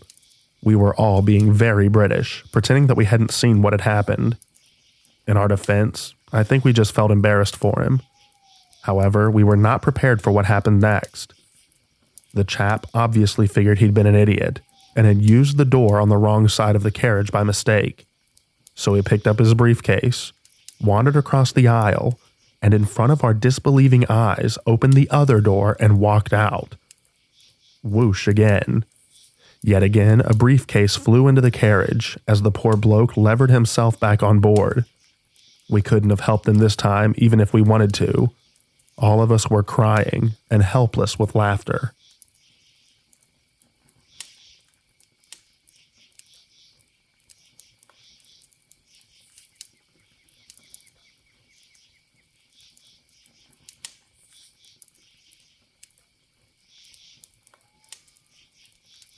I work as a backup janitor when the normal one isn't available. I've seen some very weird things at the places I've cleaned. There's the usual needles and beer cans. Not that shocking after a while. But the weirdest thing I have ever seen was when I was called out to a train yard to clean out some diffused engines. These things hadn't been used since the mid-90s and were going to be sold for scrap as they were too battered to be refurbished. I was warned beforehand that there might be a bum in one of them, but I brushed it off since I had seen many bums at the various places I cleaned. They usually just ran off when they saw me coming. So I picked up my bucket and got in the company truck to go out to the disused part of the yard where the trains were, routine janitorial duties. As I'm driving out there, I noticed that I had left the keys to the trains back at the office. Oh well, I figure, these things are so old that the door might not even be there anymore. So I drive out to the engines and park my truck and get out.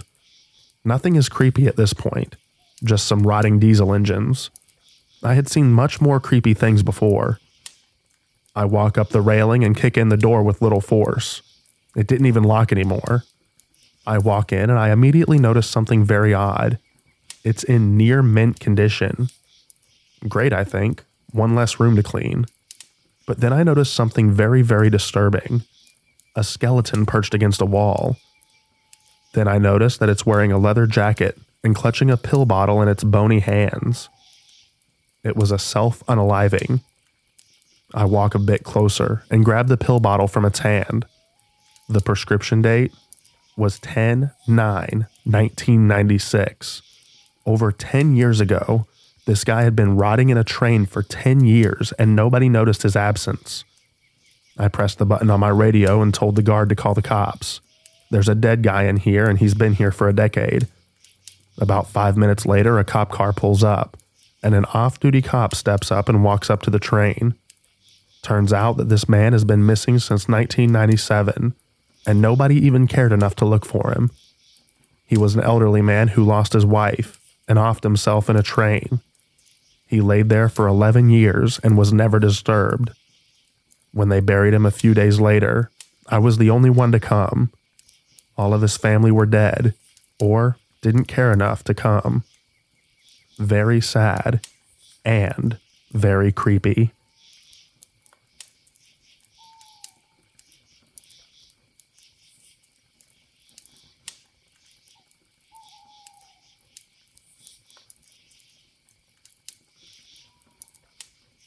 Conductor here. One time in the middle of the night, in the middle of winter, 10 degrees and a foot of snow on the ground, my train went into emergency. I had to walk the length of the train to see what the problem was. The train was right in the middle of a very small town. As I'm walking by one of the houses on the outskirts of this town, I see a guy standing in the driveway about 50 feet from me, wearing a trench coat and a sock hat type thing. The first thing that struck me as odd is that it was way too cold to be wearing just a trench coat. I shine my lantern on the guy, wave and say hi. Nothing. The guy doesn't even move. I continue walking past the guy to the end of the train while looking back very often.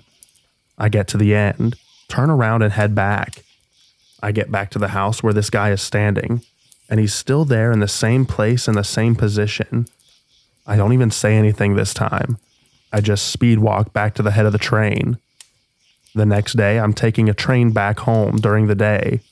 I'm paying special attention to this house as we go by it. There's nothing there. The drive isn't shoveled. Nothing is there that could have been mistaken for a guy in a trench coat. I have since been by this house dozens of times, and I have never seen a car parked there, or a light on, or anything at all.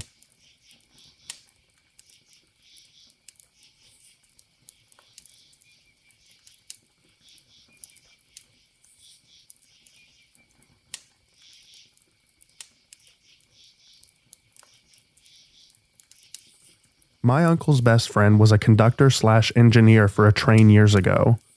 He told me that one night he was going up through North Florida and saw some deer on the tracks, so he lays on the horn to scare them off. All but one ran off the tracks. The last one ran in front of the train, along the tracks. He had to try to slow the train slightly to keep from running the deer over, but couldn't. The train caught up with the deer and he lost sight of it, believing that he had just run it over. When he got to the next city and slowed down for a turn, he noticed something on the side of the engine. He leaned out to see a deer laying on a set of steps just out of the view from his seat. It ended up jumping off in the middle of the city, a few hundred miles from its home.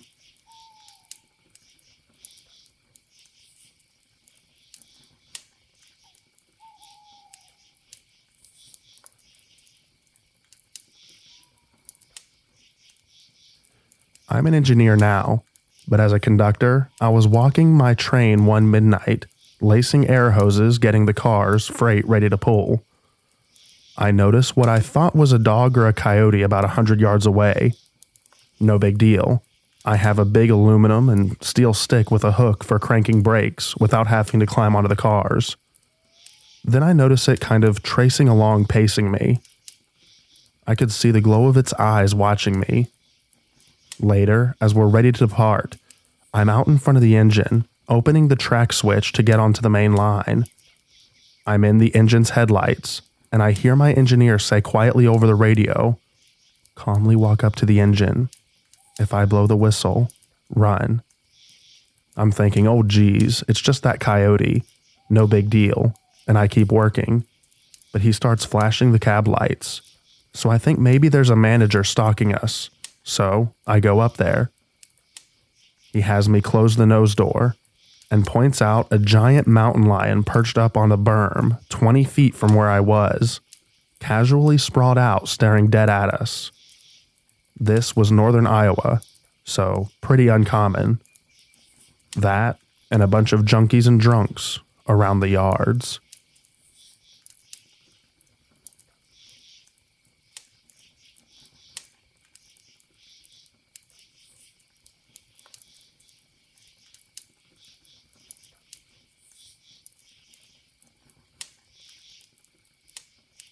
I'm not a conductor myself, but my commute to my campus is a 2-lane highway that runs parallel to a train track, and it has one crossing where the road and the track meet at an angle that basically forms a really squished X shape. One night, me and my cousin were carpooling back home from a midterm, and we were both pretty tired, a combination of exhaustion from those stressful midterms and the obvious weariness from late-night drives. We were just doing our normal drive home when we were about to hit the railroad crossing. From a distance, I noticed that there was an unusually bright light oncoming from the railroad track, but considering that the crossing lights weren't blaring and the arms weren't coming down, I figured that it was just a maintenance truck that was inspecting the track at night when it wouldn't be too busy. So I kept driving, considering there's no real reason to stop. In my mind, the railroad lights would be flashing red if there was really a train coming through. But as we drew closer, it became more and more apparent that these headlights were moving real fast and didn't have the intent of stopping. That's when we heard a large horn blare at us from the tracks. And with that, I slammed the brakes and stopped just a few feet away from a one-way train ride to purgatory. Me and my cousin nearly crapped ourselves that night. We spent the rest of the drive arguing over whether the lights were on, and we didn't notice them because we were tired, or if it was just a bad driver. The crazy thing is, when we're driving back the next morning, there was a crazy traffic accident at the highway that caused massive buildup. It turned out that a car performed a sudden brake in front of the railroad crossing and caused the 4 cars behind it to rear-end one another. The local radio station was reporting on the accident, and it was revealed that the lead driver slammed the brakes when he noticed a train about to use the railroad crossing, even though the crossing arms were still up and the lights weren't going off. Luckily, no one was severely injured.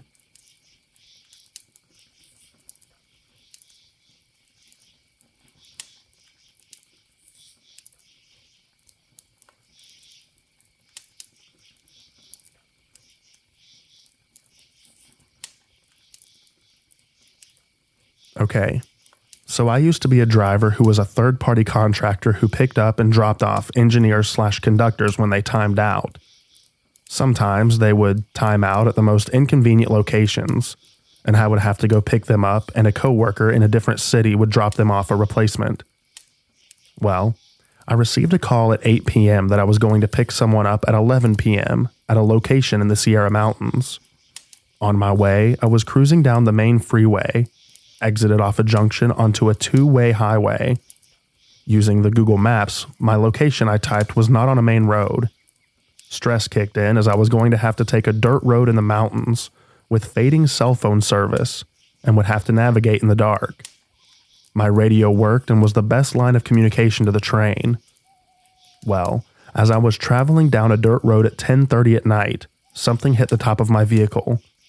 I slowed down, locking my doors, and stopped. What the heck was that? I looked around and saw nothing. The road I was on had dense trees, a foot of clearance on each side of the vehicle, and the path didn't seem to be traveled much as plants were growing in the middle of the road path. I decided to crawl over my seats to look back, as no way in heck am I opening the doors. Nothing. I pause and stare quietly, waiting to see if anything moves. My radio was on, and the conductor asked if I was on the line, or there.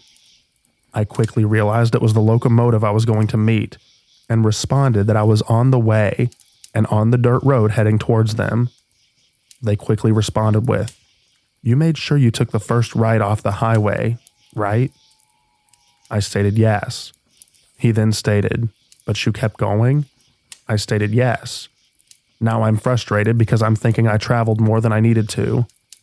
Then, out of the corner of my eye, on the driver's side window, two big eyes reflecting light from my headlights are deadlocked on me. Oh crap. As my heart drops, adrenaline hit me, but I have no idea if it sees me through the tinted windows. I don't dare move. The eyes were large and seemed to be tracking after staring for a moment, which seemed like at me. The scary part was, I never saw what it was. The eyes were spaced and looking forward enough to be a bear, but moved as though it was much taller and smooth motion as if they were floating. When the animal moved, I could hear it push through all the foliage. When the eyes disappear, I pulled forward to a point that I could turn around, maybe a football field length away, and noticed as I was turning around, there were train tracks. The guy on the radio said stay there as they could see me. Well, short ending, the engineers hopped in, and on the way home were talking about how they saw a large animal that looked like the size of a bear that stood in front of their tracks as they were slowly coming to a stop, but took off much too fast to be a bear, and they even joked that it ran away on two legs at that speed. They said exactly where I saw the creature, and shivers to this day still happen when I think about it.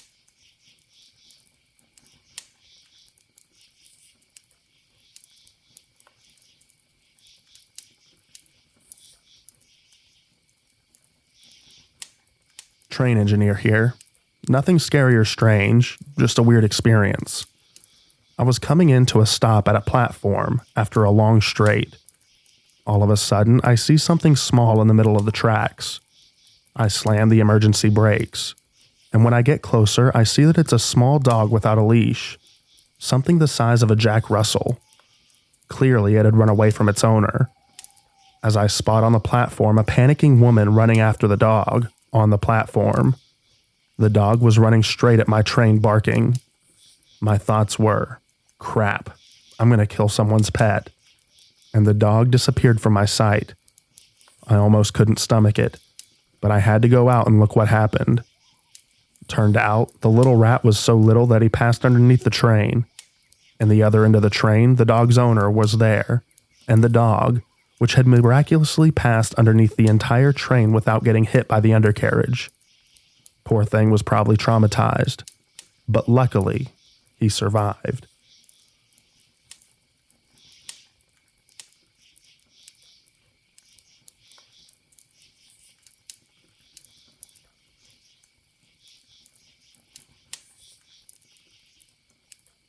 Okay, so it wasn't me driving the train, but one of my coworkers. It was early in the morning, and he called up that a lady has just fell in front of his train and has gone under. Emergency services are called, and when they arrive, they cannot find a person or any parts of a person. No sign whatsoever of a fatality or anything. Police do a search of the area, and find the lady matching the description of the person that went under the train. Apparently, she was a sleepwalker and left home on one of her walks. Train footage shows her while walking through a pedestrian maze at a crossing. She appeared to trip and fall between the tracks and under it just as the train passed over her. When the train comes to a stop, she casually rolls out from under the train and continues on her morning walk.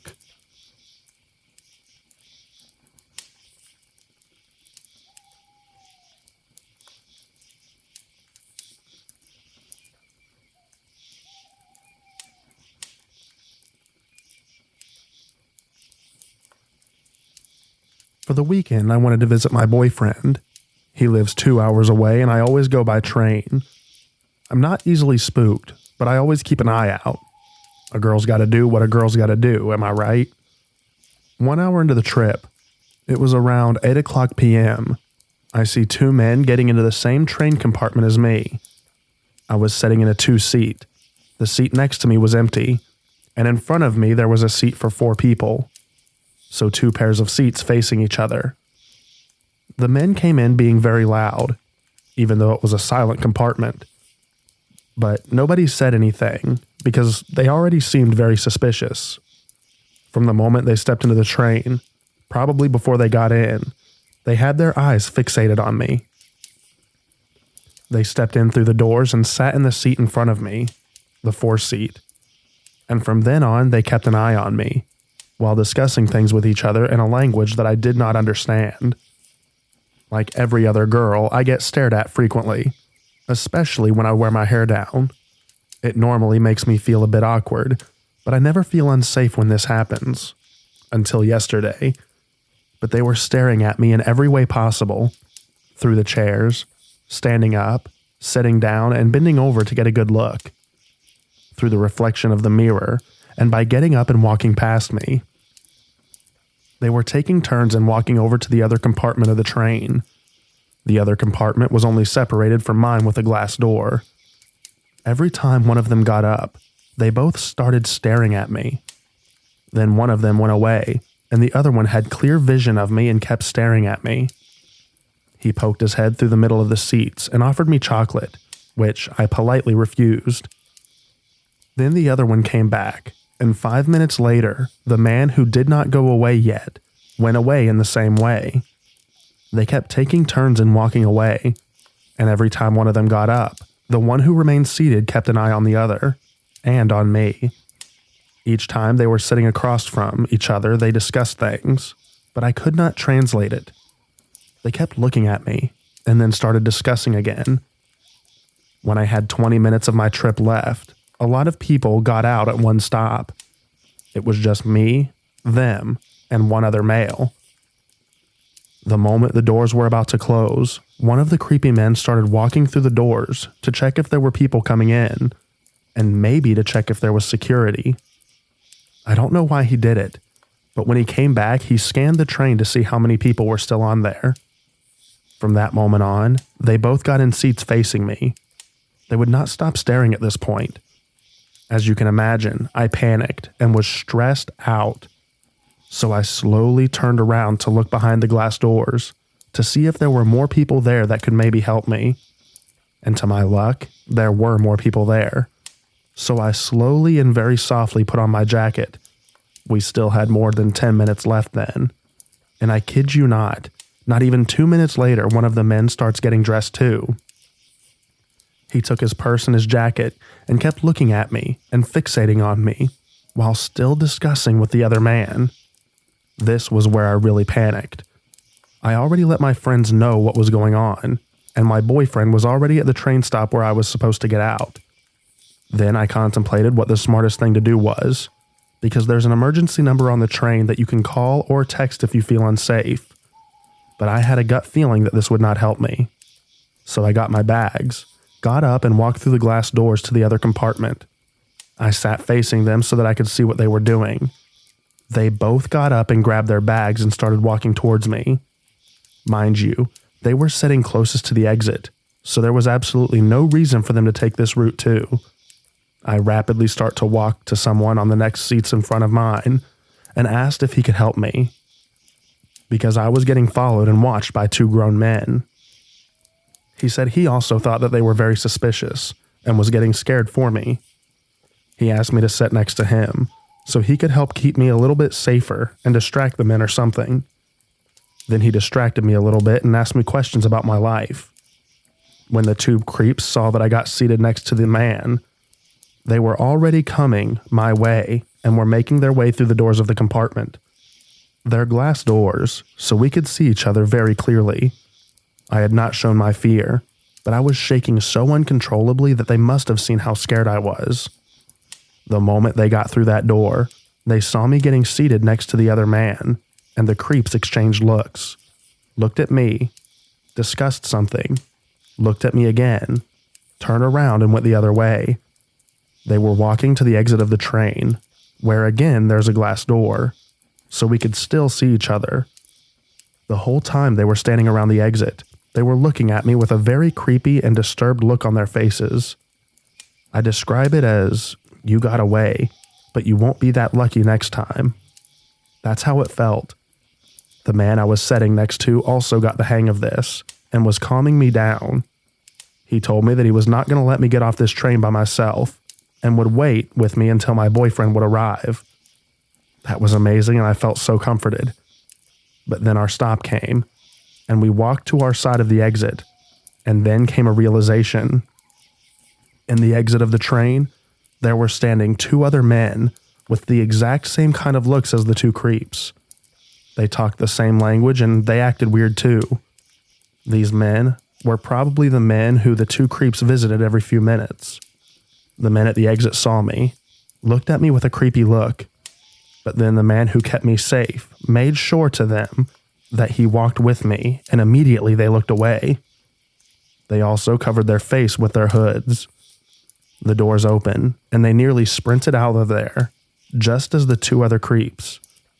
Then the man who escorted me out waited with me until we found my boyfriend, and then he went on his way. We both could not thank him enough for keeping me safe.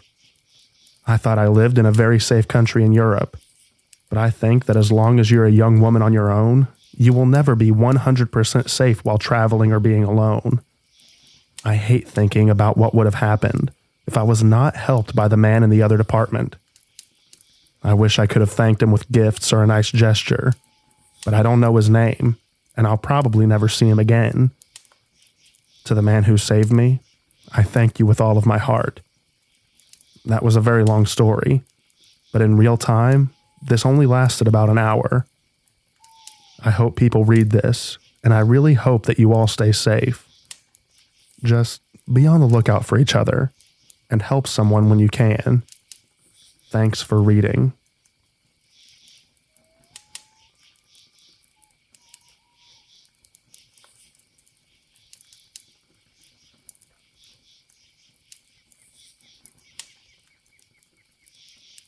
It was probably around January 2018 at the time. I had to take the 8 a.m. train once a month to see my boyfriend, and usually took the 6 p.m. train to go home. As I enter the 6 p.m. train, I see a man kissing, licking, and making out with the train window. He seemed as surprised as I was and quickly stopped when he saw me. I didn't think too much of it, so I didn't change cars, but simply went upstairs to sit. It was a 2-floor train. I was playing on my phone, not paying attention to anything else, which wasn't a clever move because it was dark outside. And when it's dark outside, the station just before mine can be easily mistaken for mine. So I look outside, see the train stopped, and see this station that looks exactly like mine. So I run outside thinking it was my stop. Once out, I quickly noticed that it wasn't. I once again mistook the other station for mine.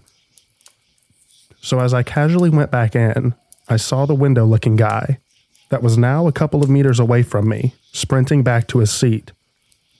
I wonder why for a minute, then it clicked. This guy tried to follow me outside, but backed off once he saw that I was coming back in. Only there did I change cars, because I was starting to get creeped out.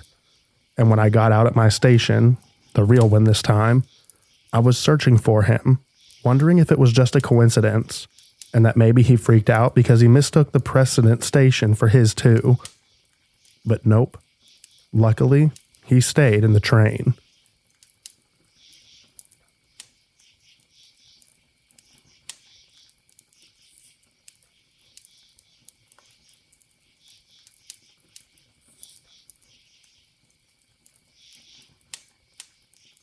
My boyfriend at the time and I lived in different towns, so I had to take a train to go see him. I arrived early like I normally do, and this man is sat down next to me. I didn't think anything of it until he started talking to me. "Where you heading to?" he asked me, which I proceed to tell the man that I'm off to see my boyfriend, who is currently waiting for me. He smiles. He decided to tell me how we'd make a great family together, how he can be an uncle to me. I found that weird. He then hugged me, which I didn't know what to do. He said he knew me. I asked him how. He proceeded to tell me where I worked out. My job was me dressing up in costumes that contains putting a head on so you couldn't see who I was. The only time I ever took the head off is where I had to get completely undressed. I found this weird. He said he remembered me being much thinner, but I know that he meant my sister, who also works the same job as me. My train arrived and I go inside, and he decided to sit next to me. Before we sat down, he wanted a hug, and when I gave him a hug, I looked at the woman behind me and mouthed the word "help me." She hadn't responded. I sat down and he proceeded to kiss at my neck, and I pushed him away. He got upset and I quickly got off at the next stop. I had to board another train and ended up telling the police of what happened. They tried their best to find him, but sadly they couldn't. Ever since, I felt completely uncomfortable at my job.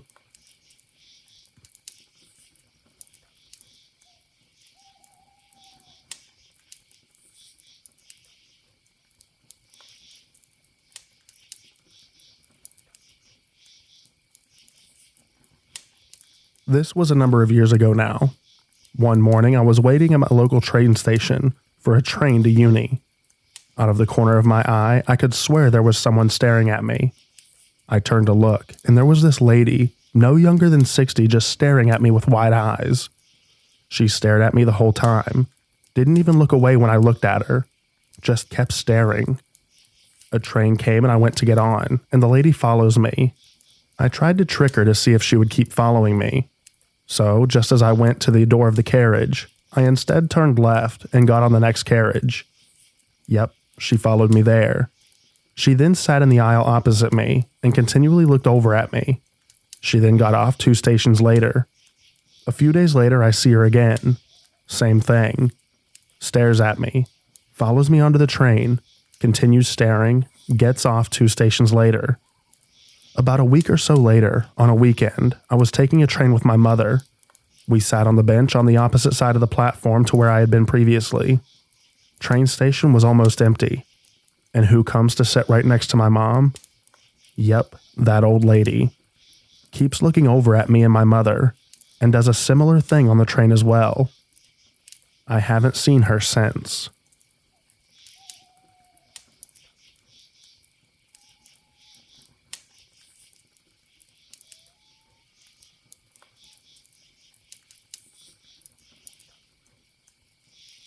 Last November, my brother was visiting us from Dundee with his 3-year-old son.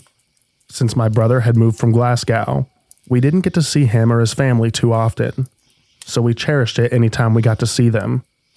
His wife unfortunately could not travel down due to work, and only a day into his visit, he was called back to himself for an emergency.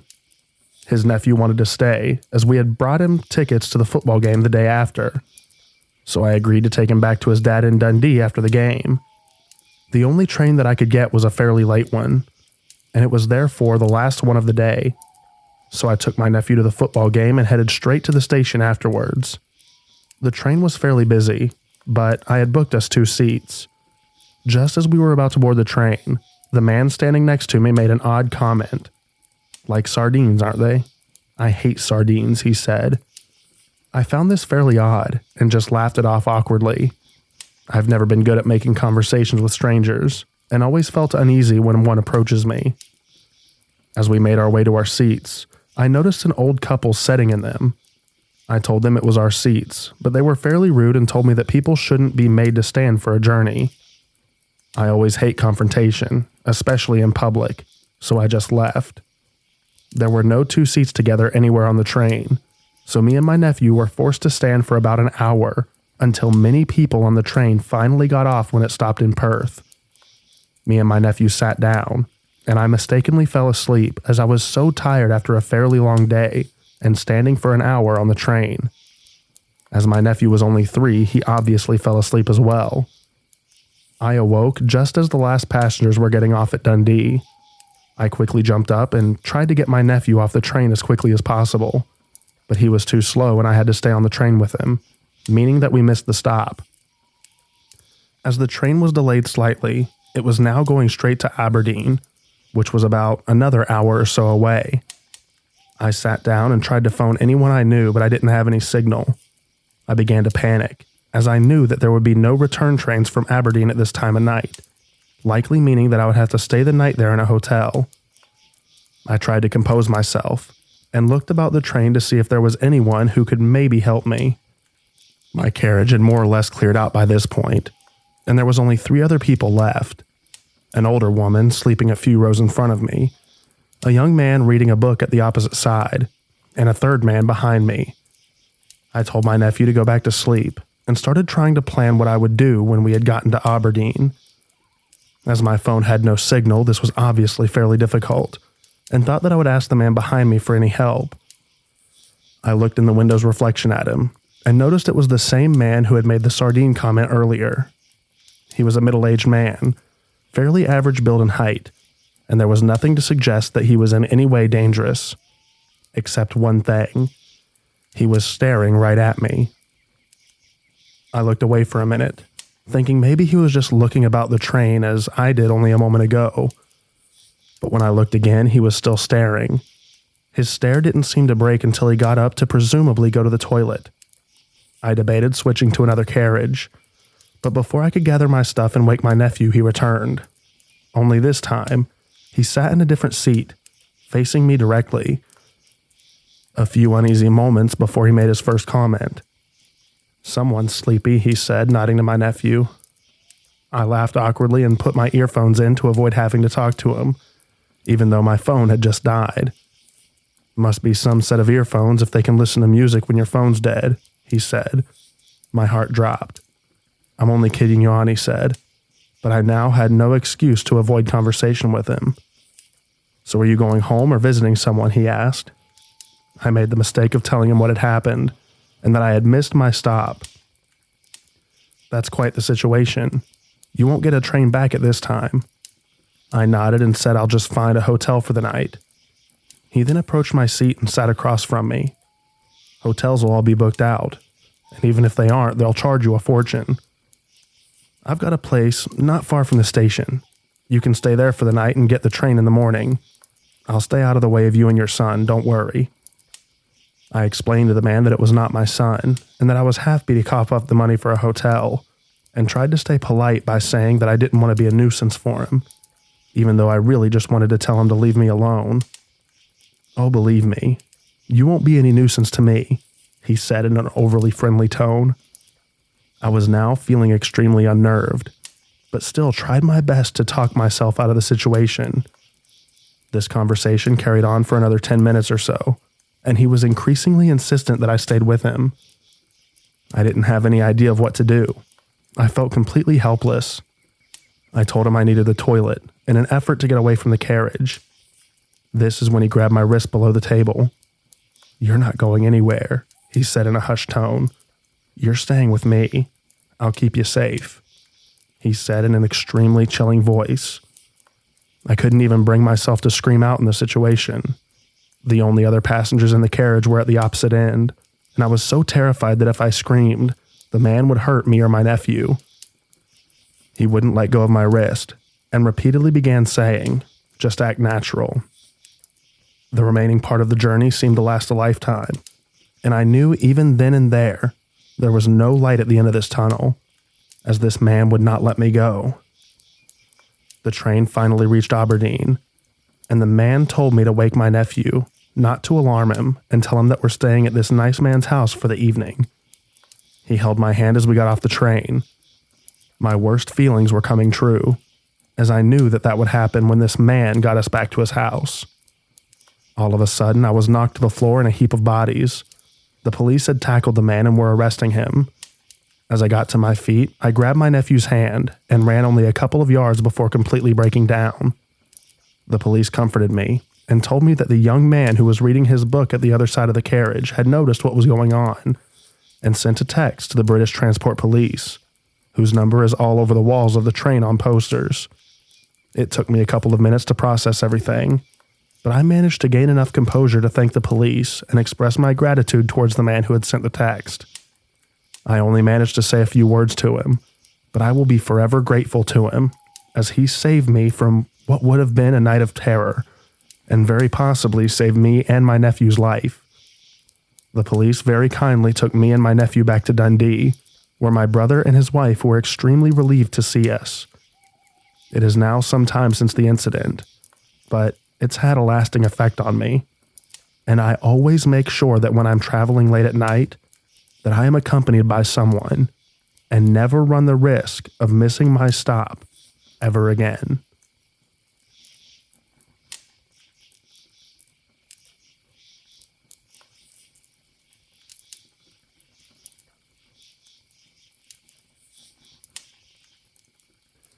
This happened last year in summer, maybe at the beginning of June, and I was 17.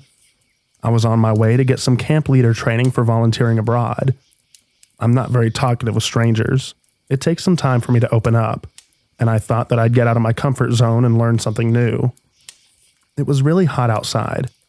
I had at least 3 hours of traveling by buses and trains. Once I got to the capital, I traveled by train. It was packed, so I couldn't sit down anywhere but by the door on the steps. I sat down and plugged my headphones in, and then a man walked in and sat down uncomfortably close. I couldn't move anywhere. Out of nowhere, he starts talking to me, and I pretend not to hear him while I look out the little window. But he taps my shoulder, and I'm really nervous and polite, so I take out one of my headphones, hoping that he just wants to know where his stop is. So I hear out what he has to say. He asked me what I was listening to. At this point, I can hear that he's kind of slurring his words, and his eyes are a little red and glossy. I don't think he had a face mask on either. I kind of nervously shrugged my shoulders and did the eye smile at him. He was trying to do small talk with me, but I wasn't really listening, just nodding, wondering how long that I'd have to stay on this train. He constantly tried to get me to talk and answer to everything he said. His tone got a bit passive-aggressive a few times, so I was scared not to answer. At one point, a man walked past us to use the toilet. I tried to give him a pleading look, but they greeted each other as if they were buddies. That man probably didn't have a ticket, because he stayed there the whole time I was on the train. After a while, he got back to my music, and said that we should just pick our favorite song and give them to each other to listen to them. I was creeped the heck out, so I did that. Then the chair hit the fan. He said, "Why don't you take your mask off? I bet you're pretty." I was shaking, and then he extended his hand towards me and tried to take my mask off. I literally put my hand in a cross gesture to protect myself and said no. This is where he should have realized that I was uncomfy. But surprise, surprise, he didn't. I don't know what he was thinking. I'm a nervous smiler, so I just chuckled very uncomfortably. And he tried this multiple times after that. I kept doing the crossed wrists gesture to protect myself and saying no each time. Then he asked me to guess his age. I did. He said he was 36. Asked me and I said 16, hoping that he would shut up or at least tone it down. But no. He got closer and examined the sleeve of my shirt, saying it's nice. I was almost so scared that I was peeing myself at this point. And then a conductor walks to us. Thank God. Or not. Because when I looked at him, almost tearing up, he ignored me and walked away. Then this dude playfully nudges the side of my thigh, while still complimenting me and trying to get me to take my mask off. Then he gets up to get a cigarette and walks into the toilet to the second dude. He told me to let him know when I was getting off. Earlier, he told me he was going somewhere further, and I convinced him that I was going home and my parents were waiting for me, because I heard that should make them not follow you or something like that. He wasn't intimidated at all. Heck no. As soon as he got into the bathroom, I grabbed my bags, walked 2 wagons away from the one that I was in, and finally took a few breaths while people looked at me weird. I must have looked like a mess. When the train arrived at my stop, I booked it and kept looking over my shoulder at the train station, as well as walking down a street. I decided to change into my long hoodie in case he was somewhere behind me. Luckily, he didn't follow me. I called one of my parents on the way to my final destination, absolutely out of breath. My other parent called me later, assuring that I was all right, and I haven't told about it to any of the leaders at the event. I don't know what would have happened if he didn't go for that smoke, but I'm certainly glad that he was stupid enough to hope that I'd let him know when I was getting off. Writing this or talking about it makes me feel like I'm there on that train again. And the worst thing is, so many people I know have similar experiences. Why do some people have to be so creepy? In short, a possibly drunk creep tried to take off my mask in a crowded train multiple times, nudged me, and told me to let him know when I was getting off so that he could probably come with me. He went to smoke on the toilet and I ran off, and thankfully never saw him again.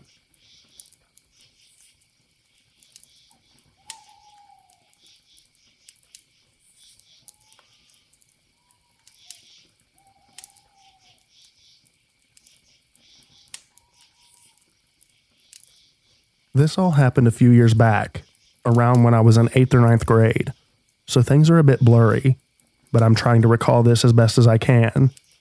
It was a sunny Monday afternoon. On Monday, I went to my piano lessons directly after school, one train station away from the bus stop I used. So after my lesson was over, I was waiting for the train at the train station. I used to walk in circles or up and down while I'm waiting to pass the time. This time, I noticed a guy watching me, probably Arabic or Turkish, definitely foreign. He couldn't speak German. Yes, I'm German. Anyways, I noticed him and looked up. He smiled at me and waved. I brushed it off and thought nothing of it at first. The train came and I entered, sat down and did what I usually do when going my train. I was wearing headphones. But I did see the guy again. He was in the same wagon as me, looking over, still smiling. One station later, I left the train and went for the bus stop, starting to feel uneasy. I noticed the guy was following me and getting on the same bus as me. There are 3 different buses going from the stop, and mine is going to a rather quiet part of town. The bus wasn't overly full, and I was sitting in front. I internally hoped that this dude wouldn't get off the bus at the same stop as I did, but my hopes were quickly shattered, because that's exactly what he did. I got off the bus as quickly as I could, crossed the street and looked back, slightly panicking when I saw the guy following me. Still, I tried ignoring him and hide underneath my headphones when he caught up to me and started speaking to me. He asked me what I was listening to. I wondered why some random stranger would care about what I listened to, but I tried to be polite and handed him my headphones to listen. Feel Invincible by Skillet, in case anyone wants to know. Anyways, I took them back after some seconds, and this stranger started complimenting me, telling me I was pretty and everything like that, and all I could think of was getting the heck away from there. So I asked him why he was following me and what he wanted. He was only able to speak English. The short conversation went as follows. Me: I'm sorry, but why are you following me? Do you need something? Him: I don't know where a certain grocery store here in Germany, I won't mention the name, is. Could you tell me? It's between the train station and the primary school at such and such street. You actually should have seen it while on the bus because we went past it. You need to take the bus back to the train station. From there. I pointed to the direction of the opposite side bus stop. Him: Thank you. Then this dude proceeded to hug me. I was having my heavy school bag on my back, so that worked rather bad than well. But every single alarm bell in my head went off. I was literally frozen solid. But when he tried to kiss me, I pushed him away and told him I had to go home. Now. And with that, I ran. I looked back for a second and breathed out in relief when I saw him going back to the bus stop. But yet, I didn't stop running until I was home. I told my mom what had happened, and she then kept picking me up late at night when I was returning home from training.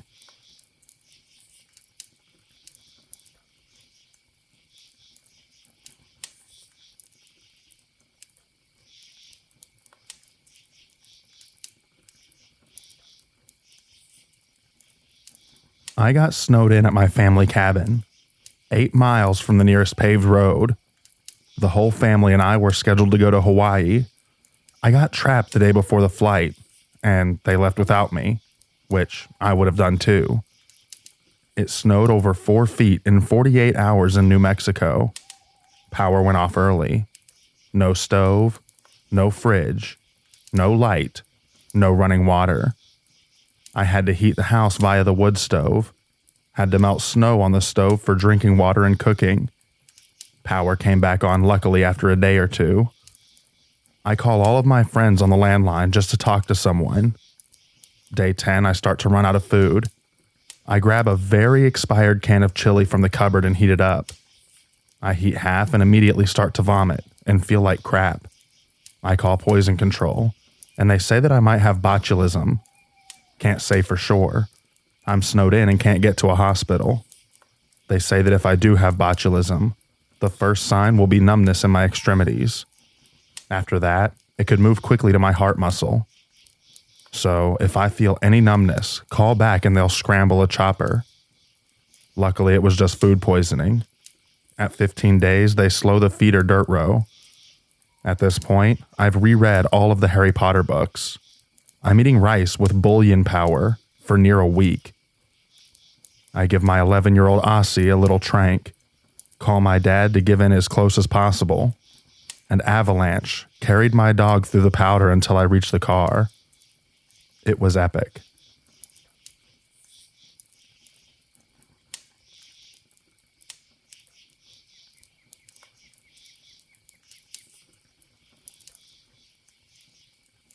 In Buffalo in 2006, we had what has been dubbed as the October Storm. I was working an overnight shift at a group home by myself. In the middle of the night, I noticed snow coming down hard, like January hard in October. It was relentless. I've never seen so much snowfall in such a short period of time. Shortly after, I noticed the sky looked like it was on fire. When I managed to open the door and get the kid out, there were tons of electrical wires down and sparking because of the weight of the snow. The entire sky was bright orange. I thought the roof was on fire. I was terrified. As soon as daylight broke, the entire city was buried under snow. Stayed that way for over a week. $530 million worth of damage.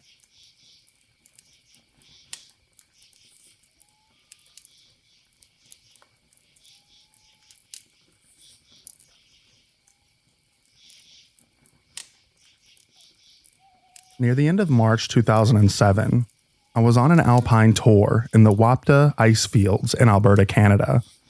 The conditions were not good when we set out. Heavy snowfall, extremely high winds, temperatures around negative 20 degrees Celsius. Danger was high, probably borderline extreme at the time of our departure. We set out by skiing up to the Bow Hunt, an alpine club of Canada, self-supporting hut way up on the toe of the glacier, and proceeded to wait out the storm, which took another full day before the skies cleared enough that we could venture up to the ice fields themselves. The third day, we set out across the ice fields and made the Gordon Summit, one of the highest mountains surrounding the ice fields. On the way back, we made a little detour climbing up one of the slopes to catch a few lines heading back to the hut. My friend made the first few cuts at the top before heading down on the right side of the major convex of the slope. No problems. I decided to follow, heading across the convex. First idiot mistake. And head down the left fall line. Well, on my first big cut across the face, past the theoretical shear point, the theoretical shear point became the real shear point, and I felt the entire slope begin to move under me. The next few seconds were a complete blur. I remember staying on top for a few seconds, before being violently ragdolled down the slope a few hundred feet before coming to a rest. Whatever you might think about response time, generally there is none. I think I had a split second of control before I was gone. There was nothing I could do to prevent myself from getting sucked in. Fortunately, we all had beacons, and my ski ended up sticking out right near where I'd gone under. I was completely disoriented for the first few seconds of being still, but I remember becoming fully around and realized that it was very dark, and the snow was very close to my face. I didn't completely panic, whether it was adrenaline or disorientation, but I was able to somewhat control my breathing. However, as the seconds went by, it literally felt like hours. I really did start to panic, as the realization that I might not survive started to set in. A few seconds/minutes later, I heard some muffled noise and felt some movement on the snow above me. It wasn't long before I was uncovered by two of my friends who saw me go down. In the end, I was under the snow for maybe 2 to 3 minutes in total. I sustained a few cracked/bruised ribs, a sprained elbow, a mild concussion, and a pretty sore neck for a few weeks. It really was a different experience than I thought that it might have been. Doing a fair bit of backcountry skiing, you think about avalanches a lot, but the reality is a lot different than what your mind makes it out to be. There is no time to react for the most part, and when you're under the snow, you quite literally cannot move at all. It's like being encased in concrete, and it is very frightening once the realization sets in. Anyways, that's my story.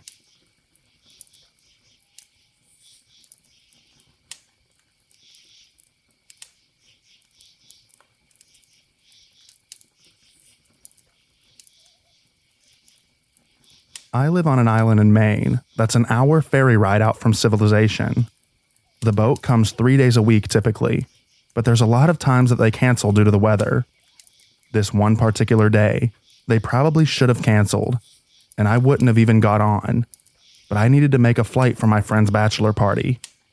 The swells were washing over the boat, and a couple of times it rocked so far that I had one foot set on the floor and the other on the wall for balance. One of the windows cracked from the force of a wave. I'm not normally too stressed on these boat rides, as I trust the captains to be a good judge and know what they and the boat can handle.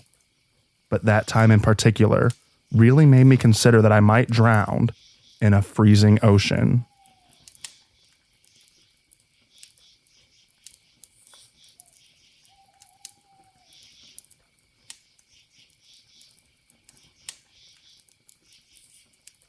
There was supposed to be really bad snow starting around 8 p.m.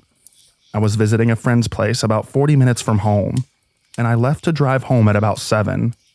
It was snowing, but not that hard. Within 10 minutes, I was trapped in freeway traffic in legit blizzard conditions. Your headlights hit the falling snow, so they don't light up the road very much. The wind is blowing the snow around so much that you can't see where your lane is, where the edge of the road is, anything.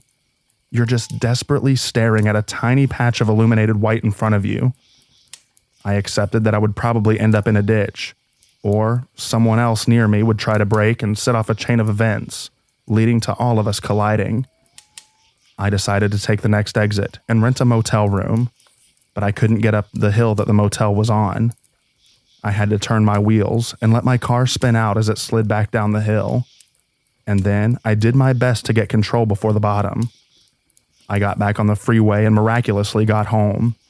My roommate started laughing and said, "How the heck did you just drive home?"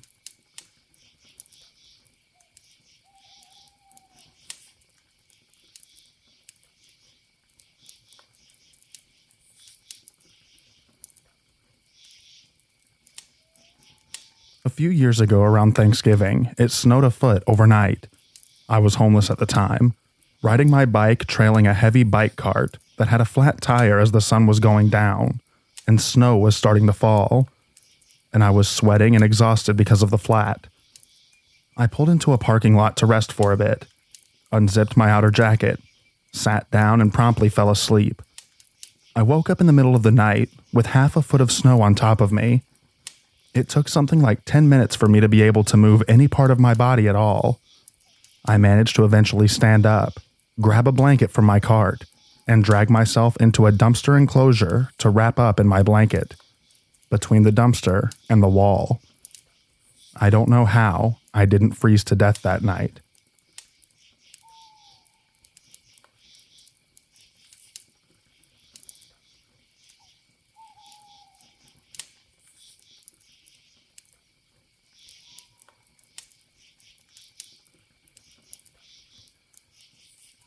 I was driving home with my family after visiting my sister who lives a town over. I was learning how to drive, had a pretty good handle on it, and my stepdad let me drive there to get used to winter highway driving, so naturally I drove back as well. The storm wasn't supposed to start until later that evening, so we thought that it would be fine. It started snowing when we left, which wasn't terrible because I was capable of driving in the snow, but it picked up fast. We had just left town, and there were maybe 10 minutes into the drive before it became a complete whiteout. I'm driving in the left lane.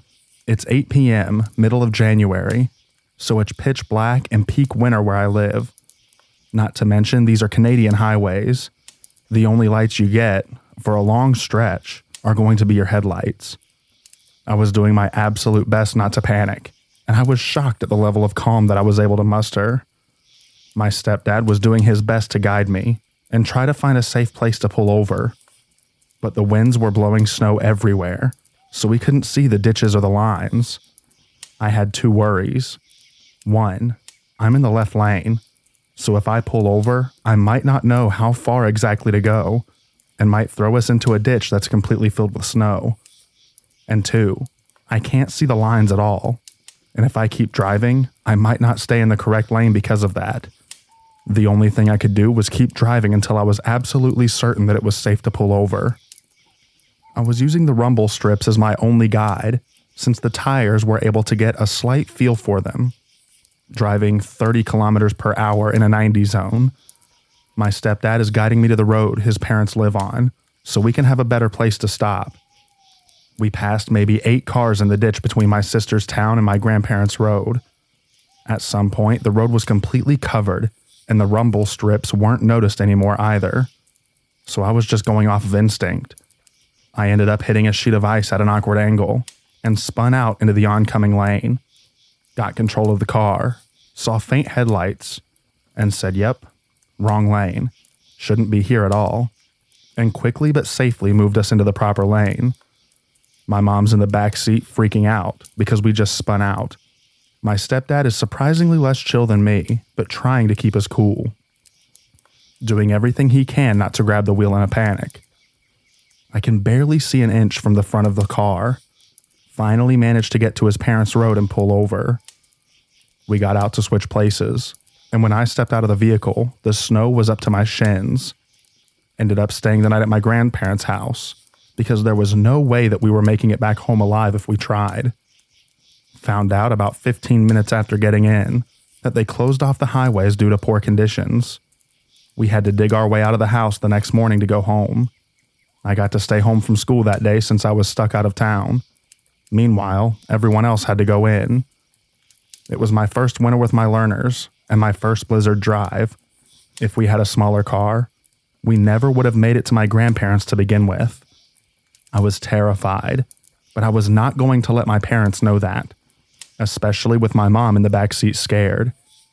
I never should have driven that night, but it helped me learn how to handle those kind of drives later on, and I became a better driver because of it. It was a trip though, that's for sure, and one that I'll never forget.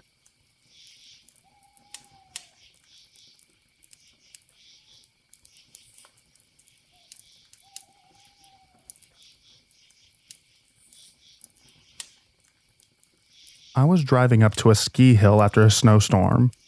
Not having a great amount of money at the time, I hadn't invested in winter tires. There was a tractor trailer in front of me, a car to my left, and another car behind. Something shifted in the passenger seat, so I took my eyes off of the road for a moment. The right wheels crossed into the shoulder and lost traction. The car drifted to the right, onto the shoulder. I would have gone into the guardrail, but the snow had piled up against it, forming a natural curb that my car bounced off of. Between steering the car back towards where I wanted it to go and the car bouncing off the snowbank, my car, still without proper traction, started drifting left. The truck ahead had begun to slow, but I didn't want to brake for fear of losing what little traction I did have. So my car makes its way sideways across the lane, and I prepare for whatever's going to happen when I sideswipe the vehicle one lane over. But just as I hit the center of the lane, my tires managed to grip the road again, and I resume moving straight forward, tapping my brakes at this point to prevent myself from rear-ending the truck, which was now right in my face. It feels like an eternity typing it out like this, but the whole event couldn't have taken more than a few seconds. In the end, the only thing that my car made contact with, other than the road, was that snowbank, and it didn't even leave a mark. And when I got home from the ski hill, I bought myself snow tires, because even though snow tires are expensive, there was no way that I was letting that happen to me again.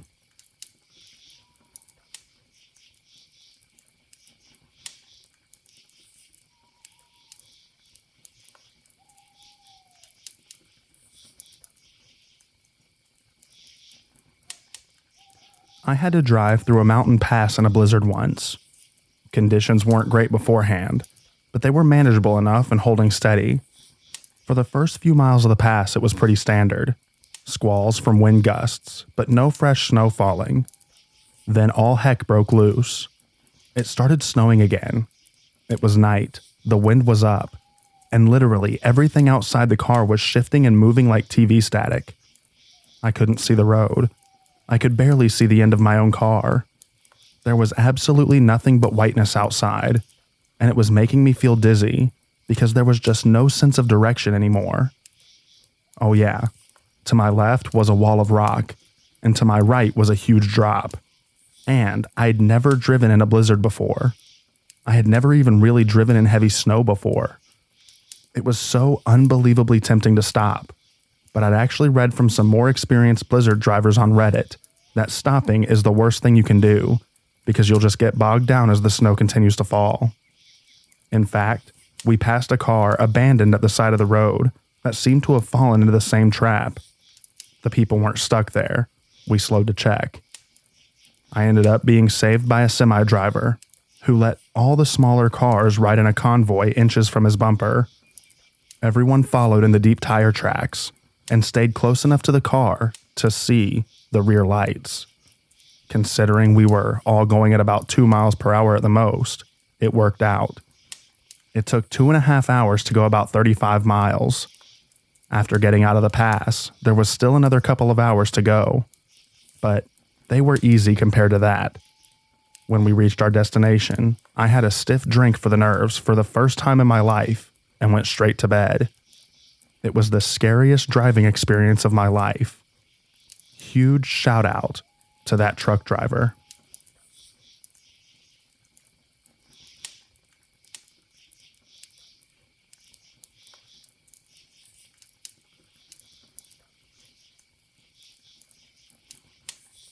I lived in Utah in 1999. We got over 2 feet of snow very late in the season. Dad took us out of school to go skiing. The mountain, Alta, was closed because they lacked enough crew to handle all of the new snowfall. The ski patrol said that we were free to hike up a single groomed path on the main face. On our way up, 2 skiers high above us triggered a slide onto us. We were swept about 40 yards into a grove of trees. Probably why I survived. My dad and I were buried up to our chests and shoulders. We were upright, but pinned in packed snow. I didn't know if my brother was alive for 5 minutes. I just sat. Nothing I could do. My brother was buried about 2 feet deep. He spit so that he knew which way was up. A lot of people die in avalanches because they're disoriented and dig the wrong way. After my brother freed himself, he found us about 10 yards up. Ski patrol and several others in the mountain found us in 10 minutes. They had to use shovels to free us. When an avalanche stops, it is unbelievably packed. We ended up being on the news that night, and my teachers knew that I wasn't homesick.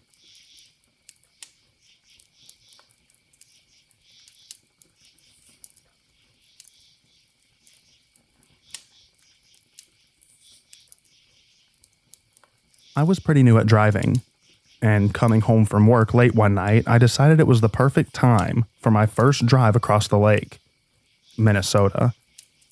Things were okay for the first few minutes, but as I got closer to the center of the lake, I started getting nervous. It was really hard to see anything except for the plowed path in front of me, and I realized that I had no idea where I was going to come off at the lake, or if the path even went all the way across the lake. So I decided that I would turn around and go home. As soon as I backed up off the plowed area to turn around, I was stuck in over a foot of snow. I tried rocking the car, tried putting my floor mat under the tire, which just ended up flinging the mat 20 feet behind me. Tried digging out the snow with my scraper. The only thing I succeeded in doing was breaking a fingernail off, causing my finger to start bleeding. This was way before cell phones, so I finally decided that I needed to start walking towards home. I was probably 3 or so miles away. Unfortunately for me, the wind chill was about -20, and I don't know if you've ever tried to walk across a frozen lake on a windy night, but a lake is pretty flat, and there's nothing to shield you from the wind. By the time that I got off the lake, I was seriously thinking that I was going to die of hypothermia.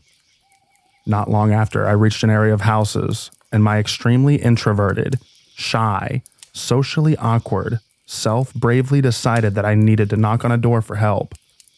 Someone finally answered. I explained my predicament and asked if I could use their phone.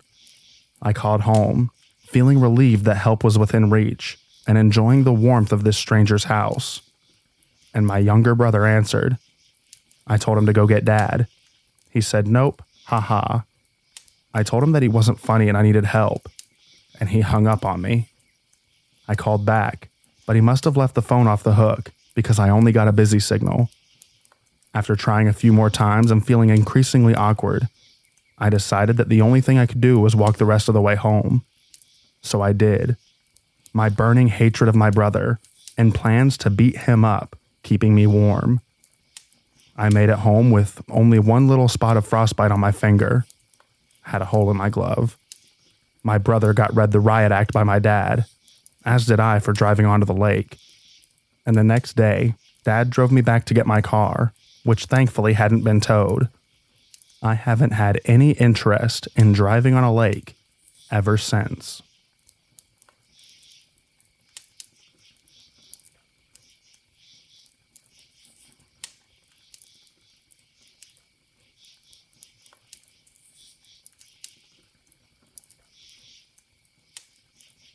I'm sharing my survival story from a couple of days ago. My friend wanted to go camping on a 2-day, one-night trip during a snowstorm to test our gear to the fullest. We were not using tents, but instead using hammocks, sleeping bags, tarps, and ropes.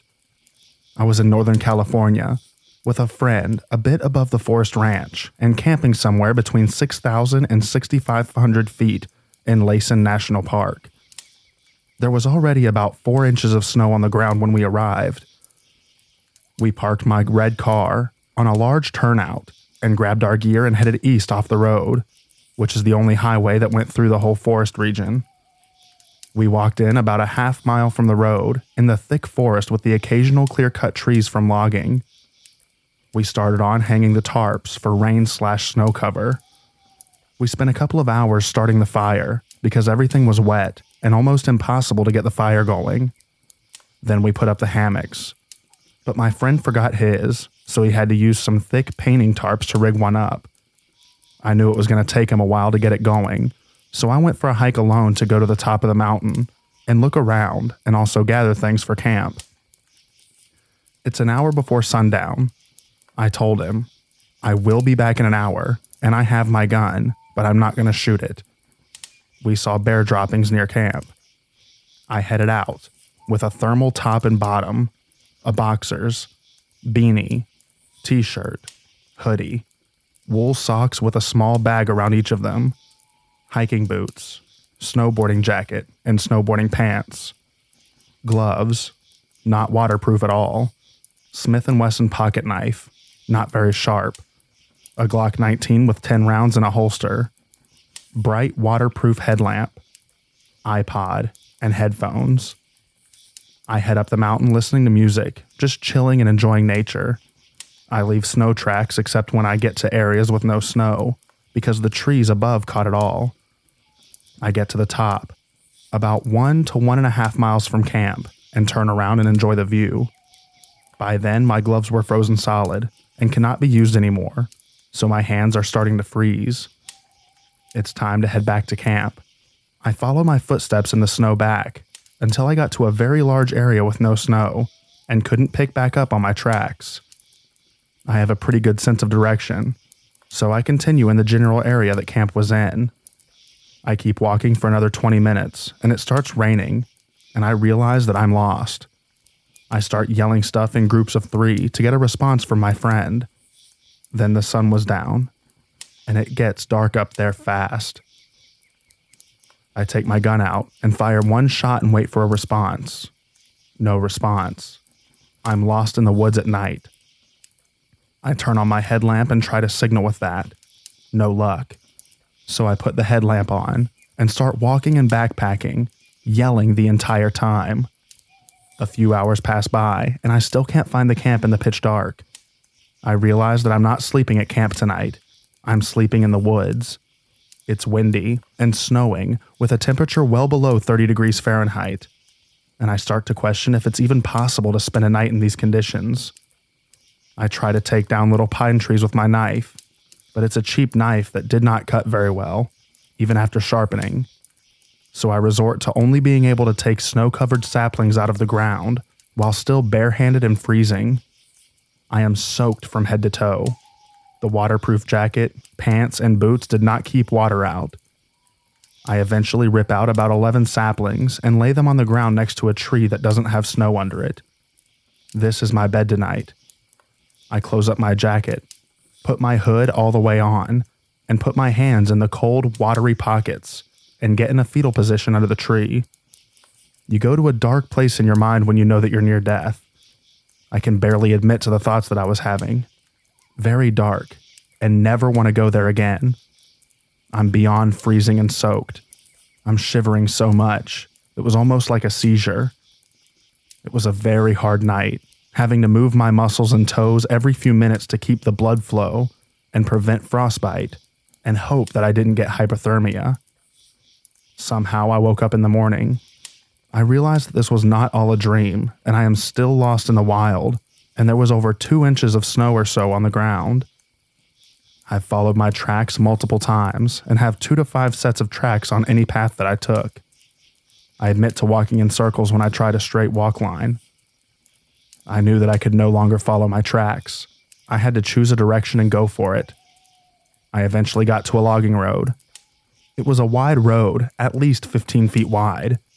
I had a feeling that it might lead back to the highway, or it'll go further into the forest, so I had to choose right. Based on the sun's position, I had to go north or south on this road. I chose to go south and hoped that it was correct. I walked for over 5 miles on this road, making signals like my name and an arrow in the direction that I was going, and big SOS in the snow, also yelling in groups of 3 the whole time. I eventually hit a car traveling on the highway, way in the distance, and that was the sound of relief. I kept walking and eventually got to the highway. I stood right on the double yellow lines and put my most miserable face on to get someone to stop. A Dish Network truck eventually stopped, and he took me up the road to my parked car. I got out, headed out towards our camp again, and fired another shot from the gun. A victory that I'm still alive shot. I yelled, and my friend responded, and I made it back to camp with my life and limbs. By far, the scariest near-death experience I have ever had. If you have any questions about it, I will try to answer them.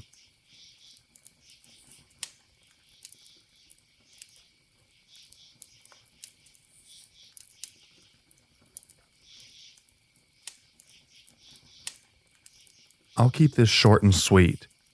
A few years back, we were having a brutally cold winter. The snow had frozen into ice and it covered everything. It was pitch black in the backyard when I went to let my dog outside one last time before bed that evening. As we exited the house from the sliding door of the walkout basement and onto the lower deck, I felt that something was off. Our house backs up to some woods, so I was accustomed to hearing noises from wildlife in the night. This night was different. Nothing made a sound except the Arctic cold wind, but I had a feeling that I was being watched. The entire time, my dog was in the backyard. I looked around nervously, expecting a coyote or other predator to pop out of the tree line. My dog did his business, but afterwards stopped and stared at a corner of the woods until I got creeped out and called him back inside. I quickly locked the sliding door and shut the curtains, unable to shake the uneasy feeling that I had outside. After double and triple checking all the doors and locks in the house, I went to bed. At around 3 o'clock in the morning, I hear the muffled sound of my dog barking from the basement 2 floors below. I got up, stumbled down 3 flights of stairs, and found him standing at the basement sliding door. He was peeking his head through the closed curtains, barking his head off with the hairs standing up all along his back. I tried calling him away from the door, but he wouldn't let up.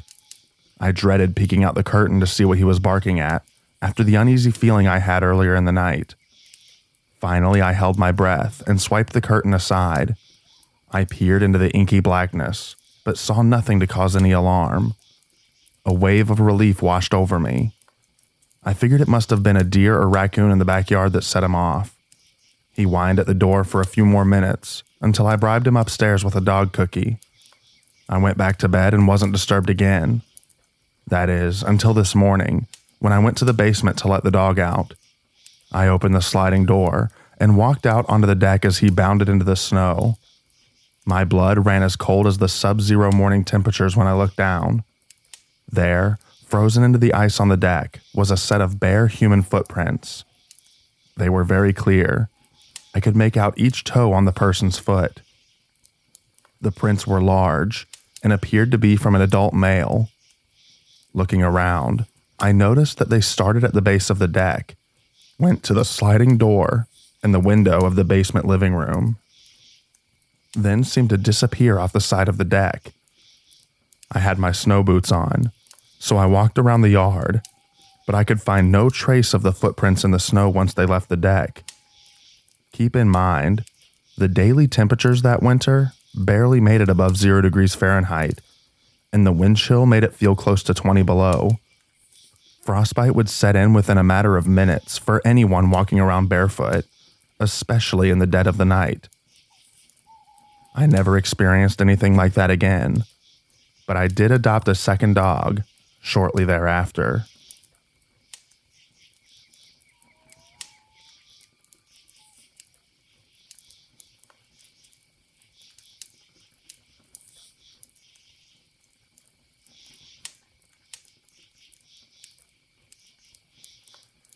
I used to work on the north slope of Alaska in the oil industry. The work we were doing required us to travel far out into the Alaskan Petroleum Reserve, which is basically just untamed tundra wilderness for hundreds of miles. The oil companies would build these long ice roads in the winter that would lead to exploration drilling pads. Our job was to go out after they finished the initial drilling and test rock formations for their oil-producing qualities. It was mid-January. The sun hadn't quite come up yet, and when I say the sun hadn't come up, I mean in almost a month and a half. Polar nights are intense. The particular well site we were traveling to was about 60 miles west of Alpine, Alaska, deep in the wilderness. Our job took a week, but we finished and were headed back to camp to finish our hitch and go home.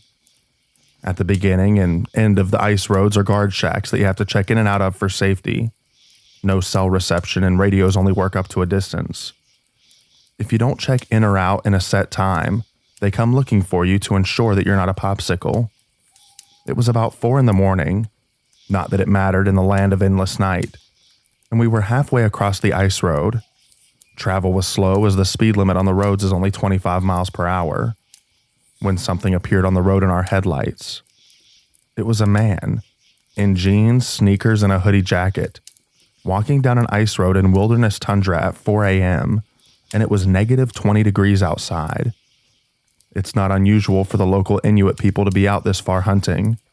Maybe his snowmobile broke down, and he's trying to get back to the guard shack. That seemed plausible. He didn't acknowledge us as our trucks rolled up next to him. He just kept shuffling forward. He didn't seem cold. His clothing, while totally not appropriate for this extreme weather, appeared warm and dry. We also noticed that he wasn't Inuit, but Caucasian. I rolled down my window and asked if he needed any help and if he was okay. He still didn't acknowledge us, just kept shuffling forward. His face was completely blank, devoid of any thought or emotions. The other guys in my truck suggested that maybe he was in an accident and in shock. I continued rolling my truck alongside him as he trudged down the road, still trying to get his attention. Even in this extreme cold, I could occasionally get whiffs of a peculiar smell coming off of him. He smelled acidic, if that makes sense. There was just a lot about this guy that made the hair on my neck stand up. The guy behind me in the truck's crew cab had had enough of all this. He rolled down his window and reached out to grab the guy. He later said that he was just going to try to shake him out of his stupor. Before my buddy's hand could reach him, though, this walking popsicle spun around and latched onto my buddy's outstretched arm. He glared at my buddy, and then at me with this look of pure rage, not removing his hand from his arm. If emotions had a physical temperature, this guy could have melted the entire tundra that night. My buddy groaned in pain as he tried to get his arm free from Mr. Popsicle. At that moment, this guy starts screaming in our faces. There was so much hate and rage and anger in that scream. It was absolutely terrifying. I slammed on the gas and spun out on the ice for a second before the wheels caught and launched us forward. Popsicle Dude still had a hold of my buddy's arm and was trying to pull him out of the truck. He was running along the side of the truck, while the other guys in the cab held onto my buddy to keep him inside. After several moments, it could have only been a few seconds at most, my buddy tore free from this guy, and we hauled to get to the guard shack another 30 miles down the road. We checked in with the guards and reported what we had just seen. The guard was looking at us like we were pulling a prank, but policy said that they had to check it out regardless. My buddy's arm was sore, and when we pulled back his sleeve, there were noticeable bruises in the shape of a hand around his arm. We filed a report with the guard and were told to head back to our camp. None of us really wanted to talk about what happened, and it was quite a drive the rest of the way. We flew home the next day. The next time we saw the guard at this shack, we asked him if they ever saw Mr. Popsicle on his patrols. He told us that they searched up and down that ice road for a solid 12-hour shift and saw nothing, not even tracks in the snow leading off the road. He told us it was a good prank and that he'd get us back for making him waste a shift driving around. But it wasn't a prank. Who would make up a story like that? And who would willingly bruise their arm for a dumb prank? We never got a satisfying answer to what happened that evening. I still wonder about that dude, if he even was a dude. The Alaskan tundra is a weird place, and that was just one of my many weird stories from my time up there. I'll work to write down more of my experiences and share them to the appropriate subreddits.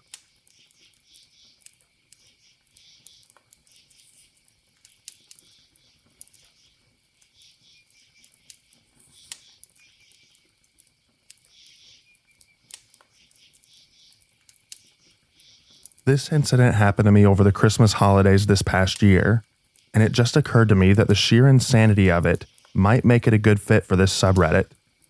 For reference, I'm a 24-year-old female.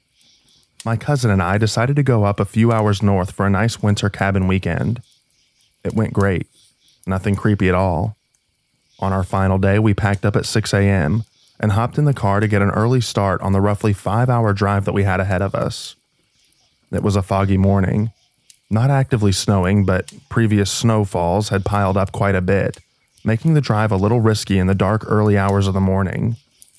My cousin was driving, and we were chatting and listening to podcasts, not too aware of our surroundings.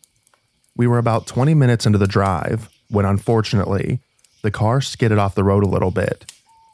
Stupid black ice. And we were very slightly grazed a tree. We got out to take a look, and by some miracle, there was no damage or anything on the car. As my cousin started to laugh with relief, we were just thanking our luck. I shielded my eyes because some idiot with their crazy high beams was coming up behind us. So obnoxious, my cousin laughed, starting to open her door and step back in when the blinding headlight car honks and continues to keep at us as they approach us. My cousin and I looked at each other, super confused, but quickly hopped back in the car.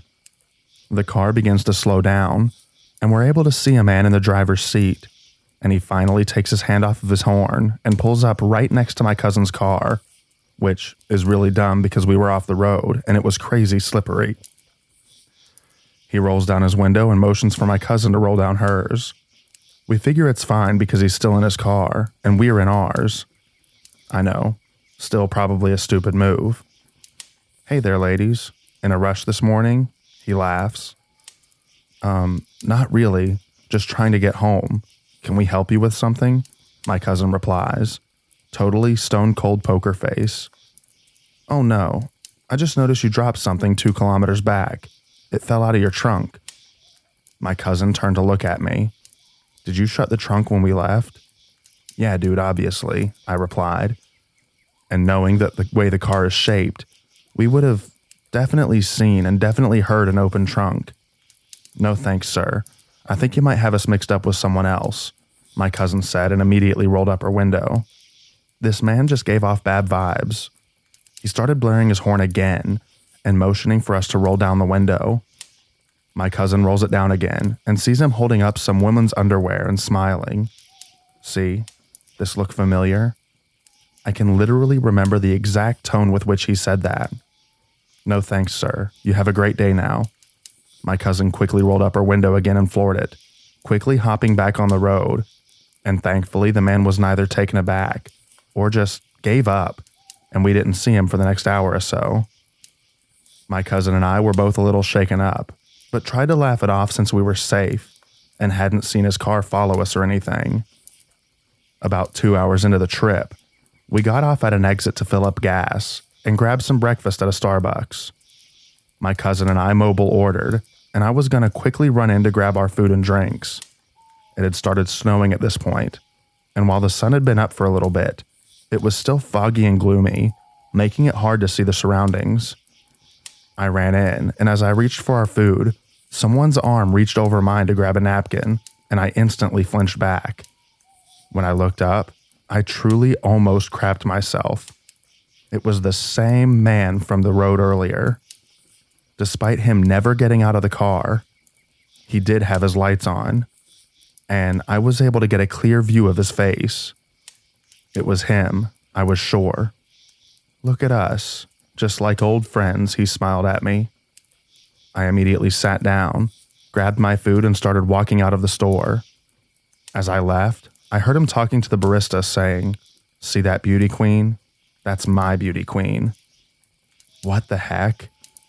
I almost had tears in my eyes because I was so terrified. I power walked back to the car, almost tripping outside because I was so scared and not walking like a normal person.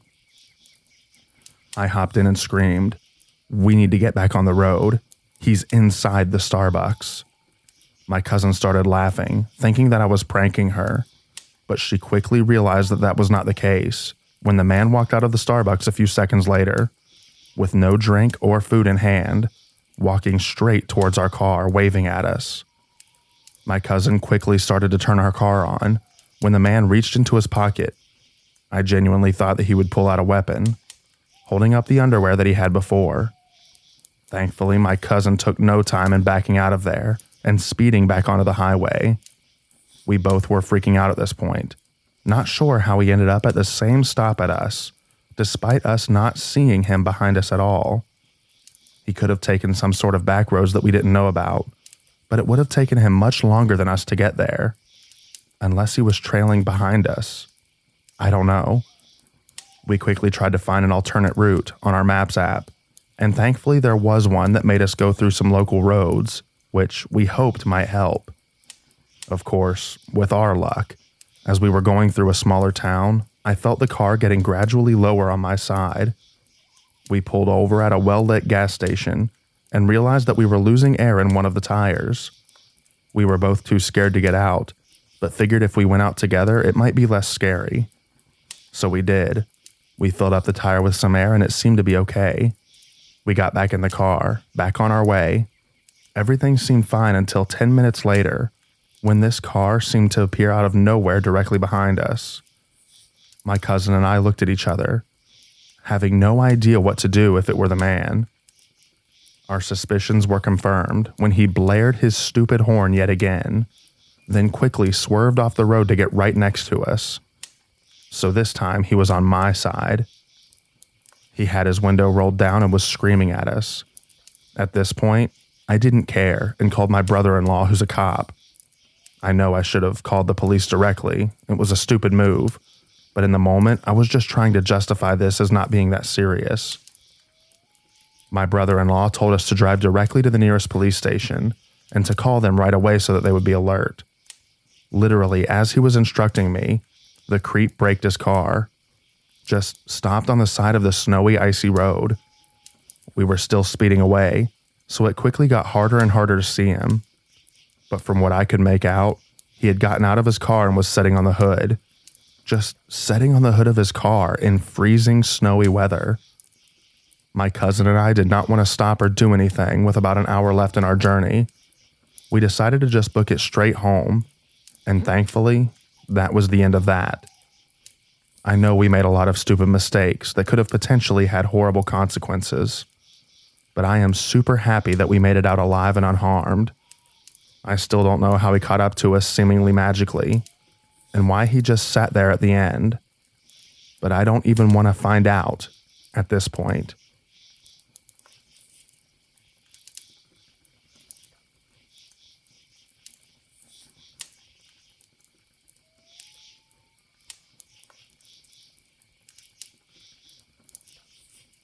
This is currently happening right now. Not the worst thing in this subreddit, but it's a constant creepy problem. I'm a 25-year-old female sitting by myself in a bar.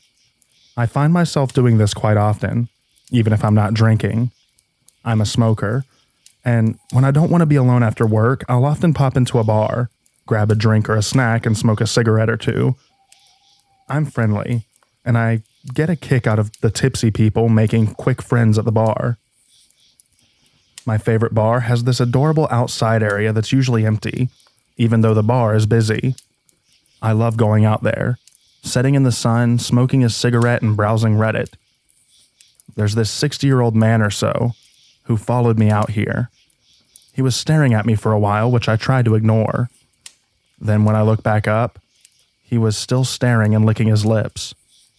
I just looked back over, his hand in his pocket moving around. He's still licking his lips and breathing hard. I'm finishing my Sprite and heading out now. It's just so creepy, and unfortunately not uncommon to have unspoken creepy as heck encounters at bars. I'm disgusted, and I'm mad that this is such an issue where I live.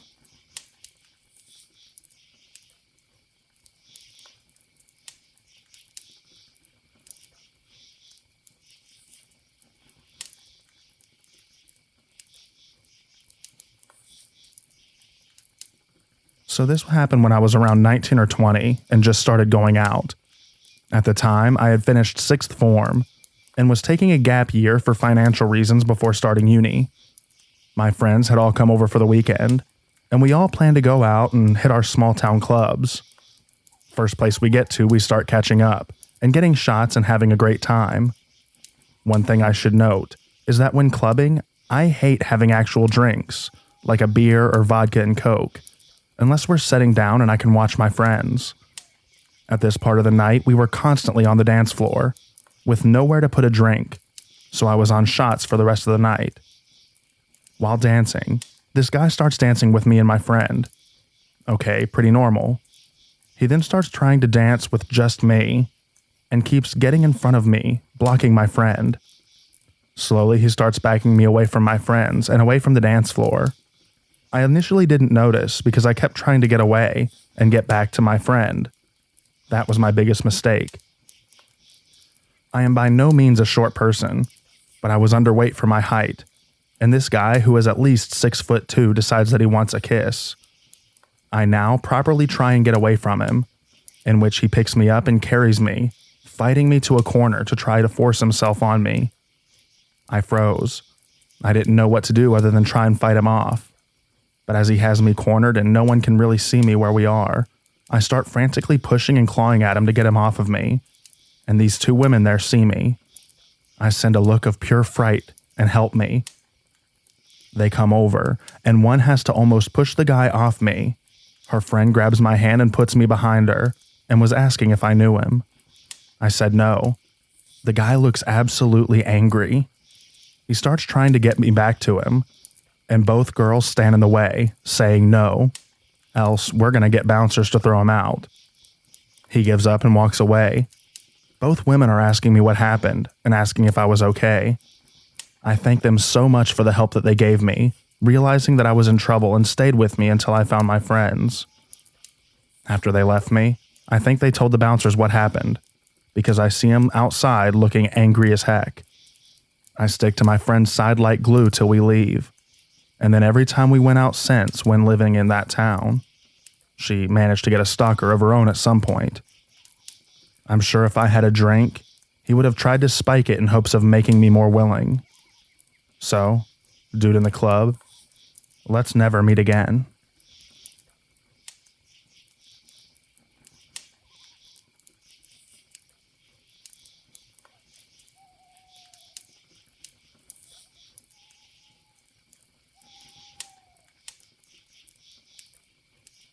This happened in early January, when I, a 25-year-old male, was on holiday. I had befriended some locals and went clubbing with them.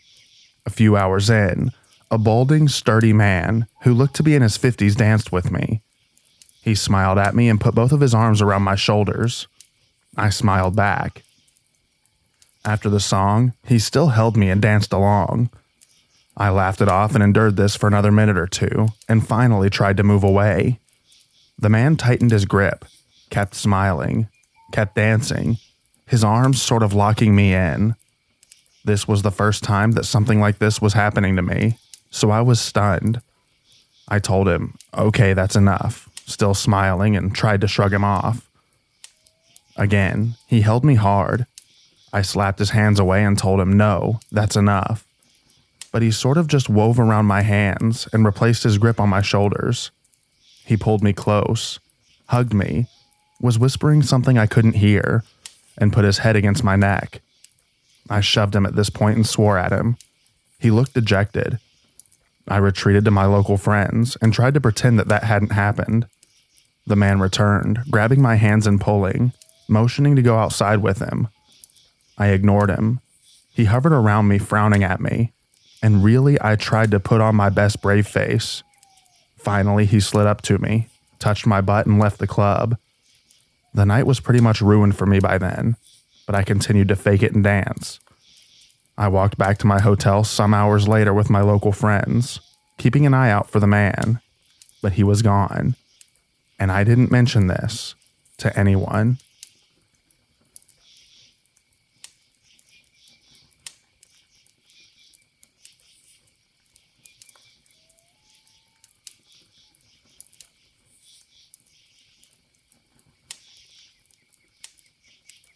This is my first post here. My memory was jogged by the recent story of the girl whose drink was spiked, and she passed out, and her friends took her home, thankfully. I had just turned 21, and obviously wanted to celebrate by going to the most popular dance club in my town with a couple of girlfriends. I had never had a fake ID or anything, so this was my first clubbing experience. We get inside and order drinks. I ordered a girly-type bottled drink. We drank for a bit and then hit the dance floor.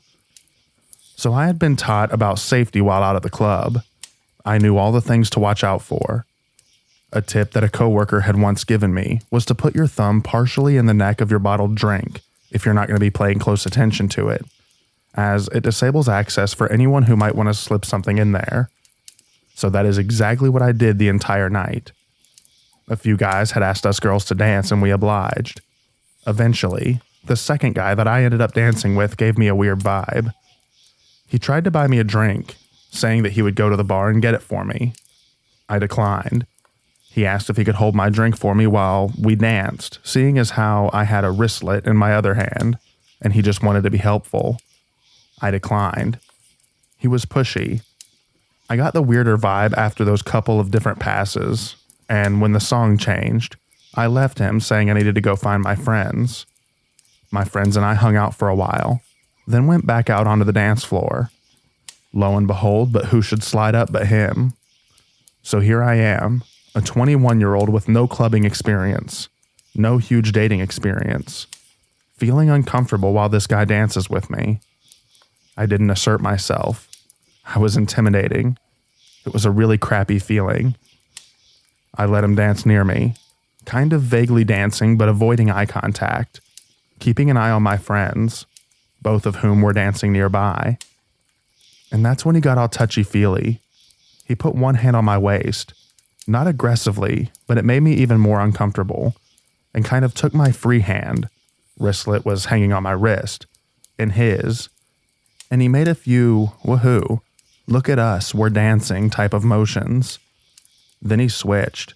His hand ran down my other arm, lightly grasped my hand, the hand that was holding my drink, and I feel his fingers slide until he's touching my bottle. My stomach turned over, but I kept dancing, not really knowing what to do. And that's how it went. Every so often, he would feel around my hand and bottle, my thumb firmly lodged in there, and then let go. After about a minute of this, I felt his forefinger and thumb grasp my bottle thumb, as if to confirm/test that my thumb was indeed in the way. And at that moment, the song changed. I saw my friend in my peripheral vision. I made eye contact with him and we shared a moment that really made me feel like he was thinking, I know you just got to know what I'm trying to do. I fled in the direction of my friend. We found my other friend and we went to another club. I can't think of any other reason that he would want to have his hands near my own hands or my drink. He wanted to drug my drink. I wonder how many other girls he had tried with that night. I certainly hope that he never succeeded. So creep at the club? Let's not meet.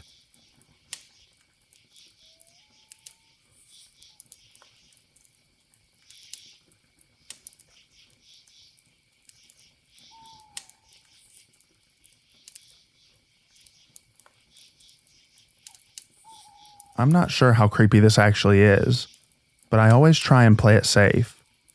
I don't believe in taking chances, and I don't intend on becoming another statistic. If that means playing on one side of caution, then so be it. I'm a bartender by trade. I've been working in bars since I was 21. I'm 29 currently and female, so I've had to pick up a thing or two. I get a fair amount of unwanted attention in my day-to-day life. I'd say about as much as the average woman gets. I'm not a vain person, but I do put a lot of attention into my wardrobe, my makeup, and my nails. I know it's such a sideways way of thinking, but most of my money is made on tips, and I have to make myself presentable enough. But because of this, I do set my boundaries very strongly. This doesn't mean that I'm perfect, though. I'm still a person with people urges. It was a typical Saturday night. The bar that I currently work at, and the one that I've been working at for the past 2 years, is a pretty small bar with more of an emphasis on the quality of the drinks and the relaxed atmosphere. I don't serve as many Vegas bombs or Bud Lights that I have at previous bars that I've worked at. It's mostly cocktails and craft beers. This usually keeps the rowdy crowd out. On Saturdays, we do trivia night, which I occasionally get tasked with hosting. It's not my favorite thing to do, but something I have to do as per my job description. There was a girl in the crowd that was answering most of the questions that I sent out. She wasn't alone, came in with a group of people, all seemingly in their mid-20s. Her and I ended up talking for a while at the bar in between serving drinks. She was flirty, which isn't something that I'm incredibly good at, but she was sweet. And just to make it clear, I have an equal preference in men and women. I wasn't trying to lead her on or humor her for the sake of making tips. In the crowd of trivia participants came this one guy. I wasn't the one to ID him, so I couldn't tell you his name. He began making rude remarks from one bar stool down from where this girl was sitting. He was somewhere in his 30s. It seemed like he was hitting on her, but she didn't seem very responsive. I told him that she didn't seem interested and that he should stop. He apologized with a very sinister-looking smile and looked down at my chest, claiming that he was looking for a name tag to formally address me. We don't have name tags. I told him that if he continued making people uncomfortable, he would be removed. One thing that I took notice of that made me sufficiently uncomfortable was the fact that he kept one hand in his jacket pocket. Just the one. And he seemed to be fiddling with something. I don't play around with this kind of stuff, so I told security about it. While I was walking back, I overheard him telling another bar patron that I basically told him that I would sleep with him when I got off of shift. The girl from the bar, as well as the random bar goer, told him that his behavior was out of line. I told him that he needed to leave, and that security was going to kick him out. His response changed from sinisterly playful to outright agitated. He made a comment about my sexuality, and told the random bar guy that he was sitting near that he was a homophobic slur. I hate guys like this with a passion. People who want to disrupt the comfort of others in some half-hearted attempt at getting laid. I walked from behind the bar and told him to leave, and tried again to flag security. He made a very crude comment about me letting him do some stuff to me, and in return, I wouldn't feel the need to be attracted to women. Unless it was, let's just say, a group effort. The girl that I had been talking to threw a glass of scotch in his face, and then headbutted him in the mouth. Security finally came running, only to try to kick her out. I flew into a rage over that, and told him that the girl was good, and she was only doing the job that he was supposed to be doing. He was removed from the bar. I kept an eye on him through the window. He stuck around near the bar for a bit, but after an hour or so he left. The girl offered to stay with me until closing, which wasn't necessary. I'd closed the place down so many times at 2 to 3 a.m., but I gave her the, "Oh, would you please" routine. I also give credit where it's due. So I gave the other guy from the bar a good thank you hug before he left, and told him that he made me feel safer. The girl told him the same.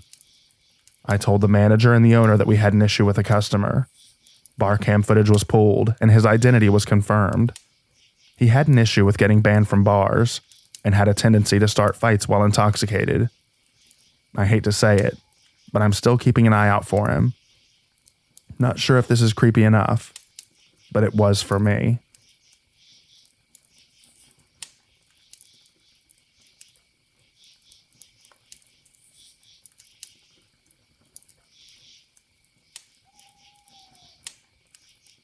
So this happened to me at my first club experience. Background info. I'm a 20-year-old female, and I was 19 at the time, and I barely reached 5'1".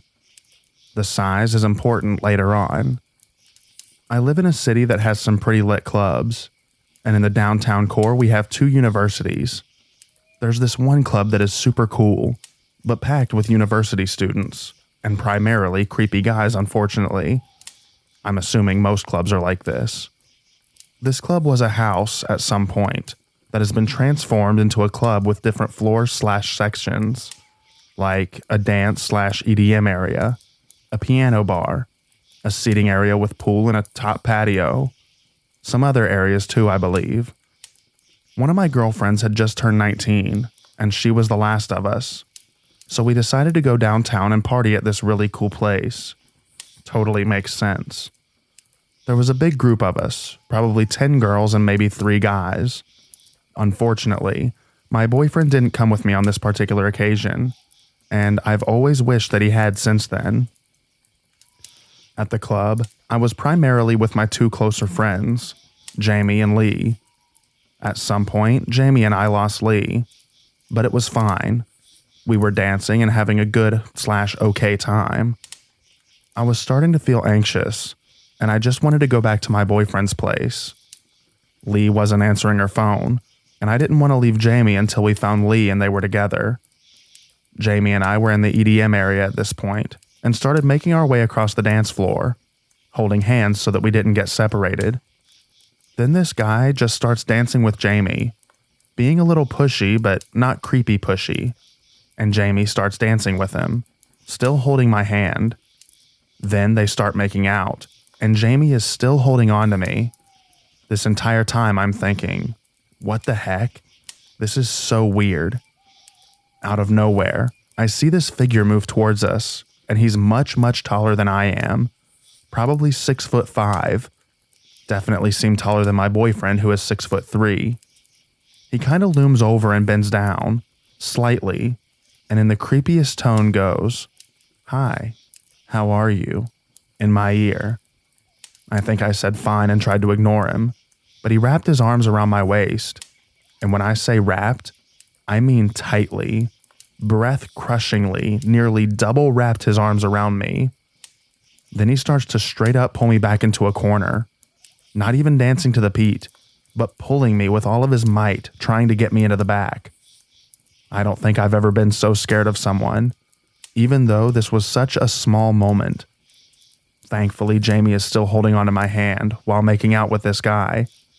I started to lose my grip though, and we almost let go of each other until I could feel her tighten her hand in mine and start tugging me away.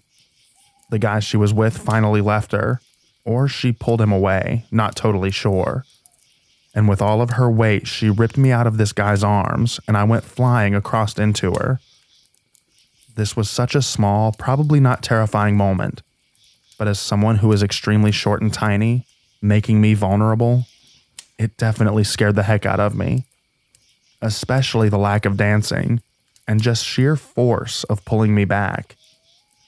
Maybe he just wanted to make out. Maybe it was more. But who knows?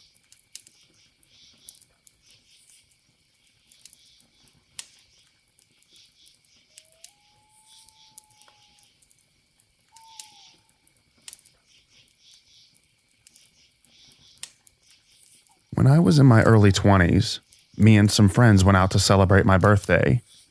We went to a couple of parties since it was the weekend, then bar hopped the rest of the night. While we were at a bar, we met a group of guys that offered to buy us drinks. No biggie, and heck yeah, it was my birthday. We danced around with them for a bit before retreating back to our little section. One of the guys came over to our section and asked me to dance again. I told him maybe in a bit, and went back to partying with my girl. We didn't see them again until the club closed. The group of guys came over to us, and of course, we're trying to find someone to go home with. The same guy that approached me earlier had approached me again. I laughed it off and thanked him for a good time. By this time, we were all getting into the car. We had a designated driver, and they made sure that each of us got home safe after the club. 3 nights later, me and my then boyfriend were knocked out as I had work the next morning. My boyfriend worked nights, but he was off this night. 3:41 a.m. There's a knock at the door. My boyfriend goes to answer it, and I'm walking behind him, wondering who could possibly be at the door at that time of night. We lived in a not-so-good area, so the porch lights would work when they wanted to, and now was not one of those times. As my boyfriend opens the door, the person at the door says, "Excuse me, ma'am, I can't get my car to start." And as he looks up, I immediately recognize him as the man from the club. I scream, and my boyfriend catches on and closes the door. Me and him had had a few laughs when I told him about the guy at the club. So when I told him that it was him, he opened the door back up, I guess to confront him, but he was gone. We hadn't seen a car, but again, it was dark. I don't know how this man found out where I lived, other than following us home that night. I still get the chills thinking what may have happened if my boyfriend wasn't there that night.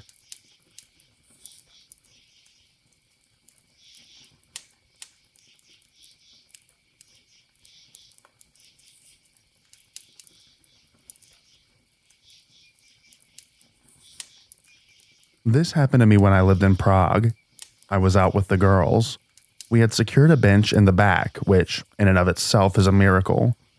I offered to go get drinks because this boat club filled up fast. So I get my friend and I a drink. I'm standing by the bar with 2 drinks balanced carefully in my hands. I turn around to go back to my friends when suddenly this guy is standing in front of me. I was unprepared for what would happen next. I have to preface this with saying that I had a lot of people come up to me in the Czech Republic asking to touch my hair. I have very tight curls. Not a lot of people in Prague look like me. I've had people ask to take pictures with me because of my hair.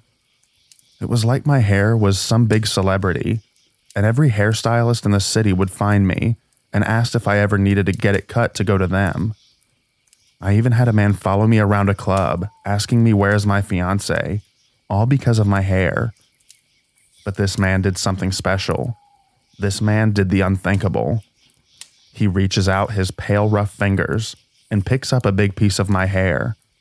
He held it up as if to examine it. Then he took his other hand that he stretched his hands out and chomped down on my hair while still attached to my head. He dropped his hands.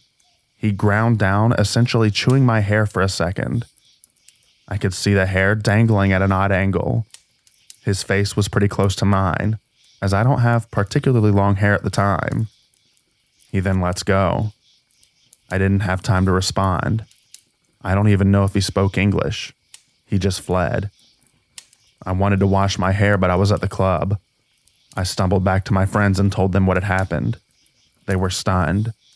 I didn't have another interaction with him that night. And to this day, it's one of the strangest things that a person has ever done to me.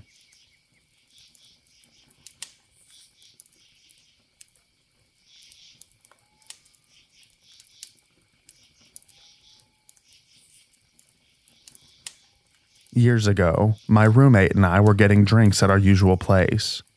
We sat at the bar sharing a pitcher and some shots, and this creepy guy that we had never seen before kept butting into our conversation. He kept trying to buy us drinks and talk to us. He was really drunk and very pushy. We were there for a couple of hours, and it went on the whole time. We ended up leaving early because he kept saying that we should come over to his house, and when we declined, he got weird and started talking to himself. Fast forward 2 weeks later, and this guy is on the news wanted by the police. He had met a girl at the bar. She left with him, and he unalived her out in a cornfield.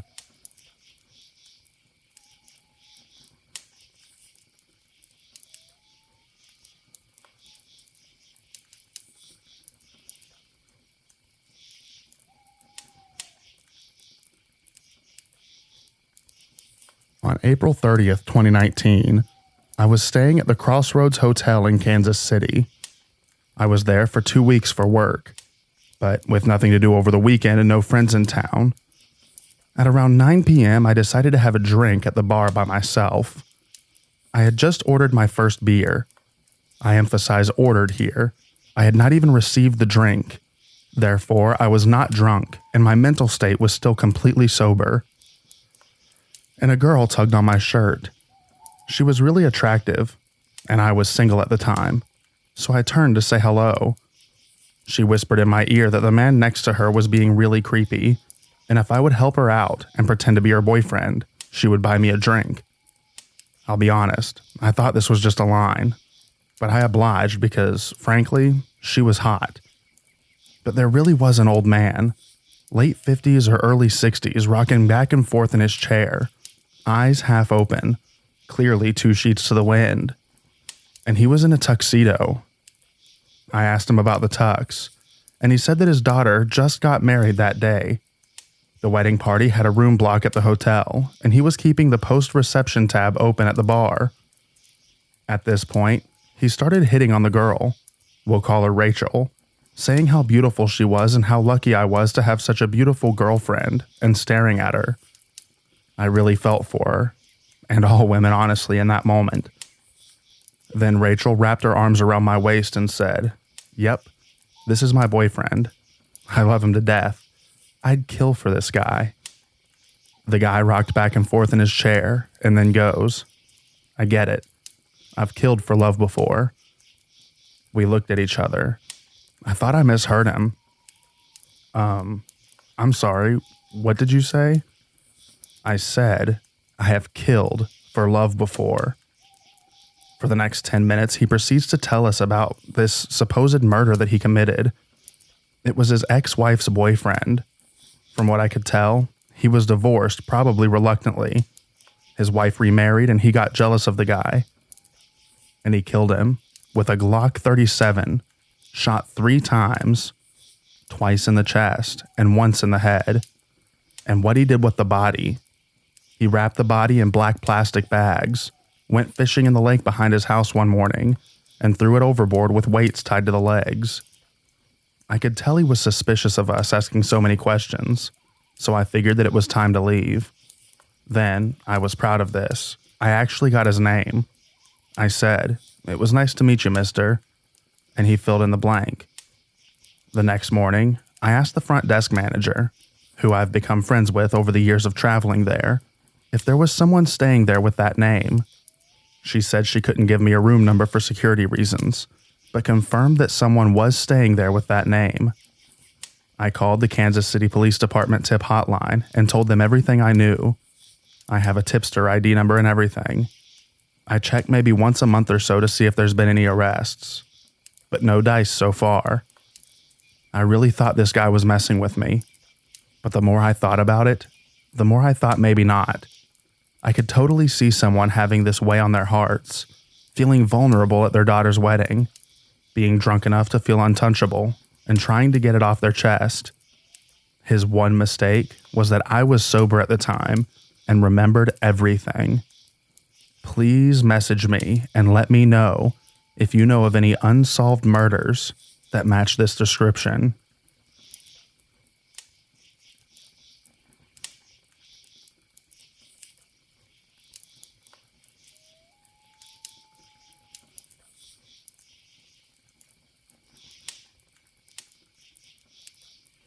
Back when I was 18, my best friend Ann and I used to go to this club quite frequently. The legal age to drink in my country is 18. It was a trendy place with cheapish drinks and really good music. My dad never stopped me from going clubbing, but he always told me to not get drunk and to be aware of my surroundings. Always. My mom always told me to look out for Ann, and for Ann to look out for me. Girls need to stick together. So it was an average ladies' night on Wednesday, where girls enter for free and drinks are cheaper. Ann and I start drinking and get pretty buzzed but not drunk. Ann needed to go to the bathroom, so I followed her and waited outside. So the male and female bathrooms are right next to each other, and there's a sofa area in front so people can sit and wait. On the sofa, there was a girl who was obviously very, very drunk, and she was in between 2 guys who were laughing, but it looked off. They were harassing her, which could have been mistaken as just 2 friends having a laugh at their female friend being drunk. They proceed to literally carry her out of the club. At this point, Ann comes out, and I motion to her that this girl looks like she's in danger. We both tail them, and the more I see them interact with her, the more I feel like they're about to assault her. My friend and I go up to her and start saying, "Oh my God, Angela, there you are." We didn't know her actual name. We just wanted to get her out of that situation. The 2 guys were shocked and put her down. Ann asks them who they are, and they claim that they were just trying to help her and bring her out of the club for some fresh air. I wanted to give them a piece of my mind, but I somehow read Ann's mind and decided against it. We were just 2 18-year-old girls, and they were 2 large 25-plus-year-old guys. We wanted to save the girl, but we didn't want to jeopardize our own safety either. So we pull her away and put her arms around our shoulders and carry her out of the club ourselves. We're trying to ask her if she has an ID on her, or if she has friends at the club also. She was too drunk to answer. We finally got outside and saw a small group of guys and girls around that girl's age. They see us and run towards us and her. They were her friends. The girls in the group take her from me and Ann and start talking to her in their own language. The guys thank us profusely, and we explain that we found her inside. We later learned that they were German tourists, and this was their first time in our country. It still haunts me to this day about what would have happened if we didn't intervene and save Angela. So remember, please be safe, drink responsibly, and always have a friend with you when you're out. Look out for other girls. We need each other.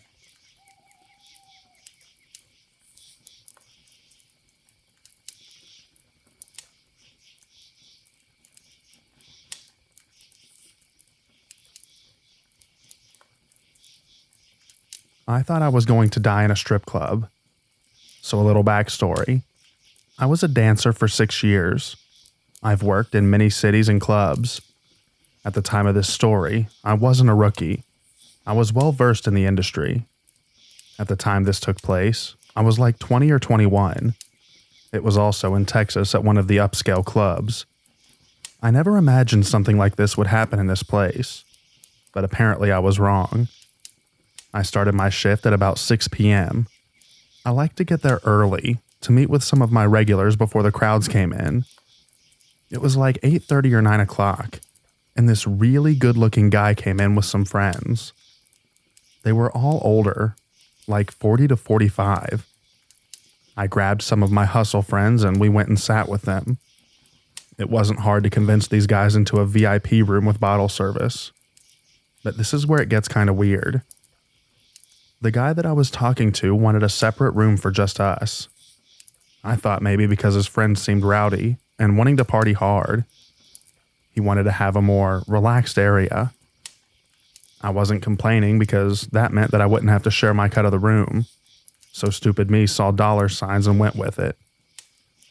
We get 2 bottles of Dom Perignon, mixed drinks, and some shots. Now, a lot of guys that come into strip clubs really want to let loose, and they brought drugs as well. These guys had just about everything besides crack, meth, and heroin. I was definitely a party girl at the time too. So yes, I partook in some of these, but I also wasn't stupid. So at this time, we were all hanging out in one room together. I took a little hit of coke and off the back of my hand and continued drinking. After we were all hyped up and ready to party, my guy pulled me into the other room. This guy was like 6'4", obviously worked out a lot and was attractive. I, on the other hand, without my heels, was 5'6" and like 120 pounds. I sat down on his lap. I started talking to him and laying down my moves to get him to empty his wallet. We were having a really good conversation, and my bouncers were really good about checking up on the girls in the rooms, because they're pretty secluded on the second floor. After about 20 minutes of talking, something snapped, and all of a sudden he literally puts his hand around my neck, lifted me up, and slammed me against the back of the couch. The couch backs were tall and padded, so it wouldn't have been hurt on the other side. Plus, with all the music, I was literally frozen in fear. After almost 3 years of dancing, I had never been in this situation. He started calling me names, spat in my face, and his grip on my neck would get tighter and tighter when he would make me feel like I needed to take a deep breath, like I was going to scream. Luckily, there were also VIP rooms across the large overlook, and a bouncer noticed me kicking and flailing. I faintly remember, like all of the bouncers running into the room, they had to pry me out of his hands. When I was finally back to sitting on the couch, they had him on the floor outside the room, and his buddies acted like they didn't even know him. My manager grabbed me and carried me like a baby to the dressing room, asked if I needed any medical attention. I said no, I was just really shaken up. His buddies talked to my manager and basically gave me guilt money for the happening. Apparently, he was going through a crappy divorce and just snapped on me instead of his ex. To the guy at the club, strippers are people too, and let's not meet.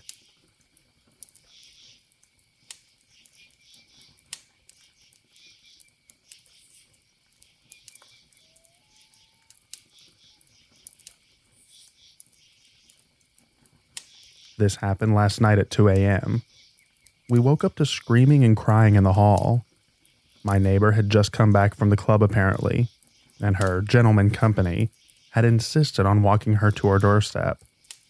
She lived down the hall 2 doors from us, but she refused to let him in for anything more and told him that she has an early morning and so on. He then got aggressive and insulting to her and ended up slapping her twice and punched her on the nose once. She talked to me while they were waiting for the police and then tried to steal her phone to get his money's worth of that night. That's when my boyfriend yanked our door open and ran out while I ran towards her and pulled her into our flat. The guy dropped her phone and ran away. This guy. I don't have any words. The police came and took her in to get her to the hospital and everything recorded. I'm buying a baseball bat or something similar.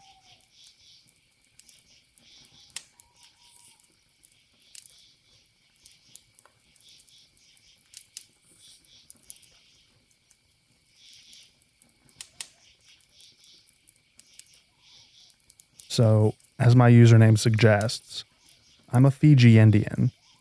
Well, at least my parents are. I, on the other hand, was born and raised in Australia and grew up with the Western way of life. One of my close friends has just gotten engaged, and all of us girls wanted to go out to celebrate. We ended up going to this club that was holding somewhat Indians' night out event. Around 2 a.m., I leave to go back home, as usual. I visit my parents on the weekends, and I wanted some sleep before then. I usually drive everywhere, but due to restrictions on my license, I'm unable to drink. I'm on my green peas for those who are familiar with Australian road rules. I left my friends and walked towards the building where my car was parked. It was parked near the train station, and the walk was roughly 500 meters to a kilometer away from the club that I was at. So I felt kind of safe walking it. As I was walking out, a pair of Indian guys walked out behind me as I was walking towards the train station. I heard the men started to say things in Hindi, like, "That girl is good," and "Look at her legs," and super shady stuff like that. I then started walking faster and they kept on following me. At this point, I was running to my car and fearing for my life as I entered the building of the car park where the 2 security guards were.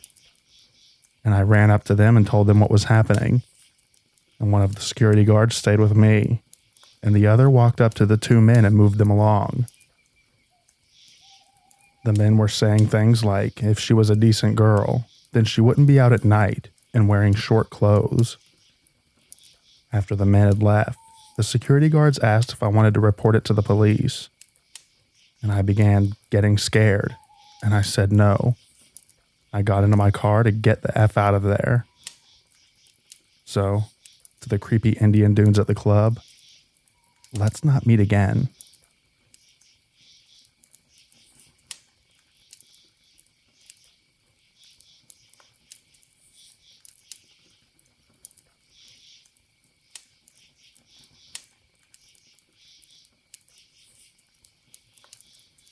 In the summer of 2016, my boyfriend was away for 2 months in the Middle East on a trip, and I was missing him a lot.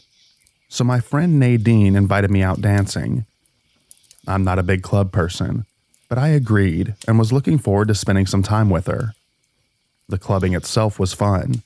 We stayed right until closing, and nothing out of the ordinary happened. After the club closed, the common thing is to stand outside and hang out for a bit. Nadine and I were chatting when a young man approached us. He started talking to us and invited us to go get some food down the street. His name was John. We agree, as the area is packed with people and police officers, so it's not just us alone with him. We order our food and he prays, for both of us. I had never had this happen before, and I had no idea how to respond. So I thanked him and downgraded my fries to small. We were all sitting on the sidewalk eating, when John pointed to a figure across the street. A man was just standing there, staring in our direction. He was there for some time, but we weren't too concerned until he started walking towards us. He was tall, thin, and pale. He turned to me and takes a deep breath and said, "I've been following you for a while now, and I think you're gorgeous, and yeah." I had very limited experience with boys, aside from my boyfriend, so I had no idea how to respond or how to turn him down. I started out a thank you or a gee whiz or something. The man sat down uninvited. He introduced himself as Caden, and he invites us back to his workplace, a weed dispensary that he's the manager of. Right away, alarm bells went off. I had no interest in weed or him, but Nadine was adamant about going, and I will never leave my friend alone with two strange men, so I went with her. It was right around the corner. We entered, and he locked us in. We sat in the back room with Caden, and he turned on some music, and the others all smoked, but I declined. Caden started eating some smoked salmon strips from a sandwich bag and talked about how weed is the only way the government can't read your mind and other stuff like that. He started getting really angry and worked up. He kept mentioning my hair. He got mad at me for not liking the music that he put on, despite my never having said anything about it. A huge red siren was going off in my head. John finally had enough. Him and I had an entire conversation without saying a word, I swear. We knew we had to get out of there. John and I convinced Nadine to leave, but we had to get Caden to unlock the door first. John got loud and big, demanding Caden to let us leave. We practically sprinted out. John paid for my taxi home, made sure that I got home safely, and I thought that was the end. A few months later, a series of SAs occurred in the train tracks by my house. I was scared. Teen girls had been attacked randomly, and it was on the local news. He had been especially transfixed on their underwear during the attacks. Eventually, the police had a suspect and released his photo, which my dad asked me to look at, in case I saw him around town. My blood went cold. It was Caden. He was known to the police, and they advised the public not to approach him, as he had a history of violence. He ran. They had wanted person alerts on the news and played videos from his YouTube channel of him shirtless smoking weed. It was all kind of absurd. They eventually found him a week later, trying to cross the border to another state. He got convicted of SA against a minor and went to prison, but only for a year. He's out now, and I have no idea where he is.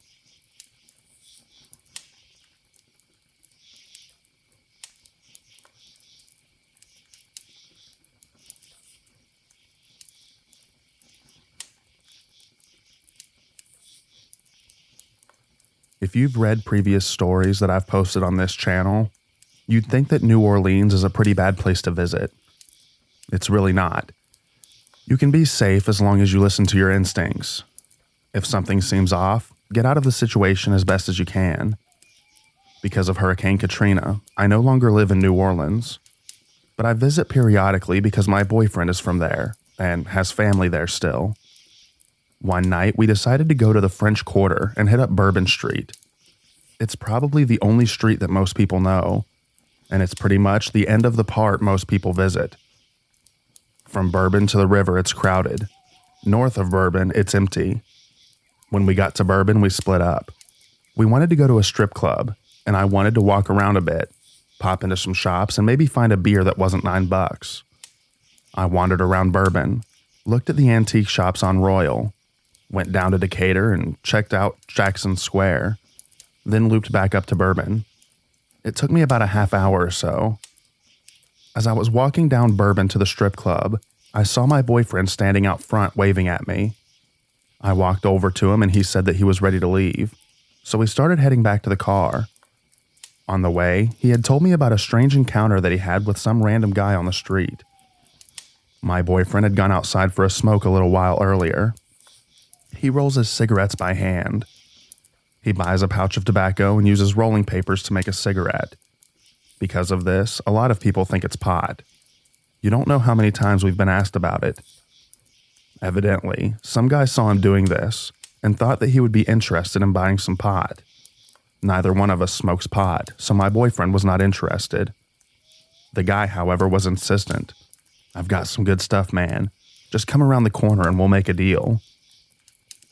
Alarm bells are starting to ring in my boyfriend's head. Generally, drug dealers don't approach you, despite what 80s PSAs would have you believe. You're generally introduced to them by people that you know who can vouch for you. You gotta avoid the narcs. My boyfriend refused again, and the guy pushed some more. "It's real good stuff. I'll give you a great deal. Let's just walk around the corner." My boyfriend did not want to get off of Bourbon and go down to the deserted side of the street that this guy had suggested. Eventually, the guy left him alone, but the experience made him feel uneasy, so he was relieved when I showed up a few minutes later. After he told me about that, he explained his theories on what the deal was with his unprofessional drug dealer. Theory 1 is that there was no pot, and this guy was just trying to get him to go to a deserted street so that he could mug my boyfriend. Possible. Theory 2 is that there was no drugs and the guy was a cop who wanted to lure my boyfriend off of a crowded street so that they could make an arrest without drawing too much attention. Also possible. Theory 3 is that the guy was going to try to rip him off and sell him some oregano or catnip or some other type of fake weed. I don't think either one of us thought the deal was legit in any way. He was trying way too hard, according to my boyfriend.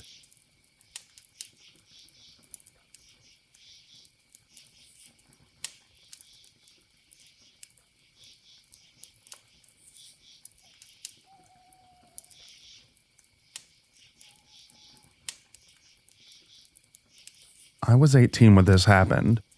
It was my friend's birthday, and to celebrate 5 or 6 friends, and I decided to hit a club.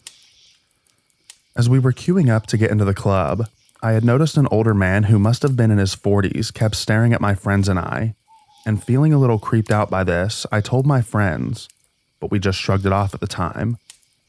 Once we finally got inside the club, it was still getting busy, so my friends and I bought our drinks and sat down. While I was talking to my friend about whatever, I noticed the older man from before. Now this dude looked crazy.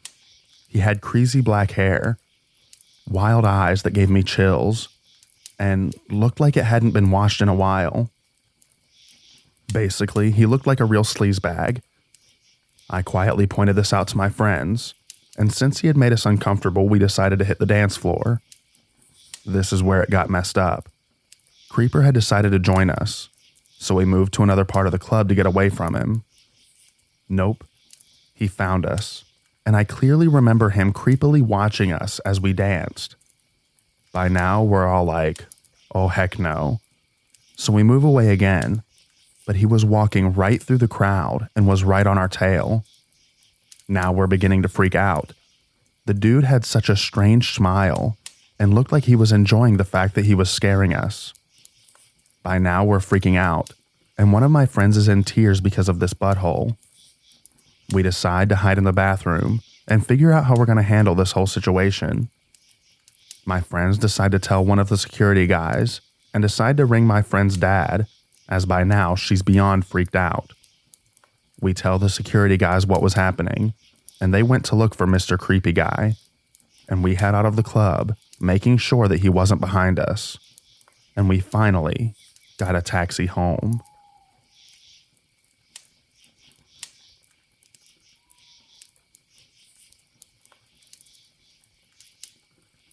Thank you so much for listening to all of the stories in this video. I hope you enjoyed them. I also hope that you enjoy the extra rain at the end. Get a good night's sleep, everyone, and I'll read to you in the next video. Bye-bye now.